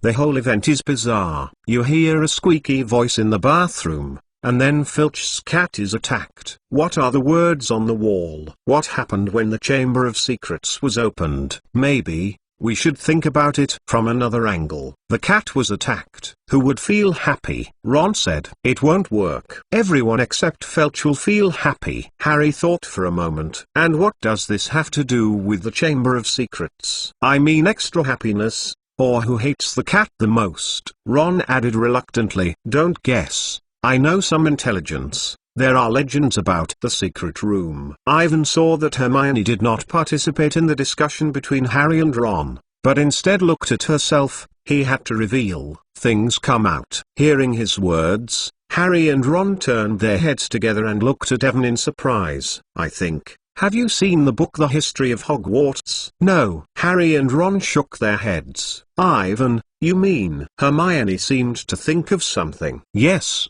That is the secret room left by Sarah Chazlet, Ivan continued. As everyone knows, Hogwarts is made up of Godric Gryffindor, Helga Hufflepuff, Roy Narrowing-Crow and Saracas Letland jointly created the four people who worked together. But over time, the rift between Slytherin and others grew. Slytherin hopes that Hogwarts will be more critical when recruiting students. He believes that magical education should only be limited to purely magical families. He does not want to receive mole-born children and thinks they are unreliable. After some days, Slytherin and Gryffindor had a fierce quarrel because of this problem, and then Slytherin left the school. But he left a secret room in the school, and other founders knew nothing about it. The secret room? Yes, Ivan nodded. Reliable written records in the book stop here, but there are rumors that Slytherin has closed the chamber so that no one can open it until his true heirs come to school. Only the heir can open the secret room, let out the horror inside, let it purify the school, and clear all those who do not have the magic to learn. The dark classroom suddenly became quiet, and the atmosphere was disturbing. Harry, Ron, and Hermione did not speak, and they waited for Ivan to continue. The story is over. For a long time, Ivan whispered. But, you said that the horror thing in the secret room, what is it? Hermione hurriedly asked. I don't know. Ivan shook his head. It may be some kind of monster. Only Slytherin's heirs can control it. It's very much in line with Slytherin's style. I already knew that Sarah Slytherin was a perverted old madman, Ron continued. But I don't know if he came up with this purebred slang, even white. Give me money, I don't go to his college. To be honest, if the cap was put in Slytherin, I wouldn't say anything. Just go home by train and see what it is in that college. People, wait. Hermione's voice jerked up. Think about the words on the wall. The secret room was opened by the successor. And Harry just heard what sound. If Filch was in the secret room, the horror thing is petrified. Then she can't say it anymore, and the other 3 people know what she means. It can't be Harry. If you want me to say it, the successor must be Malfoy. Their whole family is pure blood. Maybe he happens to be a descendant of Sarah Cheslin. Don't think about it, Hermione. Harry has been with us all the time. He has no time. Ivan also said, I know, I certainly believe in Harry, but this is very strange, isn't it? He can hear the sound we can't hear. Hermione turned her eyes back to Ivan. If you say it, you haven't explained it yet. Why have you been trying to break into the washroom of Myrtle recently? Seeing 3 people with a very interested expression, Evan had a bad voice. He didn't want to drop a peek into the girls' bathroom, especially the peaked object or the crying Myrtle. Okay, I am telling the truth. Ivan smiled bitterly. In fact, apart from the secret room, I have mastered other information. What is it? The 3 men asked in unison. You know, in order to prepare articles for the newspaper history section, I went to the library and read the Hogwarts calendar of events. Evanton gave a moment. I found a book 50 years ago. The newspaper clippings, which said that the secret room was opened. What? Who opened it? I don't know. I didn't write it inside. Ivan shook his head. The above is related to the secret room. It is still written by hand, but the news on the newspaper clipping is a girl named Myrtle Warren because of the accident died, although it is not sure whether her death and the secret room have anything to do with, but the girl is. Ivan took out a yellowed newspaper from the clothes, which was a news introduction at the time, with a picture of a girl. This is crying Myrtle. Yes, it's her. Ivan quickly said, so, I want to ask her if she noticed anything. Chapter 31 Infinite Endless Loop. When I heard Evan's words, Harry and the 3 of them couldn't wait to go back to find Myrtle. But this didn't work. Since that day, Filch took a chair in the night and sat in front of the 3rd floor bathroom. He seemed to think that Ivan would definitely break in when he didn't pay attention. In fact, the 4 of them are indeed planning to do so. Now even Hermione can't go in. Filch decided that Avon was the murderer who attacked Mrs. Loris, even though he didn't understand why Avon had to enter a broken girl's bathroom, but this did not prevent him from blocking. For a few days, Filch has been smashing in the place where Mrs. Loris was killed. He wants to scrub the text on the wall with Mrs. Skull's universal magic detergent, but it is in vain. Those words still flashing brightly on the stone wall. The failure to clean the walls made Felt more hysterical. He secretly concealed in the corner of the corridor on the 3rd floor, staring at the 2 red eyes, observing every student who dared to get close to it, then suddenly rushed over and tried every means to find an excuse to shut them down. For example, they gasped too loud, or skin smiley face. God, I must catch the madman of the anecdote and drive him out of school.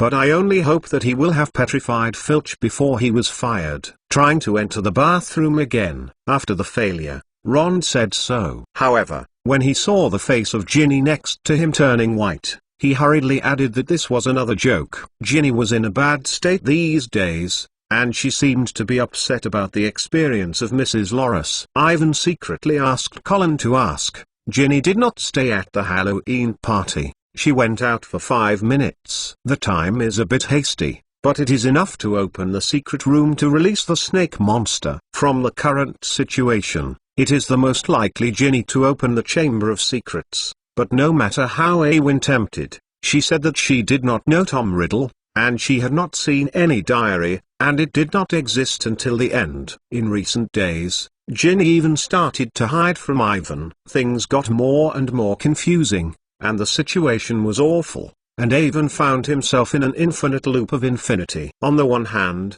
according to the original plot, Tom Riddle controlled Ginny to open the Chamber of Secrets. Ivan asked Ginny if the questions were relatively vague, but with Tom Riddle's embarrassing degree, he would surely find flaws and be alert to him. If so, the next target is likely to be Avon himself. On the other hand, due to the butterfly effect brought by his crossing, Lucius Malfoy did not send the diary to Ginny, but the Chamber of Secrets was still opened, and it was confirmed that Tom Riddle had mixed into the school, and he was in control. Ivan tried to recall all the information related to the Malfoy family, but the whole brain was full of paste. The more he thought about the chaos, the less clue he had. In the end, he had to give up the search for Tom Riddle. Everything goes back to the first strategy, and it doesn't change. No matter where Tom Riddle hides, as long as he can defeat the basilisk, then everything is not a problem. Ivan knows where the secret room is, Harry can open it, and now it's just strength. It's simple to say, but for a small wizard, it is not an easy task to defeat the powerful magical creature of the snake, and Ivan has to speed up the learning of the spell. He has to master it in a short time. Dual spell. In addition, he also intends to ask Hagrid for a cock. However, after discovering that he could not carry it with him, he had to retreat to the next level and tried to record the sound of the rooster crowing. The basilisk is only afraid of the roaring sound of the cock, but there is no such magical spell in the common magic. I have to spend a lot of time researching in the library, which makes him look very embarrassed. In fact, the attack has affected almost everyone. The little wizards were extremely concerned about the secret room. All the Hogwarts school history in the library were borrowed, and the appointment was scheduled to be 2 months later. There are rumors everywhere, people are heartbroken, and the gossip is flying all over the sky. After the latest issue of the Hogwarts Magic, the newspaper was immediately snapped up because of the articles of Ivan and Hermione on the analysis of the secret room. The printing volume set a historical record of 1,300 copies. There are many. The articles in the newspaper are mainly based on reliable historical facts, and I have some personal conjectures, but everyone's exploration of the secret room is obviously not satisfied with this. In addition to being interested in what is hidden in the secret room, they also want to know the heirs.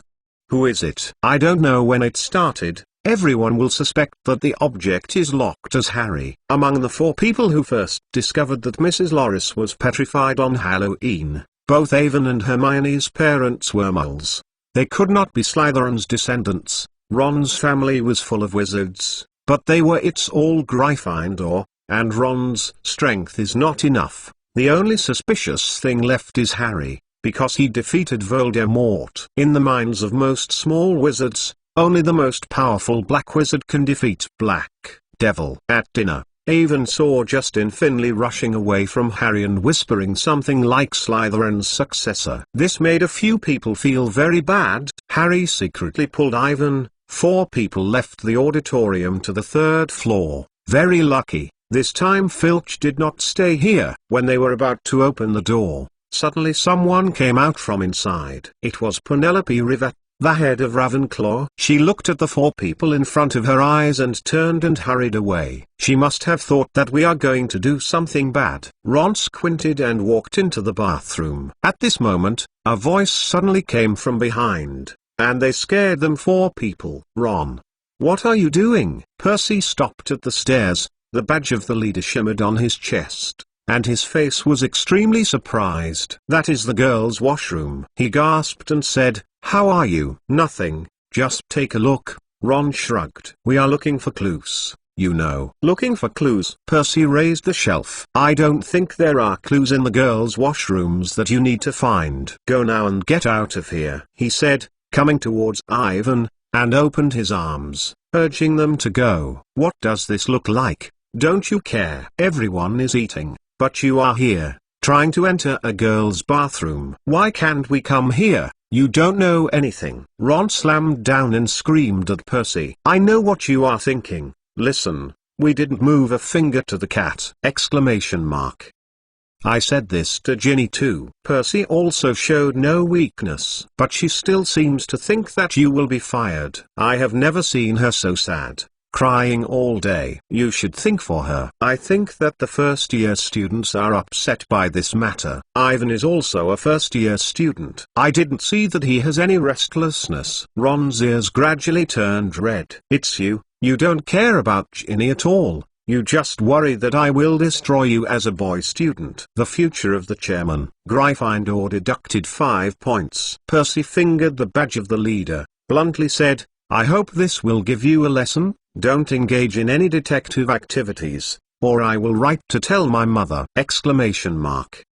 He strode away and his neck was as red as Ron's ear. "Ron, you shouldn't quarrel with Percy. He just cares about us," Ivan whispered. "Do you think that I am unreasonable?" Ron turned and looked at Ivan. The car that arrived in the meeting first went to school, spit for a week of slugs, and apologized to Myrtle, until now trying to enter the girls' bathroom. "You are all right. The wrong one is always me." "Ron, Ivan doesn't mean that," Harry said quickly. "I'm fed up," Ron exclaimed. "If the madman can only attack a cat, then let him attack." After that, he ran down the stairs to the Gryffindor Tower. Harry and Hermione stunned and hurriedly followed Ron to the past, leaving only Ivan standing alone in front of the Taugenian bathroom. Chapter 32 Out of Control Walking Ball. After this incident, Ron seemed to make up his mind not to talk to Ivan or Percy. He did everything possible to hide from them,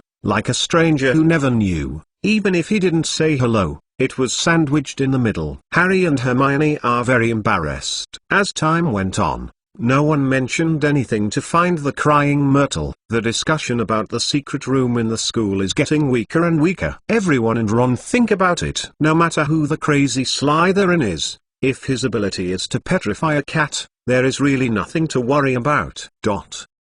Hermione now spends almost all of her time reading books. She flips through the heavy Hogwarts memorabilia and other materials and wants to find clues about the secret room. Ivan uses his free time to practice a spell in a classroom where no one is going. Getting closer to the first Quidditch match, the frequency of Harry's training has also increased significantly. After dinner every night, he will be taken to the Quidditch pitch by Wood. Thanks to Malfoy's sponsorship, the Slytherin Quidditch team's flying brooms were all replaced with the latest Lightwheel 2001, which is much better than the Gryffindor broom. In determining that 7 free Lightwheels could not be reached, Wood's coping strategy was to increase the intensity of the team's training. They flew in almost all weather conditions, and he hoped to draw closer to Slytherin. The gap in speed. Since the last melee, the contradictions between the two colleges have become more and more serious. Many Gryffindor or Slytherin students hope to play another big game to win the game. This upcoming Quidditch, the game is like pouring oil on the fire. As early as this Saturday's game began, there was a fierce confrontation between the two schools,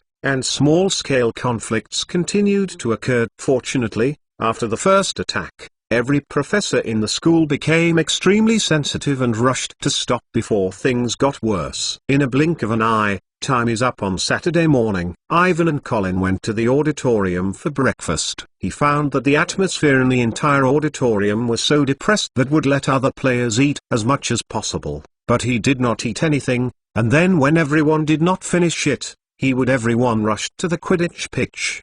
Because of Ron's reason, Ivan did not go with them. By the time the 11 o'clock approached, he followed the teachers and students of the school to the Quidditch stadium. In the stands, Colin helped him occupy the position, and next to him was Ginny.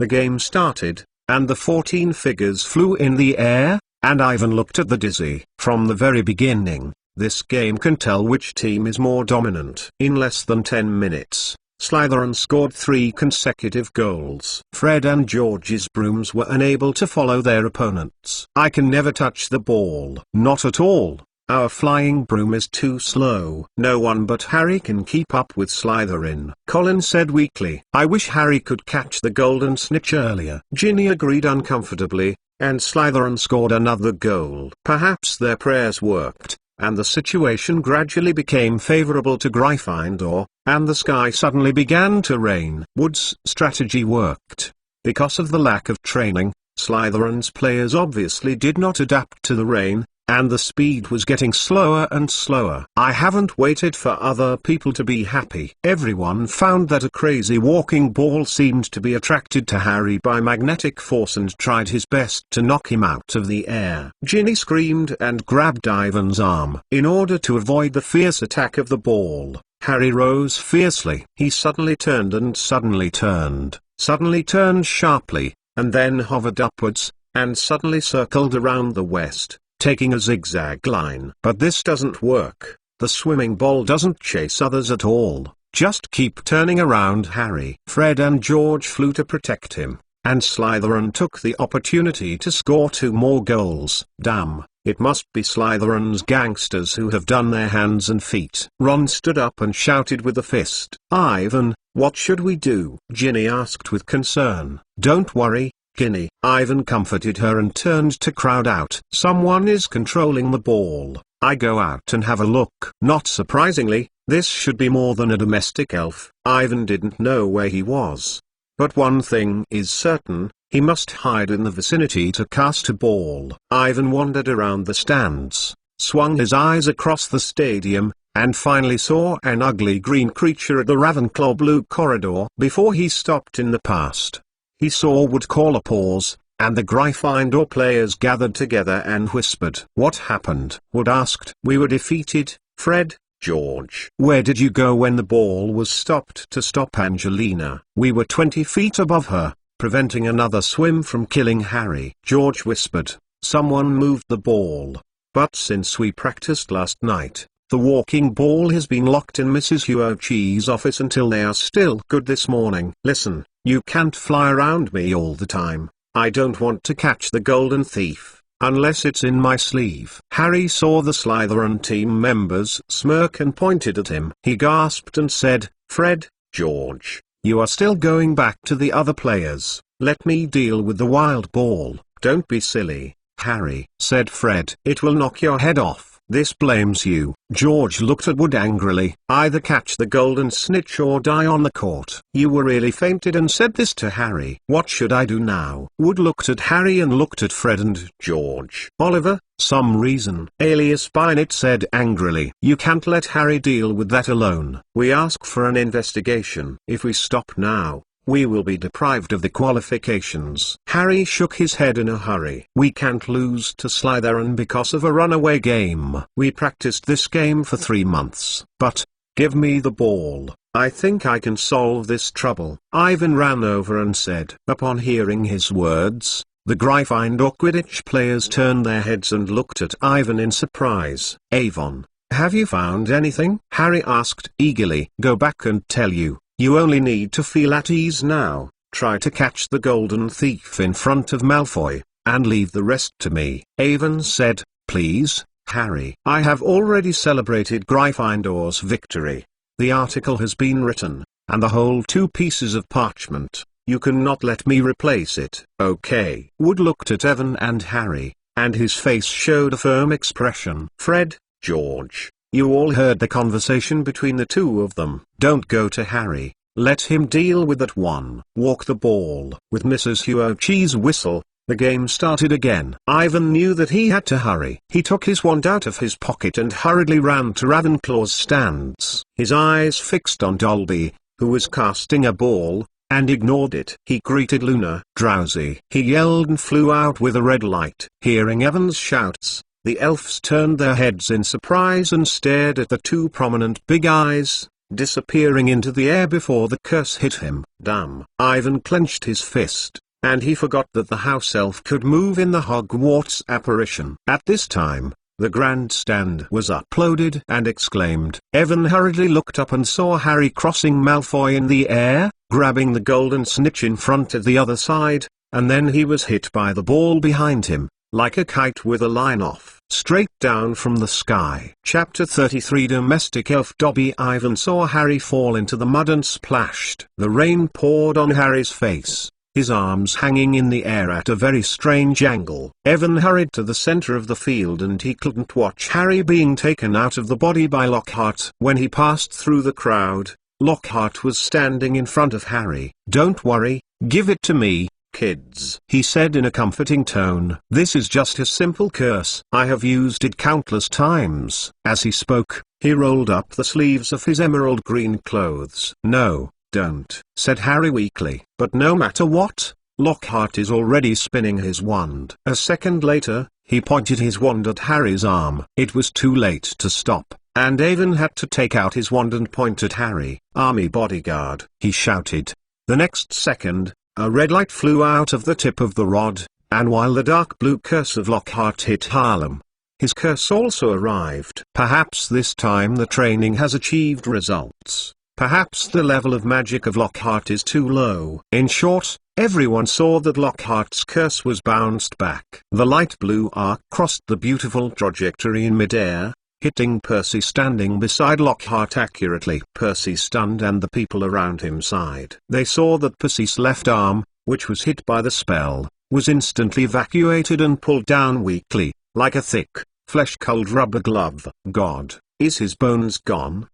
Lockhart looked equally panicked. Yes, sometimes this happens. It must have been some reaction to the iron mantra of Ivan and my curse. But don't worry. Which class can lift him to Madame Pomfrey? She can give him another trim. Fred and George glanced at Lockhart and carried Percy to the school hospital and ran over. Ginny followed her pale face with tears in her eyes. In the school hospital, Mrs. Pomfrey took Harry's bones in just 1 second, but when she saw Percy's arm, she looked unhappy. What did you do to him? Poor child, his bones are gone. I need to let them grow again. Sorry, Percy. I didn't expect it to be like this. Ivan looked depressed. This is just an accident, Avon. Percy shook her head. The Evan, Harry, Hermione, and Weasleys were all surrounded by Percy's bed, and their faces were full of worries. Although Gryffindor won the Quidditch match. But see Percy's current look, no people can be happy. All blame Lockhart. He has a problem with the curse, Fred said. This can't blame him. It's Ivan's iron mantra and his curse reacted. Hermione argued for Lockhart. Everyone knows that armor protection will only bounce back the spell, George said. But how do you still protect Lockhart, Hermione? Ron exclaimed. If Harry or Percy wants to take the bones off, they will come up with them. Whoever makes mistakes. Hermione turned red. Lockhart also wanted to help. He is helping. If it is not Ivan, now Harry is lying here. Keep quiet, kids. Mrs. Pomfrey walked back with a big bottle and placed a label on the bones of Shengling. You should let him rest more. This night is harder. The long bones are a very difficult thing, she said, pouring out a steaming cup and handing it to Percy. Everyone looked at Percy's face and swallowed the bones. He coughed and spit, and Ginny hurriedly fed him a few mouthfuls of water. When Percy slowed down, Madame Pomfrey let them leave, and the Weasleys insisted on staying with Percy for a while. However, Madame Pomfrey disagreed with so many people staying here. Finally, Avon, Harry and Hermione had to go back to the common room first. Don't worry, Avon. Harry patted Avon's shoulder. It's not your fault. Just if you were there. Percy is just too bad. He shouldn't be so close to Lockhart. Harry, Professor Lockhart just wants to help you. The problem is in that crazy walking ball. Someone has magicka lit, Hermione said.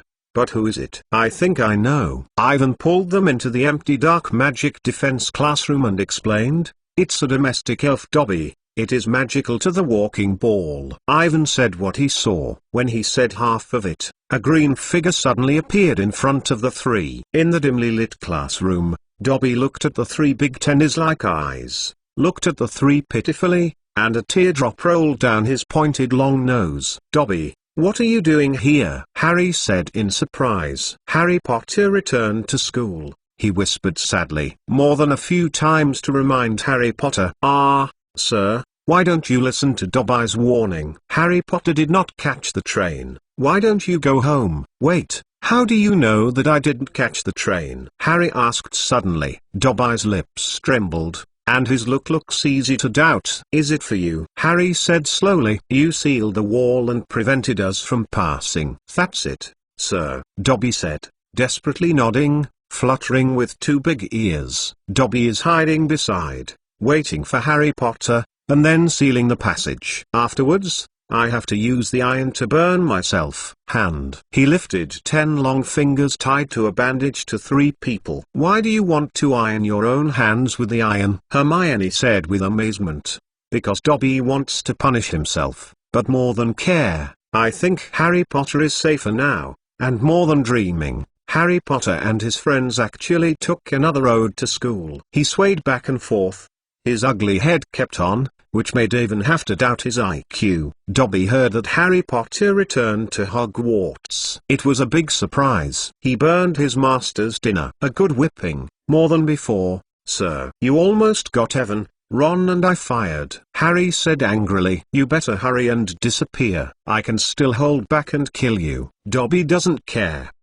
Dobby smiled. Dobby is used to the threat of death. It's more than 5 times a day at home. "Wait, who is threatening you?" Hermione frowned. "Dobby can't say the name of the master." Dobby shook his head. "Dobby can't reveal the secret of the host." He licked his nose with a dirty pillowcase worn on his body, which looked pitiful. "Well, why are you wearing this game? How much?" Harry asked curiously, not looking as angry as he was at the beginning. "This symbolizes the slave identity of the house elf." Dobby pulled the pillowcase. "Slaves?" Hermione's brow wrinkled even more. "Yes, only when the owner of Dobby gives him clothes to wear, Toby can be free. The people at home are very careful. Even a pair of socks are not handed over to Dobby, because then, Dobby is free. Just leave their home forever. Chapter 34 Black and House Elf talk about why you want to control that swimming ball to attack Harry. "Ivan, what do you mean by this sentence?" Harry's anger slammed again and again. "His swimming ball? Is it more than letting the ball go to kill me?" "Not killing you, sir. Definitely not killing you," Dobby said in horror. Dobby wants to save Harry Potter's life. "You were seriously injured and sent home." "It is better than staying here, mister." Dobby wants Harry Potter to be slightly injured and then sent home. He whimpered. But more than a failure, Harry Potter's great friend found Dobby. He attacked with a spell. Dobby had to pause the magic. "Fortunately, Ivan attacked you," Harry said angrily. "Otherwise, I will probably be sent home by the bones." I hope Harry Potter knows." Dobby groaned, and more tears rolled onto his ragged pillowcase. "I hope he knows that he is humble and enslaved to us in the magical world." "What does the little person mean?" Dobby has not forgotten the situation where the devil's power is the strongest even if the name cannot be mentioned. "Sir, people treat us like the house-raising elves like pests." Ivan listened to Dobby's useless story and said a terrible tragic experience. This feeling was very bad. He saw Hermione's brow wrinkled more and more tightly. "Of course, they still treat Dobby like that." He wiped his face on the pillowcase. "But in general, since Harry Potter defeated the devil who can't even mention the name, we are these people. Life has improved a lot. This is a new beginning. For those of us who believe that dark days will never end, Harry Potter shines like a beacon of hope." "Do you just repay your benefactor?" Harry Potter still doesn't understand. "Now, at Hogwarts, terrible things are about to happen. Maybe it has already happened." Dobby looks mad. Dobby can't let Harry Potter stay here, because history is about to repeat itself. The Chamber of Secrets is once again opened. "You said the secret room?" Harry and Hermione shouted. Dobby stunned, panicked. He suddenly disappeared, and then reappeared. He slammed his head to the side of the talk table, until Ivan they ran over to stop.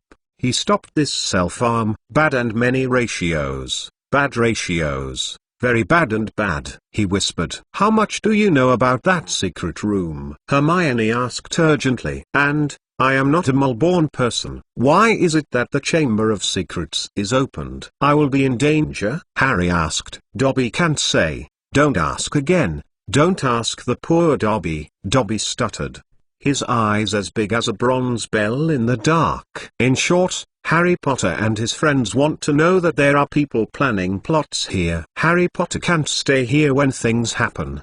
Please, go home, Harry Potter. Go home, Harry Potter. You can't intervene in this matter. It's too dangerous." "Who is the secret room? Who is planning this plot?" Dobby can't say. More than never say. Dobby screamed loudly. "Go home, Harry Potter. Go home, Harry Potter." "I can't go. I will stay here." "Nowhere," Harry said annoyedly. "My best 2 friends are Mulborn, Evan and Hermione. If the secret room is really opened, they are the first to bear the brunt. Harry Potter is willing to risk his life for his friends." Dobby groaned sadly and cheerfully. "How noble and brave.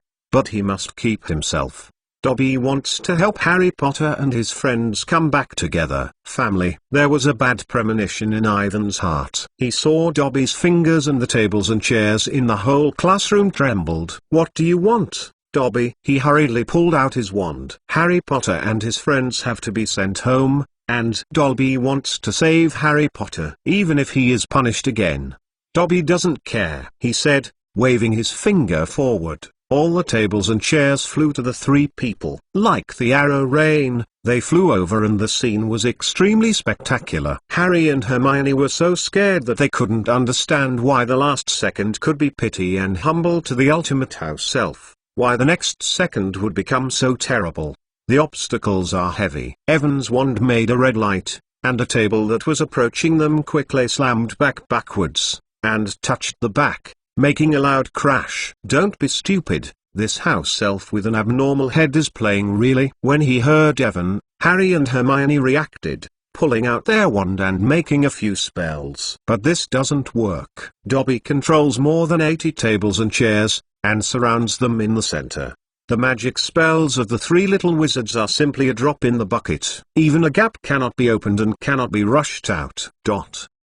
After a few seconds, the three men leaned close together and gasped, because the magic quickly consumed, making them look like they had just finished the marathon. Dobby, stop, you will kill us, Hermione pleaded. Harry Potter must leave Hogwarts, and there is no other way than it is. Dobby looked at them with big eyes. Guarantee, sir, make sure you are leaving, or you have to let them get better. The injury was sent home. Ivan never thought that a soft request from a house elf would have such a huge lethality. He had no doubt that as long as Harry refused, the next second, the table and chair would fly. If you are hit, it is definitely not as simple as a point injury. He is crazy. What should we do? This is the dark magic defense classroom. Maybe Professor Lockhart will hear the sound and run over to help us, Hermione said with expectation. Then I would rather hope to come from Snape. I beg you, go home, Harry Potter. Dobby's sharp voice sounded again. This is a conspiracy. You can't stay at Hogwarts this year. Damn. Who planned this plot? Who put the crazy house-raising elf out? Harry gasped. Ivan's head suddenly flashed in his head, and he shouted, It's Malfoy. It's Lucius Malfoy who brought you, right? All the tables and chairs fell to the ground, and Ivan's words seemed to make Dobby scared. Don't mention the name of the owner. Dobby reveals the secrets of the host family. It's more than bad. He picked up a chair and slammed himself. And then he suddenly disappeared from the eyes of three people, as if he had never seen it before. Ivan, Harry, and Hermione looked at each other and rushed out of the dark arts defense classroom before Dobby returned. Chapter 35 Second attack. The gloomy sky outside makes the dark castle seem particularly gloomy. Ivan quickly ran to the Gryffindor tower, and he was worried about what had just happened. Unbelievable. Dobby turned out to be Malfoy. He wanted to kill us. Harry paled. I don't think. Why is Malfoy killing us? Evan shook his head and saw Harry's expression with a sigh. He continued to say, well, even if he has this idea, he will not be stupid enough to send a crazy house elf to do it. This kind of thing, this is too obvious. That is more than why. I think he is telling the truth. He must have overheard the things related to the opening of the Chamber of Secrets. He only came to remind us. He wants to save you, Harry. Yeah.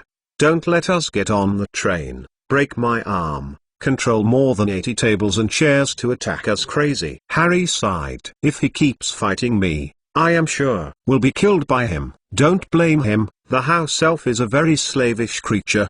They can't violate the master's orders, and they can't reveal the secrets of the host. It's more than doing this. He himself has to bear a lot of pressure and damage. Nuity? Hermione snorted. Unbelievable. In this age, there are still slaves in our country. I don't care about this, said Harry. I only hope that Dobby can clearly tell me who opened the secret room, or what monsters are there. I really don't understand. It sneaks around in school. Go. No one can find it. Maybe it can make you invisible. Hermione thought for a moment. Or it can disguise itself and become an armor or something else. I read the story of a discolored ghost in my book. But in any case, this matter has something to do with Malfoy. Ivan quickly said, what is the plot of Lucius Malfoy? But his words could not be said. The three men had just turned a corner and turned to another corridor, and they saw a scene of horror. Ivan felt that his stomach had turned into water. and the blood suddenly became cold. A Ravenclaw girl lay on the floor, cold and stiff, and a frightened look solidified on her face, her eyes staring blankly at the ceiling. This is not finished. There is a character next to her, and Ivan has never seen such a strange scene. It was the crying Myrtle. She was no longer milky white and transparent, but she became black and smoky, lying flat and hanging 6 inches from the ground, with the same face on the floor as the ground. Frightened expression. This Ravenclaw girl. We have seen her before. Who is she? Harry was short of breath, and he looked around in the empty corridor in confusion, only to see a line of spiders rushing to escape. Penelope Rivet. She is the head of Ravenclaw. Hermione replied with a sad voice. Another attack. We should find someone to help. Haven't waited for them to act. The door next to it was knocked open, and the Pippy ghost who loved the mischief rushed out. Ah, it turns out that you are 3 little ones. The Pippy ghost giggled and walked past them. What are you doing? Why are you sneaking? The Pippy ghost turned a half in a hollow bucket and suddenly stopped moving. He looked down and saw Penelope and the crying Myrtle. He quickly stood up straight and took a deep breath. He didn't wait for Ivan to stop him. He screamed straight at the scorpion. Hanson. It's a ghost that people are not immune. Ah, let's escape. The whole castle was full of excitement and people flocked. In those difficult minutes, the scene was extremely chaotic, and Penelope was in danger of being squashed. Someone stood in the body of the crying Myrtle, and Evan, Harry, and Hermione were pushed to the wall. At this time, the teachers shouted and kept order. Professor McGonagall ran all the way. She knocked out a loud noise with her wand. Everyone quieted down. She ordered everyone to return to the public restroom of her college. When Evan heard that Justin was leaving, he whispered a whisper of Harry as a successor. This sentence is obviously heard by the Pippy ghost floating on the top of everyone. He suddenly opened his mouth and showed a smirk. When the teachers bent over to look at Penelope and the crying Myrtle, the Pippy ghost sang suddenly. Oh, Potter, you hate it. Look at the good things you did. You killed the students. I feel weird and interesting. Don't make trouble, Pippy ghost. Professor McGonagall yelled, and the Pippy ghost rushed to Harry's tongue and hurried back and fled. Professor Flitwick, together with several students, took Penelope to the school hospital. However, no one knows what to do with the crying Myrtle. Finally, Professor McGonagall made a big fan out of thin air and handed it to Ron, who had just arrived, and told him to put the crying Myrtle up the stairs. Ron did it, and looked at Ivan with a worried look before leaving for a while. Follow me, Mason, Potter, Granger. Professor McGonagall led them to a corner and stopped in front of a huge and ugly giant stone monster. Ice lemon juice.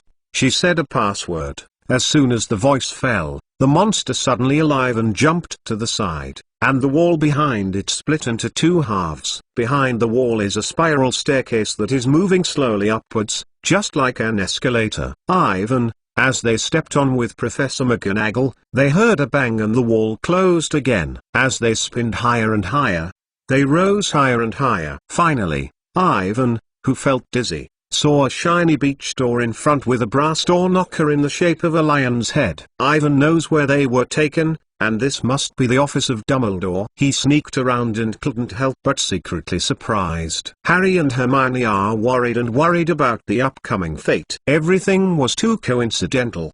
The first attack was the first of their 3 discoveries, and this time too. Now even if I tell people that they have nothing to do with the secret room, no one will believe it. Dumbledore's office is very interesting. It is a spacious, beautiful round room filled with funny little sounds. On the slender legs of the table, there are a lot of strange silverware, rotating, and spewing a small strand of smoke. The wall is full of portraits of old male and female principals, who are gently snoring in their respective frames. There is also a huge table in the room.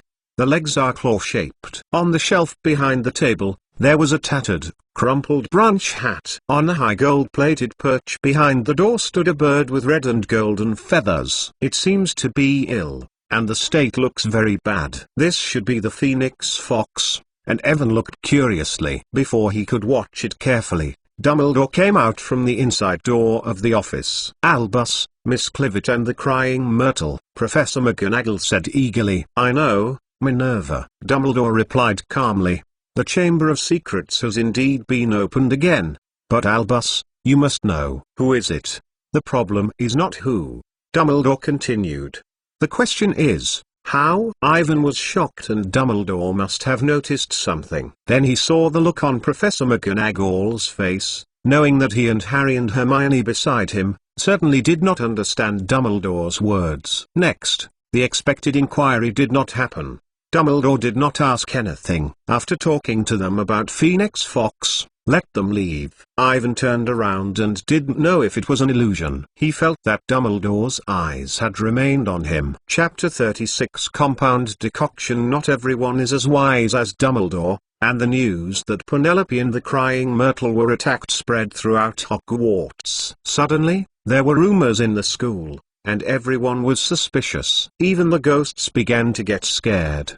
They didn't know what terrible power could hurt a dead person. During this time, the school began to exchange the amulet, exorcism and other things to protect themselves. Even saw that Neville Longbottom bought a stinky big onion, a pointed amethyst and a rotting otter-tail. As a result, other boys in Gryffindor told him that he was actually not in danger. He was pure blood and would not be attacked. They started with Filch first. Neville said that his round face was full of fear. Everyone knows that I am almost a dumb gun. Neville's words were approved by Colin. He hesitated to buy the amethyst from the other side. It is said that this thing can protect himself from harm. In addition, Percy's performance is also very abnormal. His arm recovered quite well, but when he saw the petrified Punlo in the school hospital, it seemed to be frightened. He is not currently keen to maintain order in the public restroom or to express his own views. Every night, he sits alone in front of the fire and does not know what he is thinking. What is worse than Percy is Ginny, who has recently been upset. She found Ivan a few times pale, and seemed to have something to say. But in the end she said nothing. This is too suspicious. After Ivan repeatedly questioned, finally in a magical class, Ginny told him that he was having a nightmare every night, dreaming of Harry, Avon or other people in the Weasley family killed by monsters in the secret room, which made her very worried. Ivan comforted her for a while, and he wasn't sure if Ginny became so upset because he noticed that he was controlled by Tom Riddle. The news he got was that, shortly after they left the school hospital, Ron, Ginny and Weasley twins left there, but the four did not act together. No one knew if the other party had been there during that time. The bathroom of the building. The situation is awful, and the freshmen of the first grade are now crowded together in groups of 3 and 5, as if they were afraid that if they act alone, they will be attacked. No one is willing to be with Ivan, except Colin. No matter where he went, there were people pointing at him. Also enjoying the same treatment are Harry and Hermione. People are far from hiding from them. It seems that the murderers who have opened the Chamber of Secrets are among them. The most suspected is still Harry. The little wizards who have opened their brains are even looking for good reasons. The Pippy ghosts say that the crying gold maiden has offended Harry at the Nick Babjin party. She is said to be in her bin. After Lee finished speaking, he cried and ran back to the bathroom. Ravenclaw's girls also confirmed that when Harry tried to break into the girls' bathroom on the 3rd floor, he was not seen by Punlo, so he was going to kill her. According to the image of this rumor,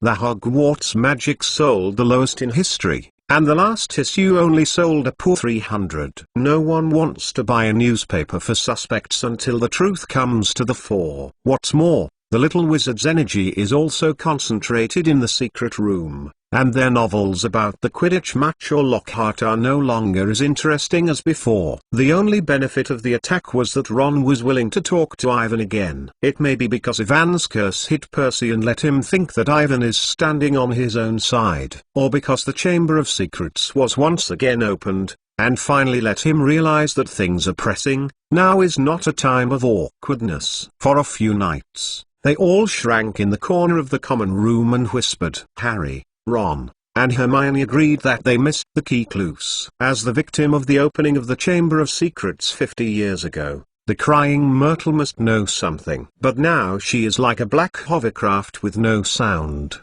quietly drifting in the school hospital, unable to talk to others, and cannot tell the information. Ivan knew how to open the secret room, but he did not say that he was not ready to fight. Not to mention that he did not know where Tom Riddle was hiding. I think there is something wrong with our thinking. Ron pretended to be incomprehensible. As far as we know, who would think that people from Mall are garbage waste? If you are talking about Malfoy, of course it is him, said Ron. Look at his ugly mouse face and know that the house father who attacked you is also their home. Yes, Dobby really mentioned the Chamber of Secrets and conspiracy, Hermione said. But we can't be sure that Malfoy is the heir to Slytherin. Please, Hermione. Harry said. Look at the family. Their family is in Slytherin. He often shows this to people. They are probably descendants of Slytherin. His father is evil enough. They may have taken the key to the secret room and took it for centuries, said Ron. The generation passed down and the father passed it on to his son. Yeah, there is such a possibility. Hermione said cautiously. Ivan, what do you think? If Malfoy is not an heir, you should know something. Ivan thought about it. In the current confusing situation, in order to find Tom Riddle's diary, in addition to continuing to pay attention to Ginny, it is also a good idea to ask Draco Malfoy himself. Lucius may not disclose his plan to him, but there must be some clues. For example, apart from the Weasley family, they have contacted Hogwarts students. As long as they have this clue, the scope of doubt can be greatly increased. Zoom out. Avon is the same as I thought, but the question is how can we let Malfoy tell us the truth? Harry said pessimistically. I have a way. Hermione said slowly, hurriedly looking up and squinting, making sure that no one was eavesdropping and putting the sound lower. Of course, it is not easy to do. It is dangerous, very dangerous. We generally violate 50 school rules. What the is, if you want to tell us, don't cover it, Ron said impatiently. The thing we need to do is to enter Slytherin's common room, ask Malfoy a few questions, and not let him recognize us, Hermione said calmly. This is impossible. Harry and Ron almost laughed. No, it's possible. Ivan narrowed his eyes. As long as we have some compound decoction. What is that? Ron and Harry asked in unison. It's a compound soup, said Hermione. Avon, how do you know? I saw it in the book. This soup can turn you into another person. Yes, we can become 4 Slytherin students. No one knows us. Malfoy may tell us everything. Hermione continued. He is probably in Slytherin right now. The bragging in the common room, but unfortunately we can't hear. I think something like this compound is a bit hanging, Ron said, frowning. What if we become 4 Slytherin and never get back? The effect will disappear after a while. Hermione waved her hand impatiently. Snape said that the formula of the pharmacy is documented in a book called Powerful Pharmacy, which is in the library in the band area. But this is not a problem. I will find a way to get it. Professor Lockhart may be willing to sign us. That guy is willing to sign everything, Ron whispered. The problem now is raw materials. I think we can find those things from Snape's personal collection. Hermione, this is too risky. Snape is not Lockhart. We can easily find it by him. Harry hesitated. But this is not a problem. The Hogwarts magic has a lot of balances recently. We can use it to buy medicines, Ivan said. And I have chosen the place where the compound soup is made. It's on the 3rd floor of the girls' bathroom. Oh, no, Ron said weakly, and Harry's face looked bad. That was the safest place, and Filch didn't stay there now. After 2 consecutive attacks, almost no one in the school was willing to get close to the corridor. In addition to pharmaceutical agents, Avon is not prepared to continue to take risks. He wants to be at the entrance to the secret room. No matter who Tom Riddle controls, if he wants to enter the secret room, he will definitely pass there. Moreover, Ivan still wants to take a look. Will it be the same as the original plot, where he found Tom Riddle's diary? Chapter 37 Duel Club. Hermione got the Powerful Pharmacy the next morning, and Ivan mailed out the required materials list at noon. In the evening, they gathered in the girls' bathroom in the 3rd floor. Without crying, Myrtle was quiet in the bathroom. Ivan looked around and saw a small snake on the side of a water copper faucet facing the cubicle. The faucet is broken and there is never water. Hermione turned the thick powerful pharmacy to the page of the compound decoction and checked the medicinal herbs that had just arrived. This is the most complicated pharmacy I have ever seen, she muttered, pointing her finger at the ingredient list: grass locusts, grasshoppers, liquid grass and 2 grasses, as well as powders. The horns of the double-horned beast and the snake skin fragments of an African tree snake. God. Ivan, how much did you spend to get these things? These materials are not cheap. 300 jinjialong, this is all the money that the newspaper has earned recently. Ivan shrugged. I originally planned to use the money to buy a Christmas gift for every staff member of the newspaper. I think about it. Now they are all replaced with these herbs. You said these things are worth 300 gallons? Ron swallowed. Yes, Ivan also has a distress. Well, we already have all the necessary materials to make a compound soup. In addition to these, we have to change something about that person. I'm sorry, said Ron sharply. What do you mean by this? What is the little thing on the person we want to change? If there is crab's toenails in it, I will never drink it. Hermione didn't seem to hear him, and continued, we don't have to worry about this now. And that thing is finally put in. Ron turned to Harry with a speechless voice, and Harry's face was also not very good. The question now is, how long does it take to control these drugs? Asked Ivan. Well, it takes up to 20 days at the earliest. This is the minimum time required for grasshoppers. 20 days, said Ron. At that time, it was Christmas. I dare say that Malfoy will take the time to knock down half of the muggles in the school. So what good idea do you have? Hermione slammed the book and narrowed her eyes to look at Ron. I think the idea of the house elf who has been looking for Harry's trouble is good. Look for a chance to scrape Malfoy and let him go home directly to the end of the semester. Seeing Hermione looking at herself with anger, Ron, the sound is getting smaller and smaller. This can't be done. We can't be sure that it is Malfoy. Ivan shook his head. Moreover, the material has been bought back. We have no retreat now. You are right, Avon. Seeing that Hermione was going to get angry, Ron hurriedly agreed. It is shameful to waste jinjialong, but don't use your toenails, okay? Several people have revisited it again, and after determining where there are no emissions, they started the preparatory work for the materials according to the recipe. As time passed, the atmosphere in the school remained dignified. Ivan was left behind by Lockhart after the end of a section of the Dark Defense. He had just been asked by Lockhart to play an azalite snowman in the Himalayas. This is a recent teaching activity by Lockhart, who asked students to show off some of the dramatic pieces in the book he wrote. Ivan, your performance was very good. The Himalaya snowman was so scared away by me. I saved the whole village. I am very happy to help you, Professor. Ivan asked indefinitely. What else do you have?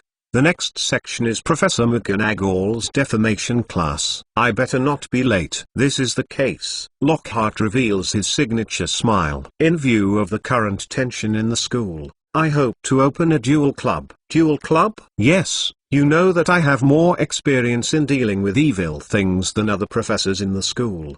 Lockhart said, I don't boast, but I don't mind passing on these experiences to help you improve. Fight a bit. Very good idea. What do you need me to do? I will post this news on the bulletin board. You just want to advertise it in the newspaper. It's as simple as that. Lockhart wants to put this news on the front page of the front page. But don't publish his name. He said that it is to keep mystery and give everyone a surprise. Ivan's wry smile was really shocking. What can Lockhart teach you? How can you change your bones? Exclamation mark. However, after thinking that there was really nothing to advertise in the near future, he readily agreed to the other party's request. Perhaps this is an opportunity to use the influence of the Duel Club to save the newspaper's lower and lower sales. Not surprisingly, the news that the school will hold a duel club has aroused the interest of the little wizards. In the latest issue of the newspaper, Ivan placed a big question mark one by one listed below may be the candidates for the duel club teacher, their strength evaluation and past record. After a large amount of publicity in advance, the sales of this Hogwarts magic newspaper returned to the peak level before the second attack. Under the guidance of Ivan, most people think that the teacher of the duel club will be Professor Dumbledore. This is simply amazing, knowing that since the fall of Voldemort, Professor Dumbledore has not used magic in public for many years. Needless to say, the excited little wizards, many of the adult wizards who ordered the Hogwarts magic and the parents of the students helped to come to the school and have the opportunity to learn a half-style from the greatest white wizards of the time. It's exciting enough to think about it. After learning the news, Gf, the editor-in-chief of the Daily Prophet, immediately wrote a letter and expressed his willingness to send someone to interview the duel club. However, it was rejected by the school, which made all students more curious. Most people think that Professor Dumbledore is very likely to take the shot. Due to the promotion of Ivan, the duel club, which was originally planned to be carried out in a small area of underground classrooms, had to be placed in the auditorium because of the large number of applicants. At 8 p.m. on Wednesday, after returning to the public lounge for a short break after dinner, the students hurried back to the auditorium. The long dinner table disappeared, and a gold-plated stage appeared along a wall, shining hundreds of candles floating above. Once again, the ceiling became dark like velvet, and all the students from the school came. Ivan, who is familiar with the truth of the matter, was dragged from the library by Colin and Ginny. In their words, I hope that Ivan can guide them on the defensive charm. All first-year freshmen know that the level of Ivan's curse is the best among its peers. Everyone was huddled, everyone was holding their own wand and was excited. When is the principal coming?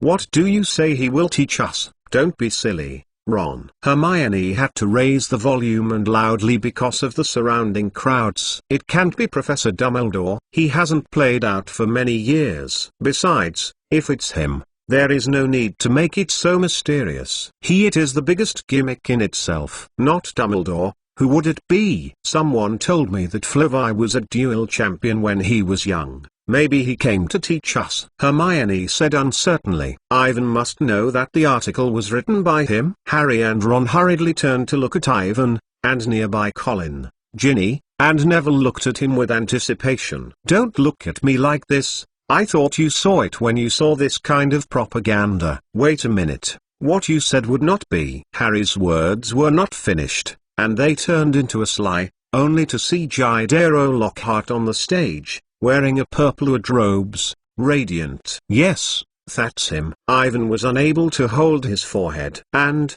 Professor Lockhart seems to have brought a special guest tonight. The lively atmosphere in the auditorium suddenly stagnated, and the original arguments disappeared completely. Everyone saw that they were not around others. It was a gloomy Snape, wearing his usual black clothes. Chapter 38 Unexpected Duel. The students who were looking forward to learning the true skills were disappointed to find that the duel club became a joke. Lockhart was originally intended to show you how to fight, but he picked the wrong opponent. Snape is definitely not a small wizard in his class. After Lockhart's countdown to 3, Snape only gently waved his wand, and a dazzling red light flashed in front of everyone. Lockhart was stabbed unsteadily, slammed back out of the stage, hit the wall, then slipped down and curled up on the floor. Ivan took a breath of cold air, and this time it fell. In the screams of the girls, Lockhart stood up.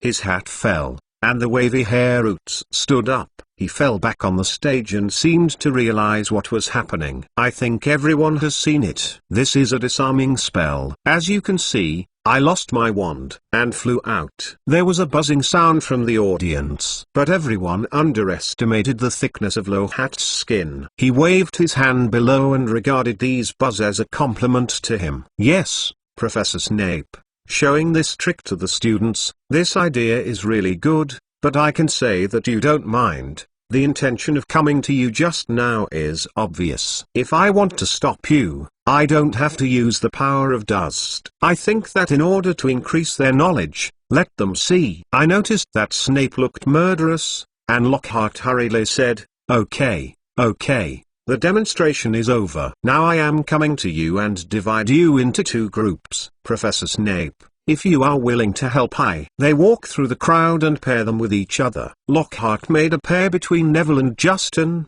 and Snape walked in front of Harry and Ron. The dream team should be broken up, I think. He sneered. Weasley, you can make a pair with Mason. As for you, Potter. Hearing his words, Harry subconsciously moved closer to Hermione. I don't think so, Snape said, his face grinning coldly. Malfoy, come here. Let's see what kind of person you can make the famous Potter. Granger. Miss, you can pair Miss Mason. Malfoy walked up and smirked with a smile on his face.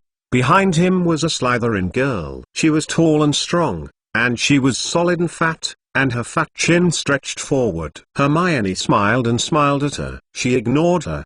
The next duel was a nightmare. Lockhart had just shouted out of the 321, and a green smog was filled over the entire venue. Harry and Malfoy were each hit by each other's curse until Snape walked over to help them unravel. Neville and Justin both lying on the floor, panting. Hermione and Millicent were still in action. Mirisen caught Hermione's head and Hermione screamed in pain. The wands of both of them were forgotten on the floor. Harry hurried forward and pulled Millicent away. The worst is the group of Irving and Ron. Before the duel began, Avon let Ron use the weapon in addition to yours. This spell is very powerful. With Ron's magic, even if it is hit, it is the most. It is to let your wand fly out, not as exaggerated as Snape hits Lockhart. In the next second, Avon found himself wrong. A deep blue light flew out of Ron's wand, and Evan had never seen a curse that had such a light, and it looked like evil black magic. This is definitely not the Ashadasso curse, but Evan feels the danger of death. He knew that he couldn't pick it up, shouted a heavy obstacle, and turned and fell to the side. The obstacle curse seems to have worked, and the dark blue light is slow, and it falls to the position where Ivan just stood. As if it was contaminated with strong sulfuric acid, Ivan saw that the marble floor was quickly corroded and deeply sunken, and the surrounding small wizards exclaimed, God, what did Ron do you use? Ivan shouted in shock. I don't know. Ron seemed to just wake up. You know, I just used your weapon. I don't know. Snape hurried over, his face gloomy, and looked at the traces on the ground. After a few seconds, he looked up and looked at Ron strangely. Weasley, have you been peeked at the book in the forbidden book area? His tone is not so much a question, but rather a question. No, no. Ron remembered the powerful pharmacy, and he replied slyly, looking very suspicious. It's still a problem. It's definitely a problem with your broken wand. Seeing Ron's appearance, Ivan knew that he was going to suffer. He couldn't let Snape find that they were making compound soup. He hurriedly shifted the topic. Ron, I will never practice with you until you change a new wand. But this curse is enough. Snape screamed. If you let your idiots with empty heads go on, I will be able to collect the corpse tomorrow. That's right, Professor Snape, said Lockhart. I think it's better to teach them how to stop unfriendly magic. Is there a pair that volunteers to demonstrate? Longbottom and Finley, how are you? This idea is not good, Professor Lockhart. Snape glided briskly on the stage like a vicious big bat. Like Weasley, whose head is empty, Lombard uses the simplest spell. It can cause damage. We will put the wreckage of Finley in a matchbox and send it to the hospital ward. Neville's pink round blush was even worse, and Snape said with a smile, how about Malfoy and Potter? It's wonderful. Lockhart gestured to Harry and Malfoy to go to the center of the auditorium,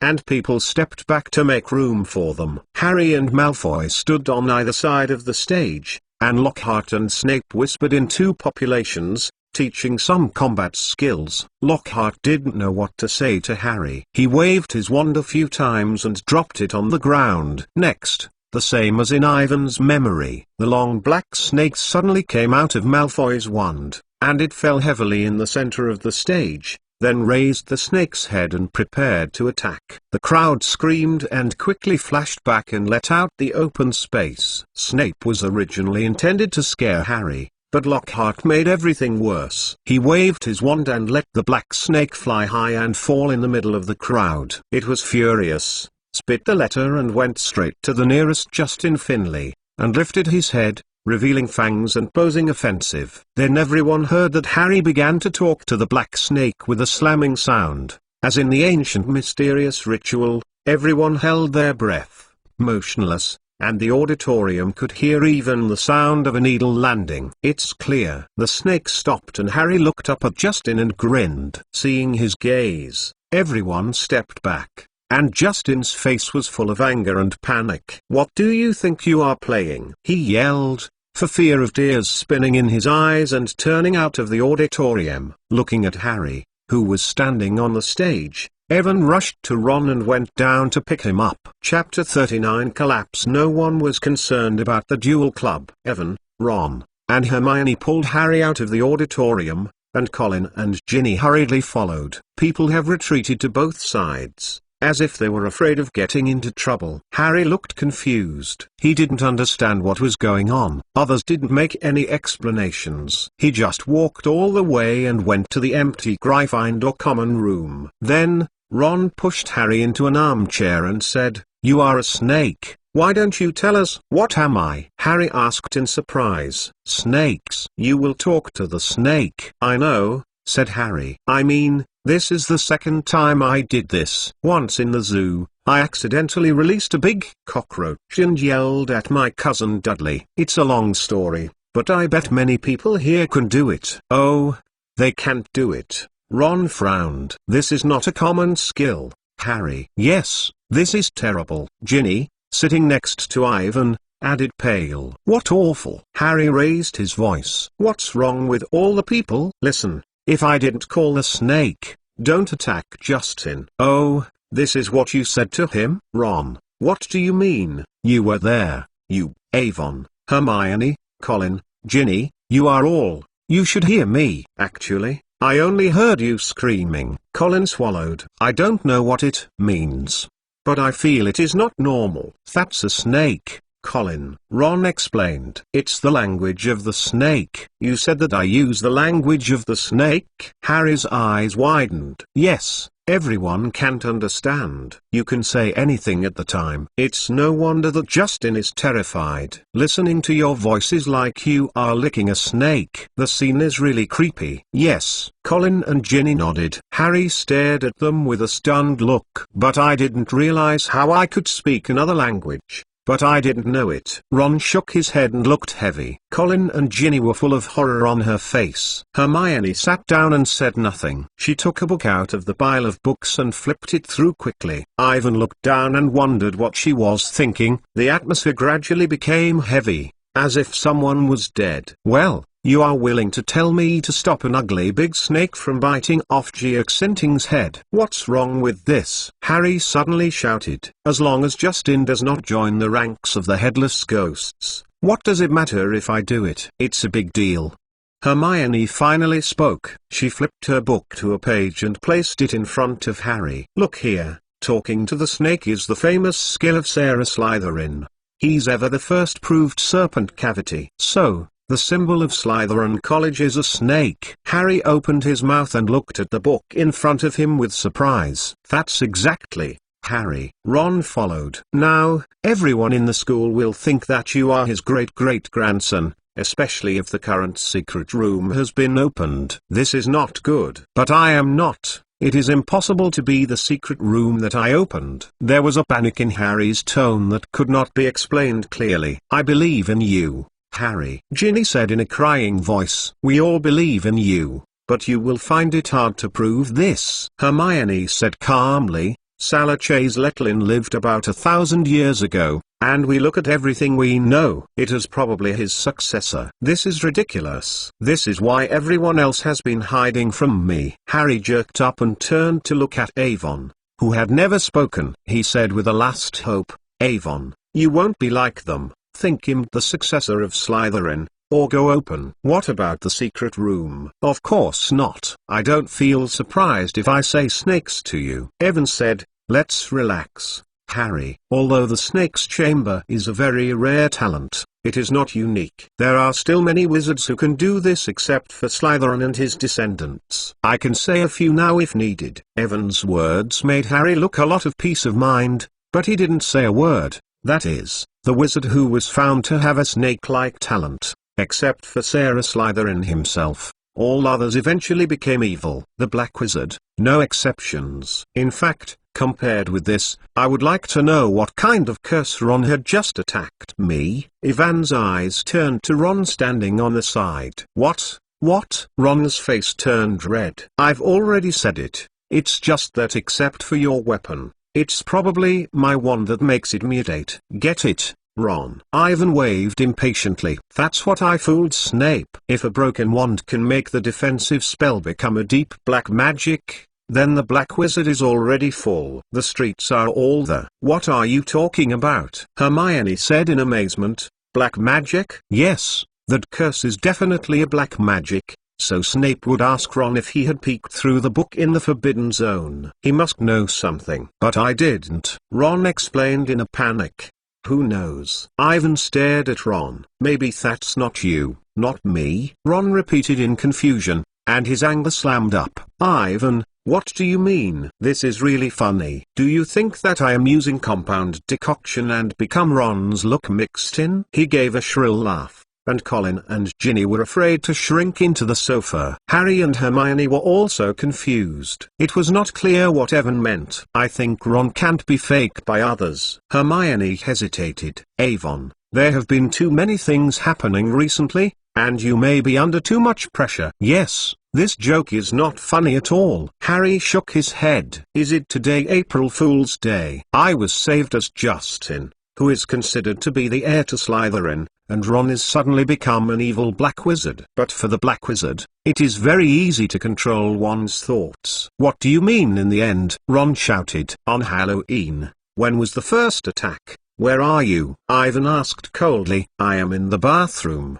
apologizing to the crying Myrtle. That is, no one has proved it. Ivan's mouth was slightly upturned. Where are you in the second attack? Of course, I was accompanied by Percy in the school medical room, because your ridiculous iron mantra, my brother's left-hand bones are gone. No, you are not there. Ivan shook his head. To tell the truth, Ron, shortly after we left, you left the school hospital. No one knows where you went. But what's the relationship? Everyone is gone. Ron looked a little hysterical. If the attack happened, people who were not with you were suspected. The students in the entire school were Slytherin. Only one of you can use the broken wand to make a complete curse. Ivan squinted. Isn't that the case? Chapter 40 Unforgivable Curse. When he heard Evan, Ron slammed from the sofa. What curse you said? I have never heard of it, he shouted. That's really interesting. You just used a complete curse on me, but now I told you that I have never heard of this spell. Ivan jerked his wand and pointed at Ron. It's unfortunate. I used to see this spell in a book about black magic. The above description is exactly the same as the one you used. Ivan, calm down. Others hurriedly stood up.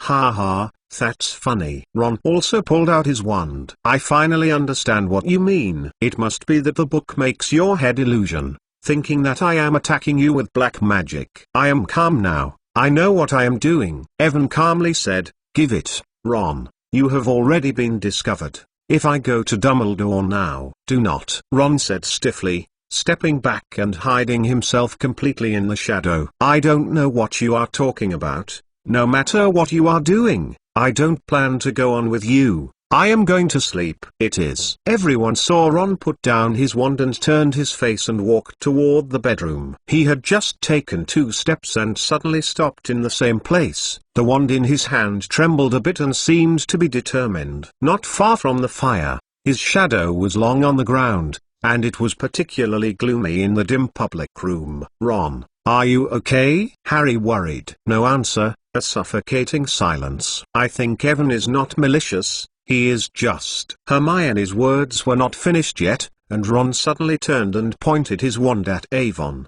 and a green glow emerged from the tip of the stick. But Avon is faster than him, and his stun spell has hit Ron before the green light comes out. Ron slowly fell down, and everyone else was stunned. Everything that happened at this moment made the little wizards' heads useless. After 3 seconds, Ginny screamed and rushed toward Ron. Avon, what are you doing? Harry's stomach twitched, and he said in a panic, "You attacked Ron?" "It was he who attacked me first. You should see the green light on his wand." "What is that?" Hermione asked urgently. "If I didn't guess wrong, it should be a curse." "He wants to kill me." Recalling the green light he just saw, Ivan thought of the Avidaso soul curse. Unforgivable curse. This is impossible. Hermione took a breath and the others were confused. "Hermione, what do you mean by the unforgivable curse?" "I have seen it in the book. The unforgivable curse includes the curse of the soul, the curse of the soul, and the curse of the killing." Hermione quickly explained, "They are extremely evil, cruel black magic. Once used, they will be life imprisonment in the witch prison Azkaban." "Life imprisonment?" Colin was scared, and said in a trembling voice, "Ivan said that Ron had just planned to attack him with a curse. I think this is not his subjective will. He should be controlled by something." Since being attacked by Ron in the Great Auditor with a curse, Ivan has always felt very strange. It is reasonable to say that this deep black magic is definitely not a second-year wizard, but Ron is still using him. Broken wand with broken roots. Is it coincidence? But even if it is a change, it should be within certain limits. Think about the past record of Ron's wand. Except for letting something catch fire, or letting himself spit out a week of slugs, nothing else can be done. In the midst of a duel with yourself, it is too suspicious to suddenly send powerful black magic. But if Tom Riddle controls Ron, then everything will be perfectly explained. As a student of Voldemort, Tom Riddle must have seen the black magic book in the forbidden book area. This also explains why Ginny did not find the black diary,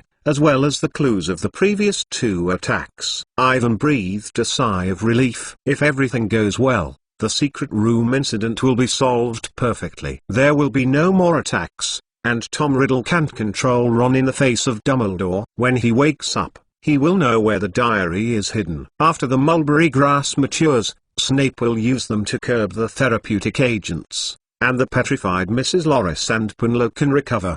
But I still don't understand. Who will control Ron? Harry said cautiously. And what does this have to do with the Chamber of Secrets? It doesn't matter. What's the problem now? Hermione looked at the door with concern, and Ivan was holding the wand nervously. Ron was lying on the floor like a corpse, and Ginny whispered on him. If you see this picture by others, how can you explain it to them? Go to Professor McGonagall or Dumbledore, they will find a way to cure Ron. In the school hospital, Dumbledore stood in front of Ron's bed and looked very serious. Beside him were Professor McGonagall and Snape, who were bending over and carefully examining Ron. Albus Weasley is, Professor McGonagall said. A very powerful curse of curse, poor child. He should not know what he is doing. Dumbledore's eyes still stayed on Ron. Obviously, this is why Weasley, whose head is empty, can suddenly use the curse of curse. Snape looked up in disgust. Fortunately, he didn't spend a long time on the curse, and he didn't make him anything. I don't know the idiot, he said, taking a bottle of medicine from his arms and giving it to Ron. After a while, Ron woke up. He stared at the front and looked confused. Where am I? Then he seemed to find Dumbledore, Professor McGonagall and Snape standing aside, surprised, to say, Professor, how are you? Thank God, you woke up, Weasley, Professor McGonagall said eagerly. You have a curse. The soul curse? Yes, this is a very evil black magic. The man in the curse will feel a blank in his mind and feel very happy. Then there will be a voice in his mind that has been talking to him all the time. What is he doing? But I don't remember anything. What have I done? Ron shook his head. You used a corrosion spell on Mason, and after you were discovered, tried to kill him with a curse. Snape sneered up at the corner of his mouth. But obviously you didn't succeed. With your poor magical power, even hitting I suspect, just let him leave a little nosebleed. But me, Mr. Weasley, this is not your fault. Many powerful wizards are also very susceptible to the Imperious Curse. Dumbledore's expression gradually became dignified. He looked at Ron carefully and said softly, but I have to ask you. Do you have anything to tell me? No. Ron looked pale and didn't seem to know what to say. Hesitated for a long time before whispering, I don't remember anything, Professor. Chapter 41 Rumors. After the professors left, Avon, Hermione, Colin and Ginny rushed into the ward to visit Ron. Ron apologized to Evander and said that he did not remember anything. Madame Pomfrey did not let them stay for too long. According to her, Ron needed rest.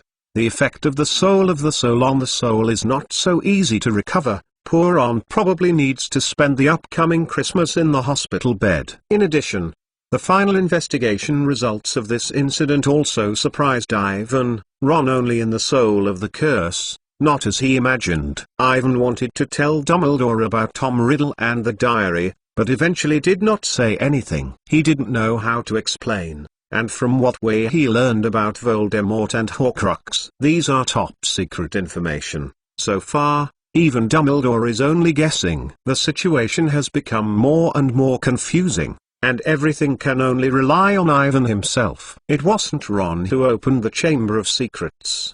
His guess was completely wrong. It is not a very difficult thing to control a weak wizard. If you are controlled by Tom Riddle, anyone can use Ron's curse on Ron. And Ron has been in contact with a lot of people, and Ivan can't check them one by one. Everything went back to the original point and even became worse than the original. Ron, who took the Imperious curse, used a curse on him. This shows that Tom Riddle or anyone else has been suspicious of himself and wants to get rid of him. Ivan turned his suspicion to everyone around him, but almost everyone was very suspicious. In the next few days, the school strengthened its alert and often saw professors patrolling and escorting students in the corridors. A Sretris descendant is already bad enough. Now the madman not only opens the Chamber of Secrets, but also uses his wand to use the soul everywhere. The little wizards who didn't know the truth talked about Ron's disappearance. They kept pouring into the school hospital and wanted to see for themselves whether Ron had been attacked. Madame Pomfrey had to take out a long curtain and completely cover Ron's bed. Professor Mcgonagall announced that Ron's wand had a problem and made him a very powerful curse, but no one believed it. Everyone agreed that Ron was attacked, and there were rumors in the school. The little wizards talked about who is the Slytherin heir. Harry was only skeptical about the object, so it is almost certain that he is now, especially after he exposed himself to the dueling club and said that it would be a snake. It made Harry feel bad. He wanted to find Justin to make it clear, but the other side has been hiding from him. On Friday night, Avon and Hermione prepared the next issue of the Hogwarts Magic in the library, and saw several Hufflepuff students whispering about it. He and Hermione looked at each other and sneaked forward together. In any case, my name is Justin hiding in our dormitory. I can't let Potter find him. A boy who is a tall man said, I mean, if Potter is looking for him. For the time being, he is better to hide for a while. But why? Do you still use this? Since Justin accidentally told Potter that he had missed his mouth and said that he was a natural mole, I expected it to happen. Jas actually told Potter that he had after Eton College. For the descendants of Slytherin, this kind of words can't be said casually, right? Yes. Several Hufflepuff students nodded in a hurry. But, Ernie, can you be Potter? Don't you understand that he is a snake-like chamber? Everyone knows that this is a sign of the Black Wizard. Have you heard of any decent wizard who can talk to the snake? They are called Sarah Slytherin himself. Snake language.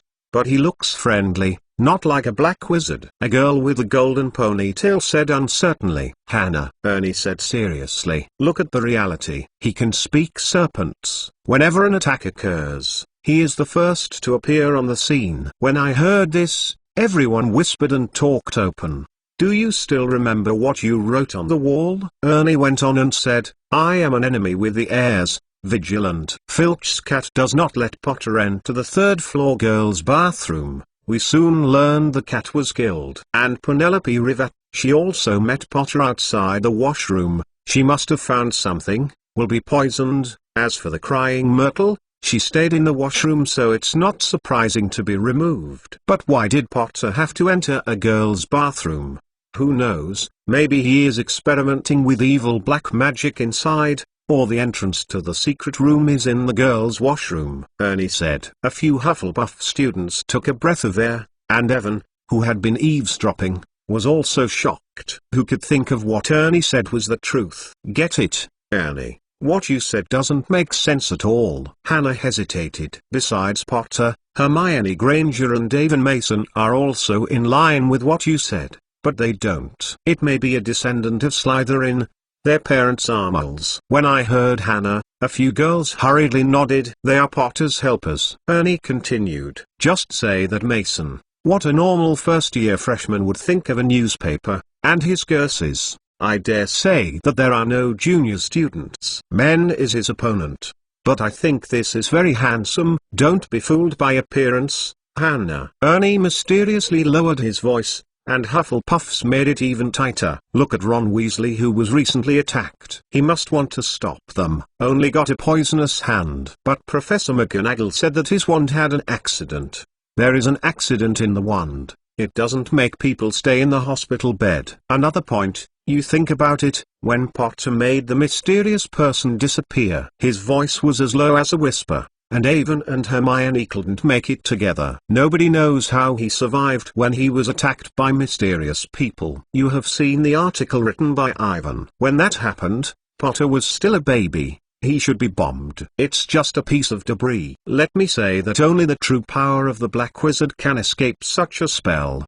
Probably because of this, the mysterious talent wants to kill him first. He does not want another devil to compete with him. In short, only Hufflepuff is left now. I dare say the next attack. Hermione couldn't listen. She walked out from behind the bookshelf, and Evan hurried to follow. He found the scene in front of him very funny. When he saw them, every Hufflepuff was scared, and Ernie's face was completely bloodless. You all heard. If you want to hit my idea, Ernie said in a hurry, I may tell you, you can trace back to the 9 generations of our wizards. My bloodlines are as pure as anyone else, so poor. Seeing Ernie's look, Hermione turned away with disdain. I don't care what kind of bloodline you have. Ivan leaned over and stared at Ernie. Listen, if you still spread this rumor in public, don't use Slytherin's descendants to shoot. I can make you a specimen on the shelf like the fairy cat. When he heard Evan, Ernie was scared to death. Chapter 42 Christmas Present. Neither of the two people mentioned this to Harry,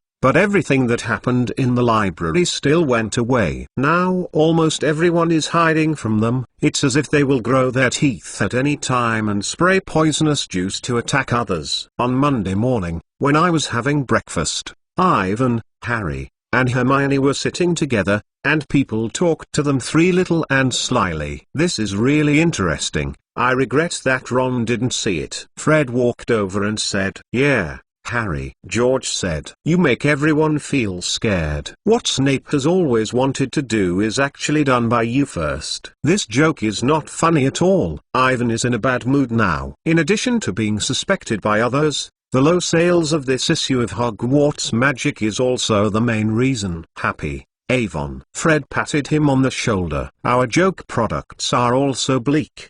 But there is nothing. In this difficult time, we need a little more humor, said George. They did, and after breakfast, Fred and George ran to Harry in front of them and walked stalkingly, shouting in their mouths, Give the way to Slytherin's heirs, the most evil wizards. This is not a thing to make fun of. Percy is very dissatisfied with this behavior. Get out of the way, Percy, said Fred. Harry is nervous. Yeah, he has to rush to the secret room and drink tea with his servant who has a fangs. George laughed happily. This is what Fred and George call humor, and Ginny wants to stop them. Harry didn't care. At least the idea that the twins thought he was the successor of Slytherin was ridiculous, which made him feel gratified. However, their ridiculous behavior seems to anger Draco Malfoy, and whenever he sees them doing this, his face is more ugly than once. When everyone went to the ward to visit Ron, he told him about it. This is because he wants to declare that this is actually what he did. Ron seems to have recovered well. He is very knowledgeable. You know how much Malfoy hates others over him in any way. He did his despicable activities,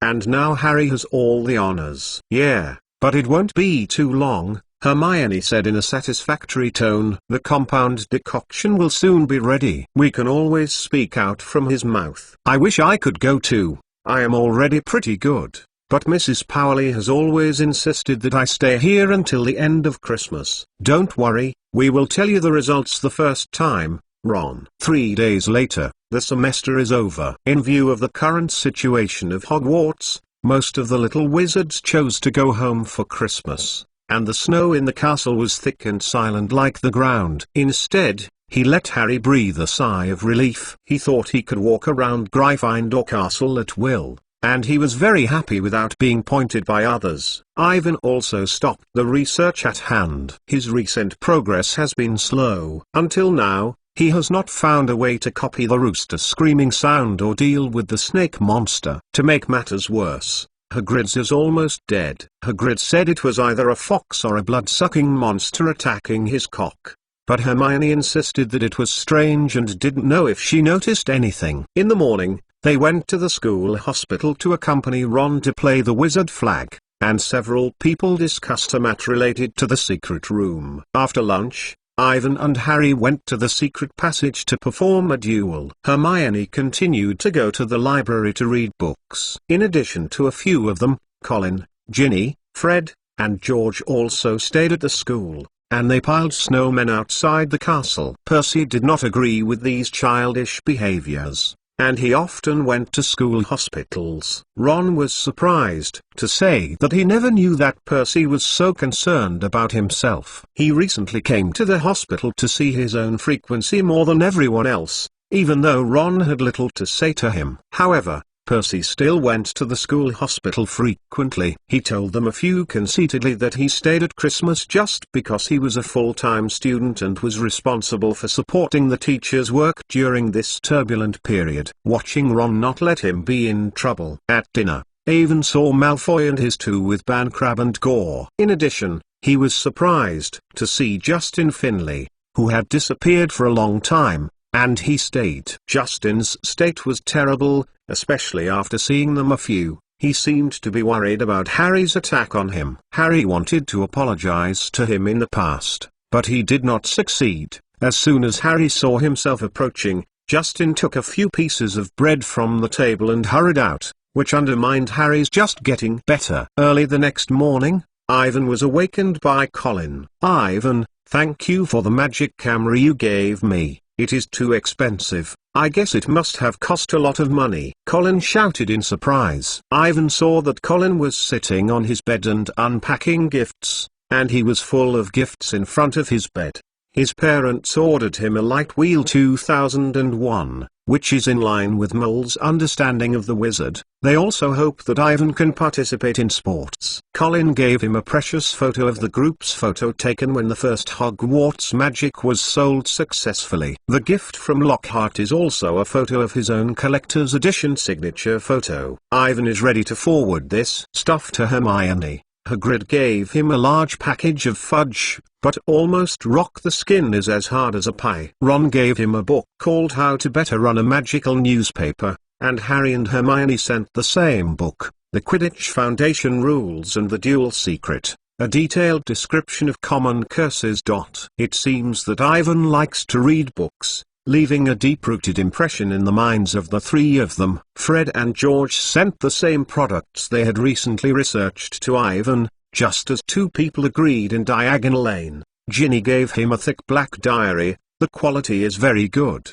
It is good. If Ivan intends to make a Horcrux in the future, I will give priority to it. By the way, Mrs. Slyly gave Ivan a brand new hand-knit sweater with a greeting card on it. Thanks to Ivan for helping Ron. They learned everything from Dumbledore, and if Evan found Ron in the Imperious Curse, the consequences would be unimaginable. When Ivan finally climbed out of the pile of gifts, he found that Harry and Hermione had already come to the common room, and the compound soup had been smashed. The three of them went to the school hospital to find Ron and reorganized the plan. After confirming that there were no omissions, they decided to start this evening and must find Malfoy to ask. Chapter 43 Entering Slytherin Christmas Banquet. The grand auditorium looks magnificent. More than a dozen Christmas trees covered with silver frost, and the thick crosses of mistletoe and holly on the ceiling, the enchanted, warm and dry snowflakes from the ceiling. All the people were eager to eat. When Evan and Harry had just finished the third pudding, Hermione led them out of the auditorium to realize the plan for the night. The first thing to do is Crabbe and Gore, which is not too difficult.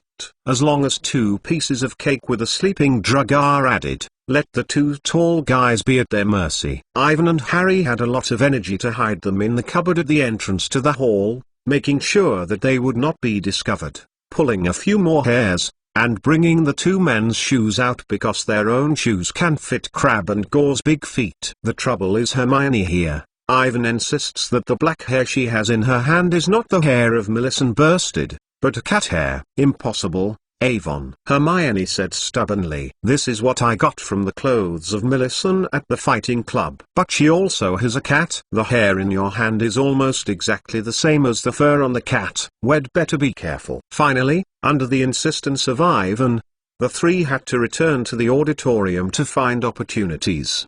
They wandered around Slytherin's long table for a long time, and when Pansy Parkinson stood up and walked to Snape, Hermione hurriedly slammed her up and pulled her from her head before she got angry. A hair. When Hermione apologized to Pansy, Evan and Harry saw Snape looking at them with a sneer in a sneer, and let the 2 men stand upside down. They rushed back to the bathroom, which delayed a lot of time. I think what Snape seems to have found, Harry said uncertainly. Maybe we should look for opportunities again. No, this evening is the best chance. After the end of Christmas, students will start to return to school. Hermione took out the simmered compound soup and nervously read the smudged page on Powerful Pharmacy. It looks like the book says, after we drink it, we can have an hour to change back to ourselves. My plan is foolproof. Snape won't find us. He sees only Crabbe, High and Parkinson. She picked up the big soup with a long handle and poured it into 3 glasses. Then her hand trembled and poured Parkinson's hair from the bottle into the first glass. The soup is loud, like a pot of water, and it is foaming. After a second, it became an ugly brownish black. It's up to you, add things in, said Hermione. Harry hurriedly threw Gore's hair into the middle cup, and Evan put Crabbe's hair in the last cup. Both cups creaked and bubbling. Gore's turned into a tank-like khaki, and Crabbe turned into a dark brown. Well, what should we do now? Harry asked. It's still used to say, of course, to drink. Hermione said nervously. I hope the taste is not too bad. Cheers. Ivan picked up the last cup of decoction, swallowed it in his head and turned to the nearest compartment. The compound decoction tastes like a boiled cabbage. Avon just swallowed it. A burning sensation spreads quickly from his stomach to the fingers and toes. He has a feeling that he is melting. It seems that his skin is like a hot wax, which makes him squat on the ground. He looks at his hand and starts to get bigger. His fingers are thicker. His nails are widened, and his knuckles are like bowls. Stand out. Ivan's shoulders began to stretch, making him feel painful. The acupuncture pain on his forehead told him that the hair was spreading toward his eyebrows. As his chest swelled, his robes were broken, like the bucket broke the iron hoop. His feet were crowded in small in the shoes of the 4th. The pain was terrible. Things come suddenly and go quickly. All of a sudden, everything stopped. Although I have seen it countless times in the book, it has become such a feeling that Crabbe originally felt that Evan has taken off his school uniform and put on Crabbe clothes. Then, he heard a shout from outside. It was the voice of Gore. You 2 are all right? Nothing, Ivan replied in Crabbe's voice. He walked out, and the self in the mirror was exactly the same as Crabbe. The short bottom of the pot, the long gorilla-like arm, only the face was slightly pale. Harry and Hermione also became Gore and Parkinson, because Hermione was going to become Millicent, and now she's Pansy, and her clothes are much wider. Well, you guys don't look anymore. The precious time has passed 5 minutes, said Hermione. We'd better go to Slytherin's common room and hope that Malfoy will be there. They carefully opened the door of the bathroom and saw that there were no people in the 4 places, and they set off. They mimicked the movements of Crabbe, Goyle and Parkinson and walked down the marble steps. Under the leadership of Hermione, the 3 entered the entrance to the underground classroom. But they stopped right away, and Avon saw Snape standing in front of them with a smile on his face, as if he were waiting for them here. Good evening, Parkinson, Gore, Crab?" Snape asked in his slow, slight, low voice. "What are you doing here?" Ivan and Harry looked at each other and didn't know what to answer. The ghost knew what Gore and Crab would say when they met Snape. But the normal Gore and Crab seemed to be like this. After Snape glanced at them, they didn't look at the two of them. They watched Hermione in the forefront with interest. "Professor, we have to go back to the common room," Hermione said cautiously. "Oh, is it?" Snape said softly. "Miss Parkinson, please come to my office before this. I think it is necessary to discuss it in depth at the banquet." "But, Professor," Harry couldn't say it right away. He had no reason to stop Snape from taking Pansy Parkinson. What's more, Hermione has been gesturing behind her, so that they don't care about her. In this way, Evan and Harry watched Hermione being taken away by Snape. "This is also a foolproof," Harry said anxiously. "Snape must have discovered something. I don't know what Hermione would be like. I think we'd better follow the original plan, wait for Malfoy, and find a way to save Hermione," Ivan said. "It's easy to say. Do you know where Slytherin's lounge is?" Ivan shook his head and he realized that he was aware of the problem. "The empty underground corridor is like a labyrinth. Two people, like no-flies, walk around inside, constantly looking at the watch and calculating how much time they have left. After a full quarter of an hour, they found themselves back to their original place. This is a ramp with 3 roads leading up to the auditorium on the first floor of the school. The entrance to the foyer is a large mirror. The corridor on the right side of the mirror is Snape's office and potion classroom. The place where Nick's birthday party was almost the last time was also there. To the left is a wide stone gallery. Harry and Avon have never been there, but Avon saw a picture of a silver bowl full of fruit, which should be the secret road to the Hogwarts kitchen, and then go to the entrance to the Hufflepuff common room. "Not here. I remember this mirror, we just saw it," Harry said uncertainly. "We should probably go to the left." "No, that direction leads to the Hufflepuff common room." Just as the two men began to despair, they saw Draco Malfoy walking towards them leisurely, and Ivan was very happy to see him for the first time. "What are you two standing here? I thought you have already gone back." Evan and Harry nodded sillily, and Malfoy took them to the right and stopped by an empty, wet stone wall. "What is the new password?" he said to Harry. Harry yelled. "Oh, yes, it's pure breed," Malfoy said. As soon as the voice fell, I saw a stone door hidden in the stone wall slowly open, and Malfoy strode in, followed by Avon and Harry. Chapter 44. That wanted to hit your meal. Slytherin's communal lounge is a long, low-rise basement with walls and ceilings made of rough stone, round, green lighted lights that are chained and hung from the ceiling. Directly opposite the entrance, it is a beautifully carved mantelpiece with a fire in it, reflecting the Slytherin students sitting in the carved chairs around the kitchen. "You are waiting here. My father just sent it. I will bring him." Malfoy signaled that Evan and Harry were going to stay away from the 2 empty chairs of the fire. The two looked at each other and didn't expect to be so lucky. They hadn't waited for them to ask Malfoy. He actually took the initiative to show them what Lucius Malfoy had sent them. "I don't know what Lucius sent. Will it be related to the secret room?" A moment later, Malfoy came back, holding a piece of something like a newspaper clipping in his hand, and he stuffed it under Harry's nose. "Gower, you looked at the meeting and laughed." Ivan saw Harry's body tremble slightly. He saw what was written on the side. It was about Mr. Weasley's news. Arthur Weasley, director of the Ministry of Magic's investigation of the abuse of the mull goods division, was fined 50 gallons today for magic on a mull car. After investigation, the enchanted car crashed into a magic school in Hogwarts earlier this year. A director of the school, Mr. Lucius Malfoy, called to ask Mr. Weasley to resign. "Weasley has destroyed the reputation of the Ministry of Magic." Malfoy told the reporter that he is obviously not suitable for making laws for us. His ridiculous Mull Protection Act should be abandoned immediately. Mr. Weasley did not comment on this, but his wife told the reporter to leave, otherwise she would release her ghouls to bite them. According to a special commentary article published earlier in this newspaper,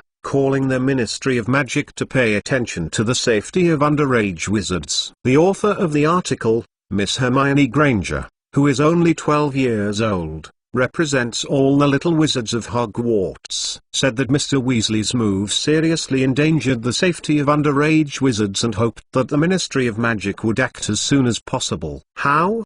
Malfoy asked impatiently as Harry handed the clipping to him. Are you very interesting? Ha ha ha. Avon and Harry grinned a few times. Guess the appearance of the Weasleys after seeing this news, attacked by a commentary written by the arrogant Mcgonagall, which is simply wonderful. Ivan didn't know what Mr. Weasley would do, but he was glad that Hermione didn't come over, or she would have to die. It seems that we must find a way to prevent her from seeing the Daily Prophet tomorrow morning. Right, I heard that Ron Weasley has been attacked recently. I don't feel strange about it, Malfoy said slyly.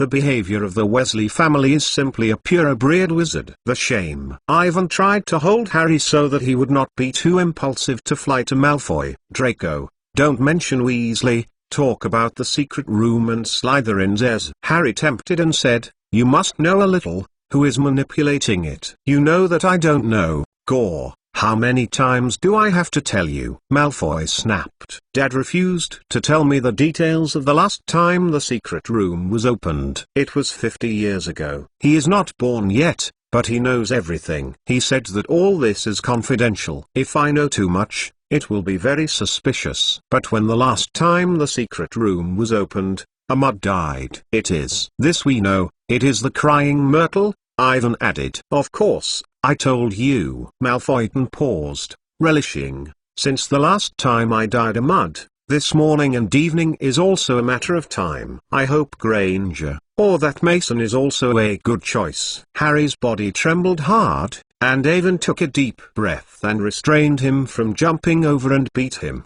Do you know that the person who opened the secret room last time was caught? It is said that he was caught and then fired.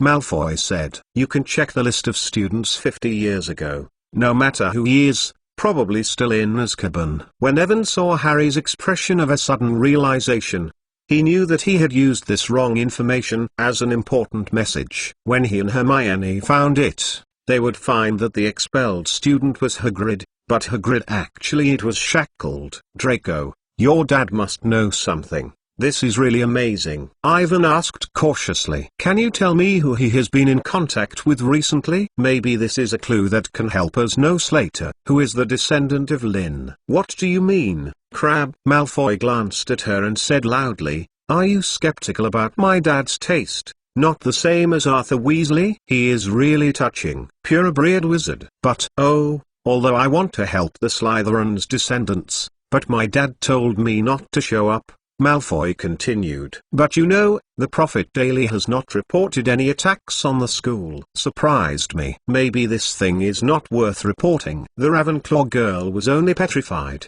and Dumbledore would let her recover. Yeah, it must be that Dumbledore concealed everything. Malfoy said thoughtfully. I hope that things will continue to deteriorate, so he will be fired. My dad always said, letting Principal Bridodo is the most unfortunate thing the school has ever encountered. He likes muggles. A decent headmaster will never let the guys like Mason, Granger, and Crevey enter the school. Dumbledore is the best principal. Harry gnashed his teeth. Granger is always able to get the age. Mason's curse is also very good. Clive. Typical Gryffindor. The Rude College is terrible, Malfoy said viciously. Especially the Mud Mason. He dared to attack me with a curse. I will let him pay sooner or later. The price, is it?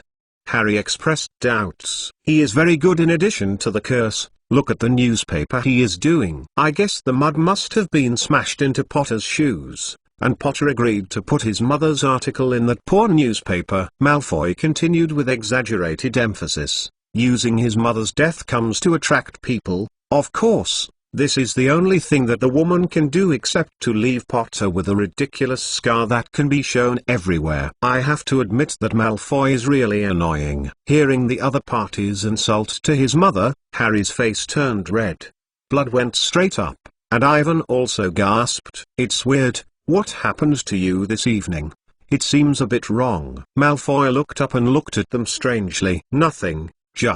I have been holding you for a long time." Ivan licked the joints on his hands and looked at Malfoy in vain. "Clap. You, what do you want?" Malfoy suddenly had a bad feeling. "It's very simple. Just want to beat you up." He just finished, and he rushed to give Malfoy a punch. Harry snorted and rushed out. They are now Crabbe and Gore. With the current two men, Malfoy and they are not a heavyweight at all. He doesn't even have a chance to fight back. Chapter 45 Third attack. Several Slytherin students sitting next to the fire stood up and stared at Gore and Crabbe as Malfoy. "God, you. What are you doing?" a fifth-grade student asked in amazement. Looking at his expression, he must have thought that Gore and Crabbe had the wrong medicine. "I have had enough of him," Ivan shouted. "Yes, me too," Harry responded aloud. The two were angry, and Ivan smashed Malfoy's foot and then slammed through Slytherin's common room with the gaze of others. They rushed out of the stone wall, ran in the hallway and rushed to the third-floor bathroom. "Ivan, that's great." After making sure no one was around, Harry grinned. "On Christmas Day, beat Malfoy. It's the best Christmas gift I've ever received in my life." Look at the expression on Malfoy's face. "Unfortunately can't take him down, or it will be the next headline." Ivan agreed. "But we are a bit too impulsive, and this will definitely reveal the stuffing." After the excitement gradually calmed down, Harry began to worry. Get the recipe for the compound decoction from the library's banned area, use it to become a Slytherin student, and beat Malfoy in the Slytherin common room. Everything is a serious violation of the rules. If they are discovered, they will be fired. "Don't worry, no one knows what we did," Ivan said as he ran. In other people's eyes, Gore and Crabbe made him together. Even if Malfoy could guess that we were, he didn't. Proof of the method. "Yes, as long as we can go well." Harry slammed down. "Wait a minute, we can't just go back. Hermione is still in Snape's office." "Oops, I almost forgot this. I must find a way to save her." Ivan also hurried to stop. Two people quietly came to the door of Snape's office, squatting on the door and listening to it. There was no sound inside. "I can't hear anything. What are they doing inside?" Ivan whispered. "I don't know. Maybe we can create some confusion and bring Snape out." Harry replied indefinitely. His voice just fell, and he saw that Ivan's hair standing opposite him was changing back to black, and his nose was slowly getting longer. Harry knew from his horrified gaze that he suddenly threw himself at himself, and he knew that he must be reverting to his original state. Their time is up, and two people are gradually turning back to themselves. It's awful, and even worse, Hermione, who still stays in Snape's office. Think about it, in the dark office, under the cold gaze of Snape, Hermione was helpless and trembling in the corner. Her body was constantly deformed, and she changed from Pansy Parkinson to her original appearance. What a terrible thing this is. No time. Ivan slammed the door in front of him.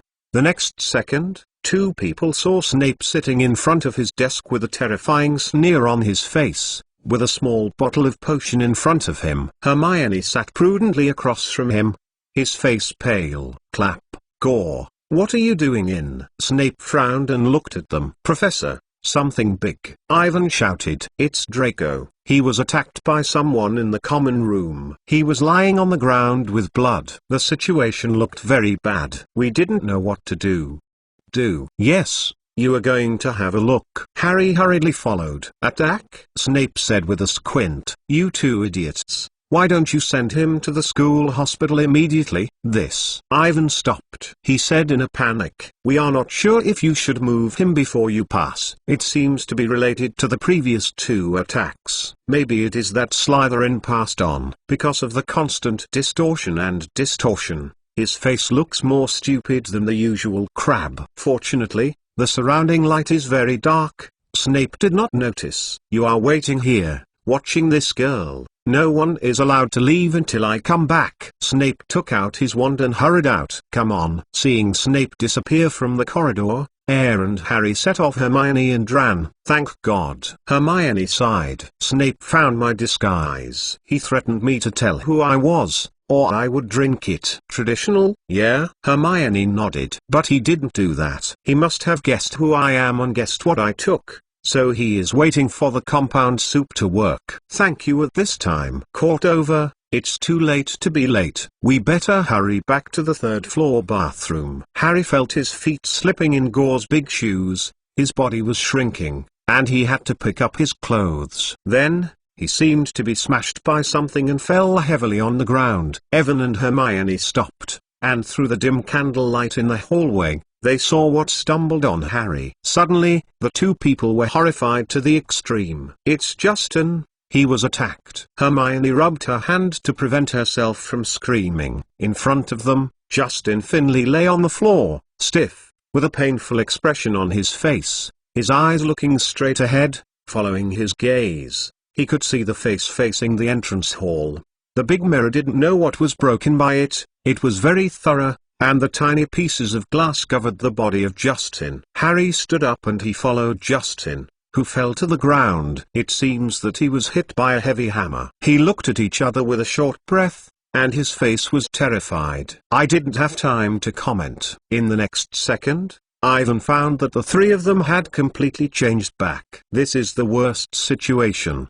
The third attack occurred and they were the first people to arrive at the scene. If you are seen by others, what do you say? Think about it. Justin had a conflict with Harry in the duel club recently. There were rumors in the school that the three of them were about to attack him. Now he is really attacked and is in front of them. In particular, they are still wearing a large Slytherin uniform, which is a public rhetoric to join Slytherin. But Avon can be sure that Snape will not welcome them. By the time he knew what had happened from Malfoy, he would find that Gore and Crabbe were also fake, and it would take a long time to get back. Then he will see such a scene in front of him. No accident. They will be opened. Don't worry about him. Let's go. Ivan said eagerly. We can't let him lie here. We have to find someone to help.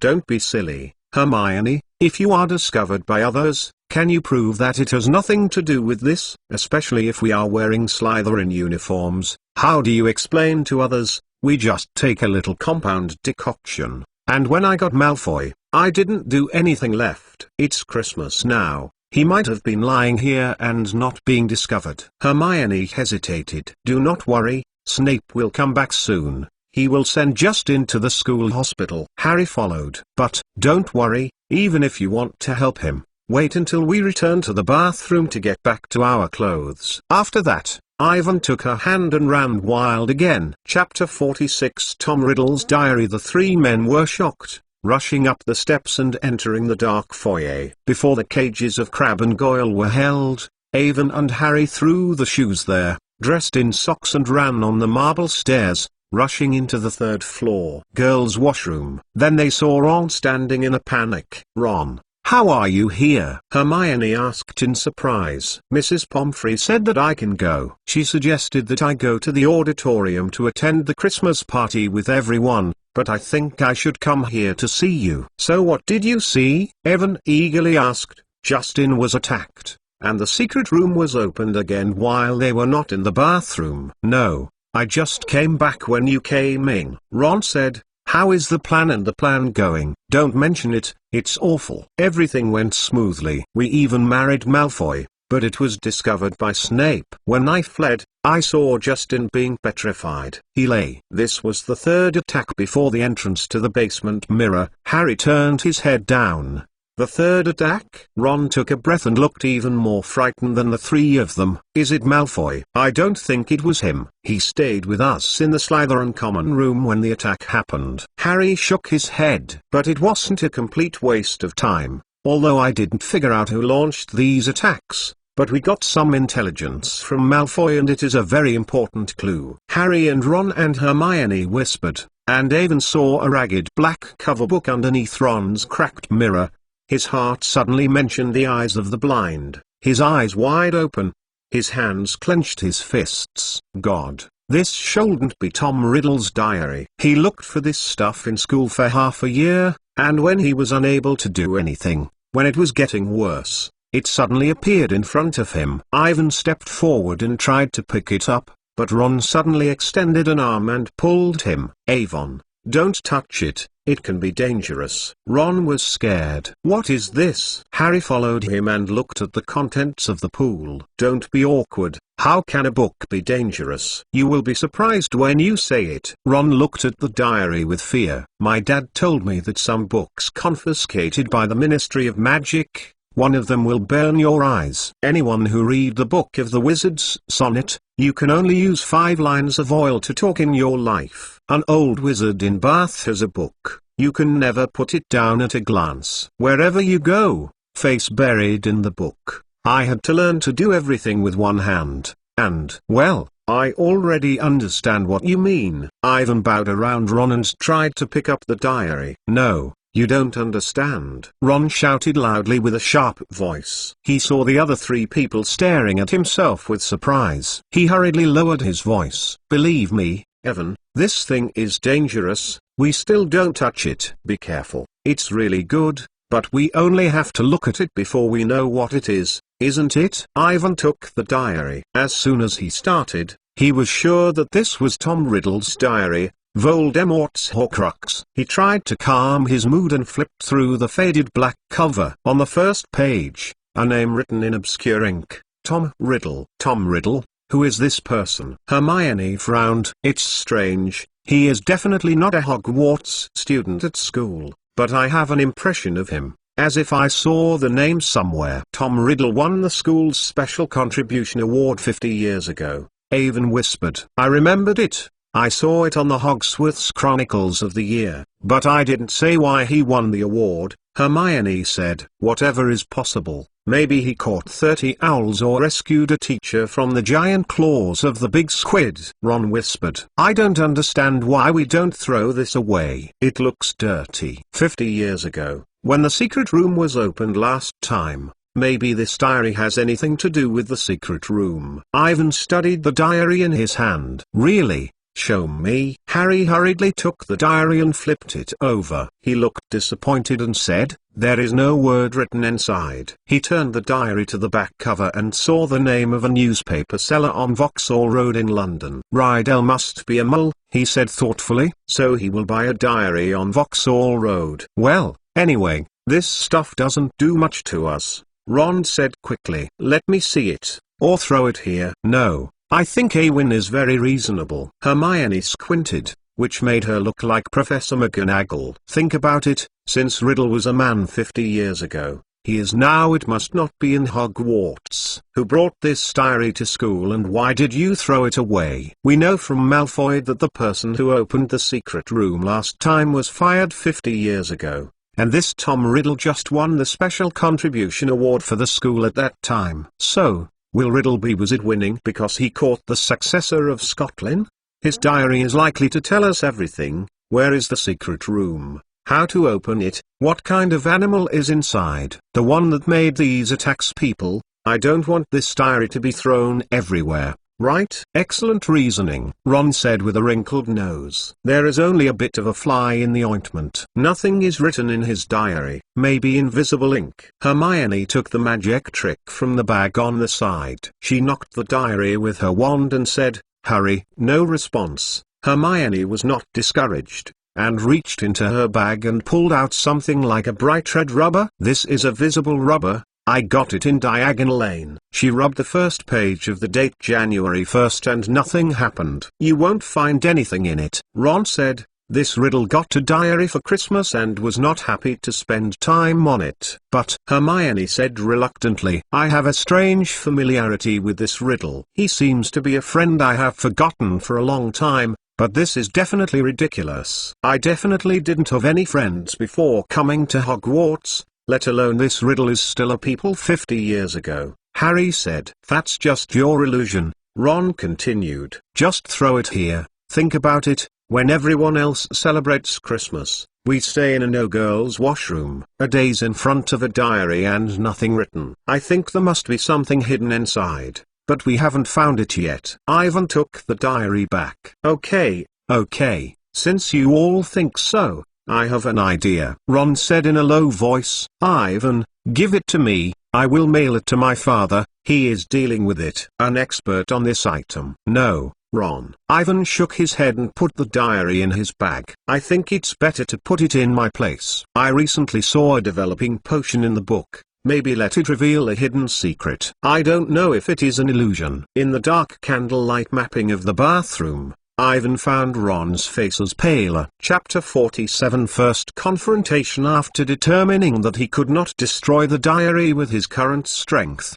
Ivan decided to try to communicate with Tom Riddle. Anyway, no matter what he said, he should not believe it. In the evening, Ivan was alone in the bed and wrote a quill in the diary. Hello, my name is Ivan Mason. The black ink flashed brightly on the paper for a second, and then it seemed to be sucked in by the paper, disappearing without a trace, and no trace left. Then, the paper suddenly oozes some words that I have never written, using his ink. Hello, Evan Mason. My name is Tom Riddle. How did you find my diary? Seeing the other side responding to himself, Ivan was so excited that he was so excited. The text on the diary quickly disappeared, but it disappeared after he began to write in a hurry. You seem to have offended someone. They threw the diary into the toilet. I found it there, Ivan scribbled. Fortunately, I recorded my past in a more durable way than ink. I always knew that there are always people who don't want this diary to be read. This diary contains some terrible pasts, some hidden pasts, some the past happened at Hogwarts School of Magic. Oh, you said that you are also a student of Hogwarts? Yes, when I was at Hogwarts for those years, the Chamber of Secrets was. Riddle had not finished, and was interrupted by Ivan, who wrote in the diary. Great, then you will be able to help me with my classwork. Classroom homework. Tom Riddle seems to be stunned, and it took a long time to get back. Yeah, I always wanted to find a senior to help me, but the students at Gryffindor College seem to be more interested in things like Quidditch, flying brooms and violations of school rules. It's awful. You know, the boring professor of magic history, Professor Binns, has arranged a 4-foot essay on the medieval European wizards, which I have been 1 foot away until now. In addition, the potions class Professor Snape arranged 14 methods of tanning for common antidote. This requirement is at least 3 feet. There are deformation classes and spells. AI's writings are fast and scribbled, like a freshman who doesn't adapt to Hogwarts life, and finally finds someone who can help him solve his classroom problems. These jobs are very difficult, and it is impossible to complete them with my ability. Tom, you will help me, right? I am sorry, Avon, but I think homework should be done by myself. If you like, I can tell you something else, like the secret room. When I was in the 5th grade, the secret room was opened, and the monster inside attacked a few students, and finally killed one. Finally, I caught the person who opened the secret room. He was fired.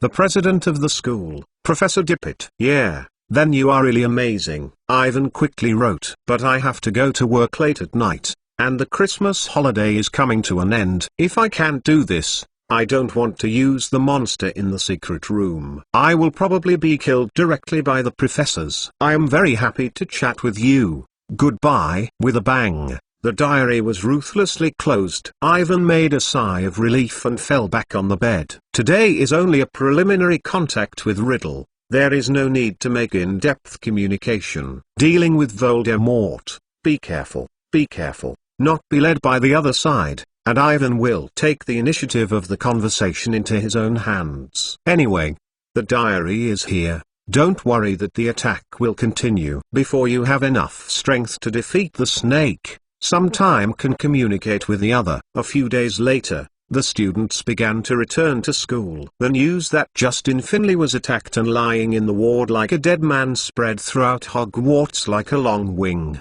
and Christmas just created a little joyful atmosphere that disappeared without a trace. The school became depressed and panicked. The teachers and students of the school raised their vigilance and were suspicious all day. As long as there is any turmoil, they will be scared enough. Although Harry was not found on the third attack scene, it did not prevent others from doubting him, especially in the face of everyone's inquiry. Harry couldn't even explain where he went after leaving the auditorium on the Christmas party, which is very suspicious. More and more people are used to getting together and whispering, Hershey said, since Justin accidentally told Porter that he had missed his mouth and said that he was a natural mole. I always expected this to happen. To make matters worse, most people believe what he said, and Alvin's article on Harry's magic in the Hogwarts magic has hardly been seen, because everyone thinks that he and Hermione are Harry's accomplices. The Pippy ghost did not play any good role in this. He always appeared in the crowded hallway and sang loudly, "Oh,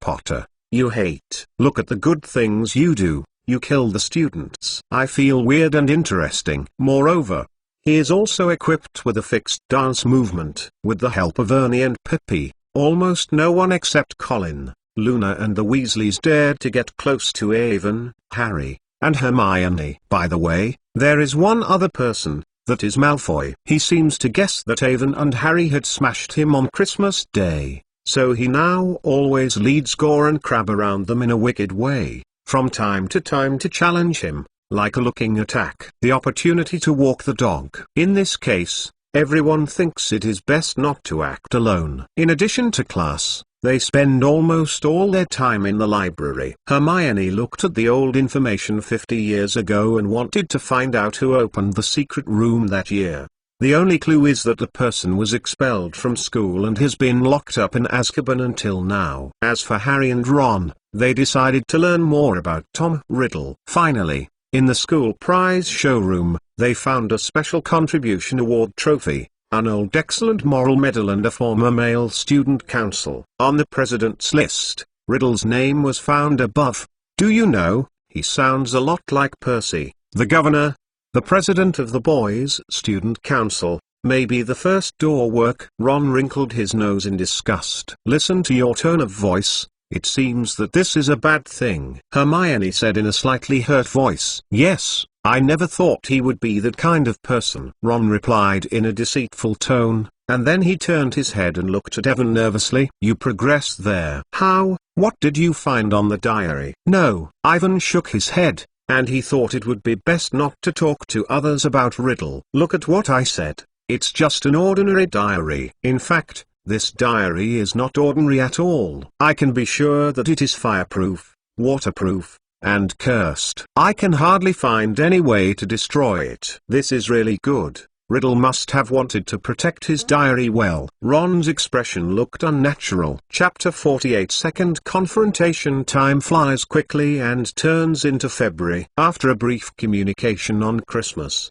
Ivan did not try to contact Tom Riddle again. He thought that it was very necessary to leave the opponent for a while. The atmosphere in the school has been tense, although there have been no more attacks since Justin Finley was attacked, and Mandela has begun to mature, but most of the students are still arrogant. In this case, Lockhart seems to think that he needs to do something. When a dark magic defense class is about to go to class, he said to everyone, you don't have to worry about it. The secret room will never be opened. Those criminals must already know that I will catch them sooner or later, just a question of time. Hey, I haven't started to pack them. It's wise to stop now. There was a talk in the audience, and most people expressed doubts about his statement. What is needed in school now is to encourage morale and eliminate the bad things in memory. I can't say more now, but I think I have the confidence.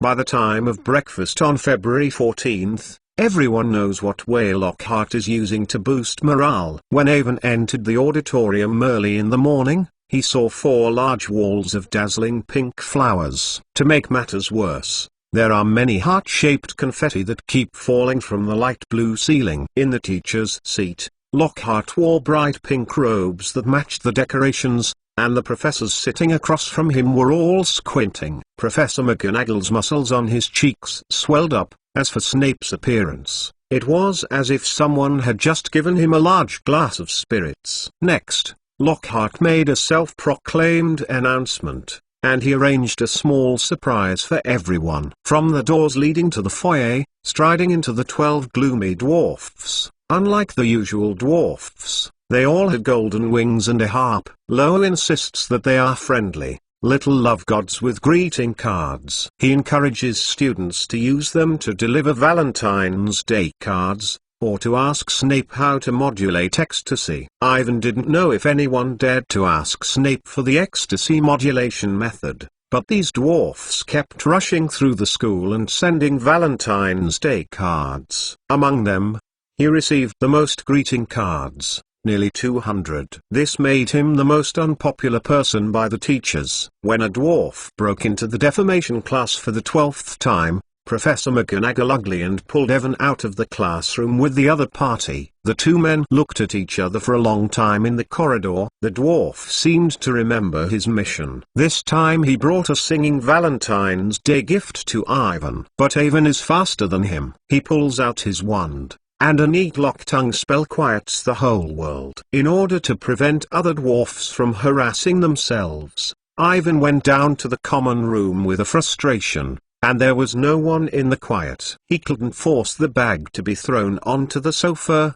and Tom Riddle's diary fell out of it. Ivan's eyes flashed, and this coincidence was not so happy. He determined that his school bag would not be loose. It seems that after more than a month of cold, the other party has been a little too late. Ivan opened the diary and didn't wait for him to write. There was an article on it, which perfectly solved the last time he had the potion class. Rydell, I have already completed the assignment, and Professor Snape gave me a bad evaluation. My problem now is, Ivan's mouth is slightly upturned, and he will immediately. The problems encountered in the magic research process were written up. After about a minute, there was another answer on the diary. Riddle made a perfect answer to the problems encountered by Ivan, which gave him a feeling of openness and a few, even more in depth than the understanding of the professors. In this way, Ivan began to communicate with Tom Riddle for the second time. Every night, when everyone is asleep,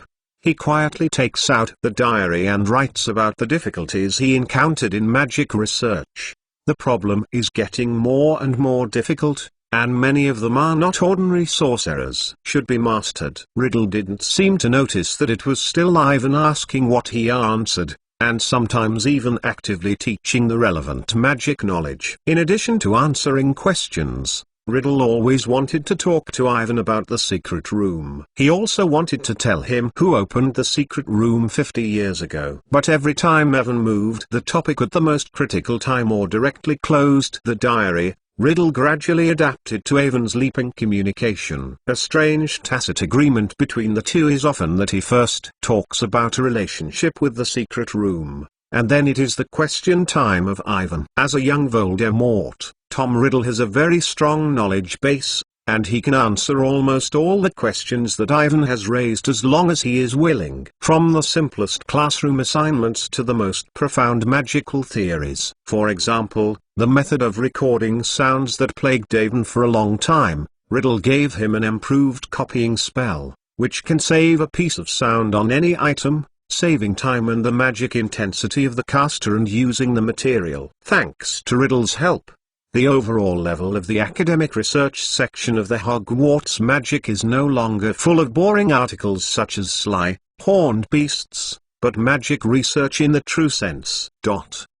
After a metamorphosis class, Professor Mcgonagall even told Ivan that she was surprised by the depth of his research on the defamation of Animagus. In addition, Mr. Goff, editor-in-chief of the Daily Prophet, who has been paying attention to this newspaper, also expressed his willingness to reprint some of the research articles. Ivan even received many drafts of professional magic academic journals. Of course, most of these are their results of Tom Riddle's research. I don't know the editors of the magazines that have been drafted by Ivan. After I know that the academic articles they published are written by Voldemort, will they be directly scared to faint? In just over a month, Ivan progressed very fast. He learned from Riddle a lot of theoretical knowledge that would not be taught in class, including black magic. In fact, the other party seems to have been consciously or unintentionally teaching black magic to Ivan, and encouraging him to use these magic in words. Initially,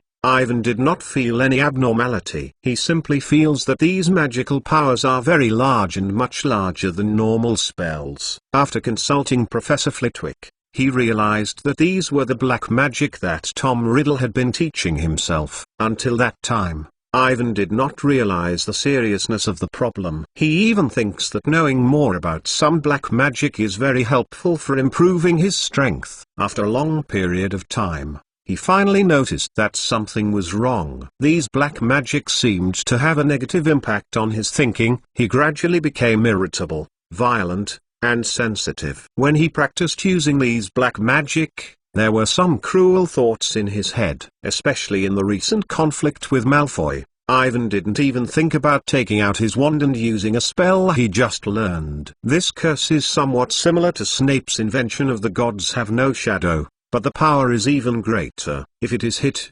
Malfoy estimates that there are many evils, because Tom Riddle has not taught him to curse. Fortunately, Ivan was awake at the last moment, and the curse was hit in the air beside him, and no one made the consequences of unreturnable. This incident made him afraid. This is an extremely dangerous signal. He suddenly understood why Riddle was uncharacteristic and taught himself the reasons for this magical knowledge. This is one of his confusing means. Riddle is looking for a loophole in Ivan's mind. Since Ivan is full of wariness and is not interested in the Chamber of Secrets, he uses powerful magical power to lure him down. If Ivan is lost in power, then Riddle can take the opportunity to control him. Even if he can't control it, Ivan's final result is likely to become an evil black wizard like Voldemort. Since then, Ivan has never dared to touch the diary. Tom Riddle is so terrible.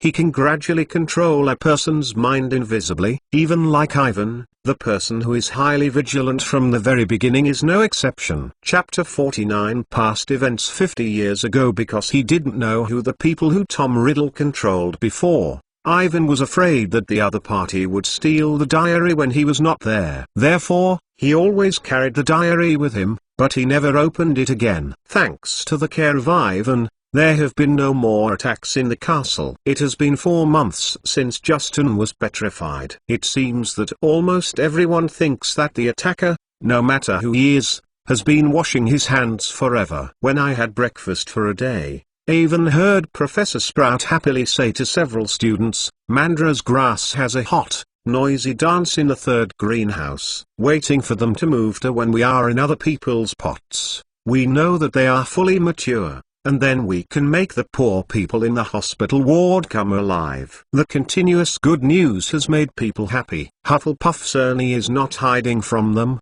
and the Pippi ghost finally sings his first toe. Potter, you hate it. The Hogwarts magic sales are gradually picking up. Everyone will attention is redirected to the upcoming Gryffindor vs. Hufflepuff Quidditch match, which is related to the final ownership of the Quidditch Cup this year. In this environment, when Ivan saw the second-year students sitting in the common room on Easter Day, I was really surprised. The school asked us to choose a third-grade course. Harry took a full-fledged curriculum and explained to Evan and Colin, who had just walked in. "It looks like we have to add a few lessons. Professor McGonagall cautions us to be cautious." Hermione looked at Harry and Ron seriously. "Cautious choice. This will affect our future." "I don't know, but I just want to give up the potion class," said Harry. "Impossible," Ron said with a low mood. "The original subjects are all right. Otherwise I have already thrown away the defense against the dark arts class." "But that class is very important," said Hermione in surprise. "Like Lockhart's teachings."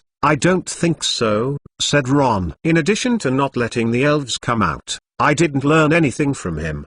The children who grew up in the wizarding family have sought opinions from their families through owls. For example, Neville, who sat on the side, received letters from many relatives, which made him more difficult to decide. He had to ask others nervously. Do you think that arithmetic divination sounds more difficult to learn than ancient magic? As for Harry's growing up in a mole family, no one has given him advice. In the end, he even closed his eyes and used his wand to pick up the place on the list at random, and choose which course to take. You can't do this, Harry. Hermione hurriedly stopped him. So, do you have any good ideas? Harry said with a grin. We can all choose. The school did not say that it is not allowed, isn't it? Hermione said uncertainly. Yes.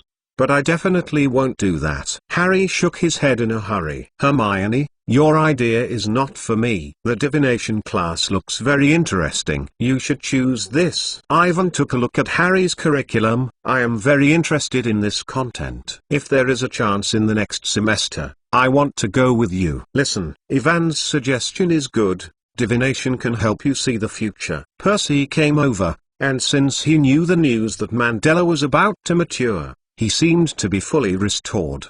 He directed Harry. "The choice of course depends on where you want to go in the future. Everyone always said that it is foolish to choose Mole research, but I personally think that wizards should have a thorough understanding of non-magic society, especially if they want to work closely with moles. Look at my father. He has to deal with mole affairs all the time. My brother, Charlie, has always liked to be outdoors, so he chose to protect the magical biology class.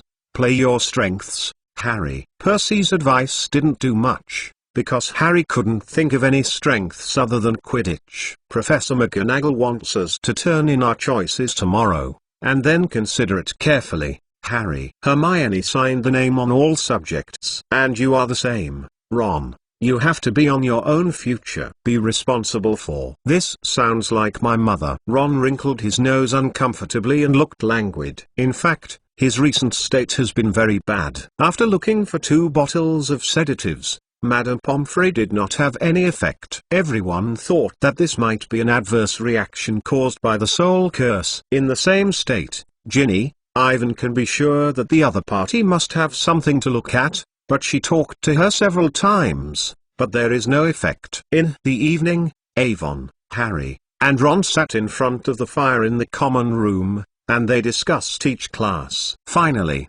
Harry and Ron chose the same new lessons. They feel that if these lessons are very difficult to learn, at least 2 people can also be companions. When they just signed their name on the chosen subject, they saw Hermione rushing in. "I found the one who was expelled from school 50 years ago." Hermione lowered her voice and said eagerly, "It is Hagrid." "Hagrid opened the Chamber of Secrets 50 years ago." "This is impossible." Harry hurriedly stood up. "I also hope that it is not him, but the evidence I found is not good for him." Hermione continued, "Because I can't find any information in the library, I wrote a copy of Mr. Goff, the editor of the Daily Prophet. Letter. Seek his help." "What did he say?" "He sent me a copy of the newspaper 50 years ago." Hermione took out a newspaper. "Look at it here, saying that Reuben Hagrid caused a serious accident at Hogwarts, was expelled from the school." "What is this? We already knew that Hagrid was fired," Harry said reluctantly. "Pay attention to the time of the report, Harry," said Hermione. "Think of Evan before I saw the clippings of 50 years ago. It said that there was an accident in the school.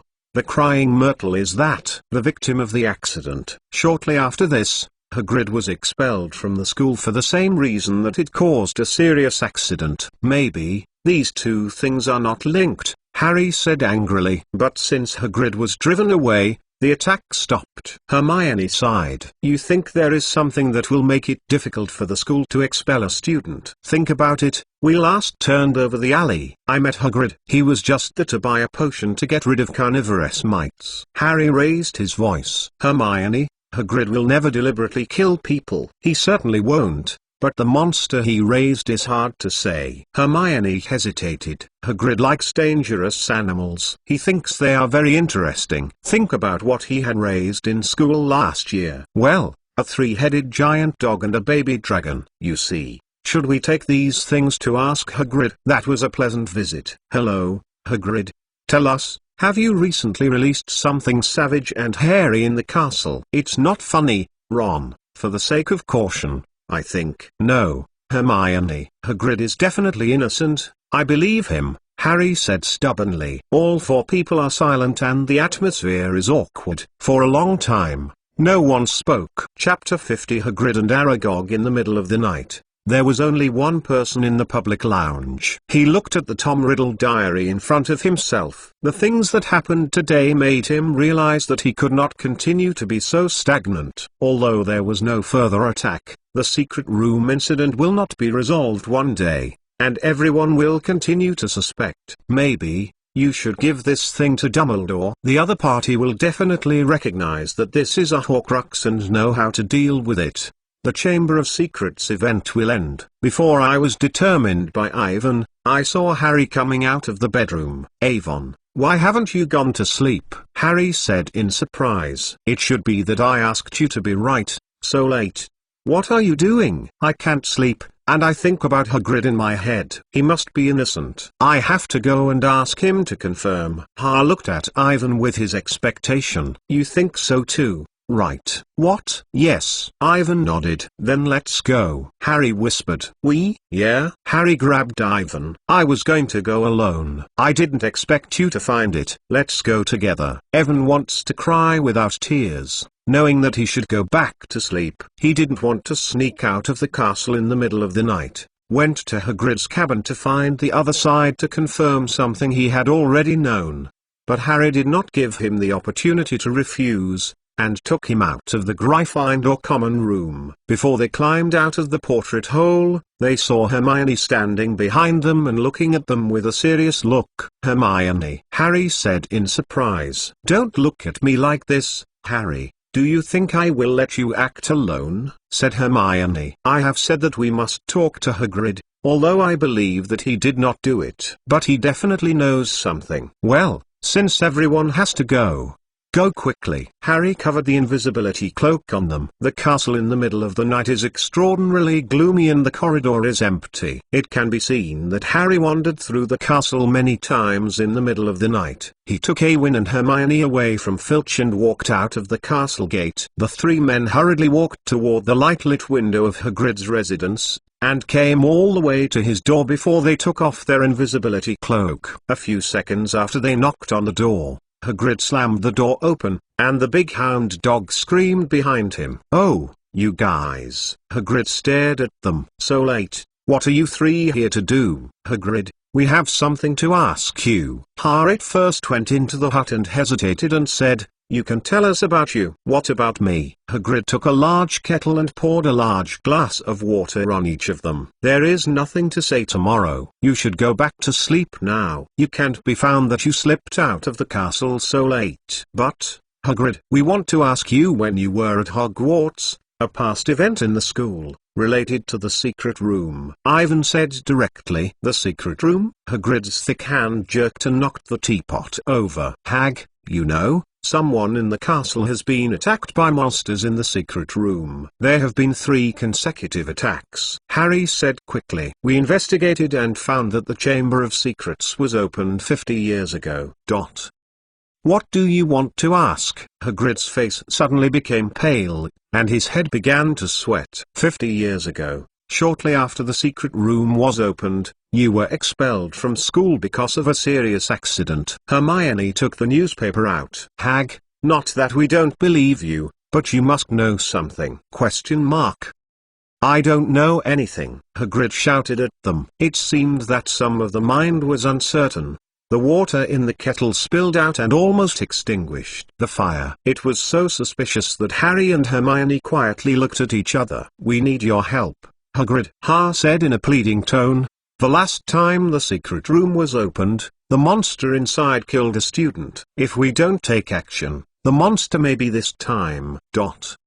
No, Aragog is being defamed. It has not attacked anyone, Hagrid whimpered. Aragog, who is it? Harry hurriedly asked. It is an 8-eyed giant spider, a 12th birthday gift given to me by a distant traveler. I feed it in the cupboard. When the last time the chamber was opened, Aragog was very scared. It kept asking me to let it go. It said it was an ancient creature that their spiders were most afraid of. Hagrid wiped his tears with a big handkerchief. The ancient creature, what is it? I don't know, even though I have asked many times. Aragog never tells me the name of the monster, until the terrible monster kills a Ravenclaw girl in a bathroom. The man who couldn't even mention the name caught me. He said everything was done by Aragog. People who can't even mention the name. Harry stood up, pale. Hag, are you saying Voldemort? This name made Hagrid trembling obviously, and he seemed to wake up from his sad memories. God, what have I said to you? Hagrid said angrily. This is not something you should know. I forgot what I said. Now, You should go back to sleep immediately. Don't ask questions. I nothing will tell you. They were driven out by Hagrid, and Harry and Hermione walked and whispered. Hag just mentioned Voldemort. 50 years ago, Voldemort had opened the Chamber of Secrets, killed Myrtle, and then gave it to Hagrid. Harry said angrily, I knew it would be like this, but this who opened it once,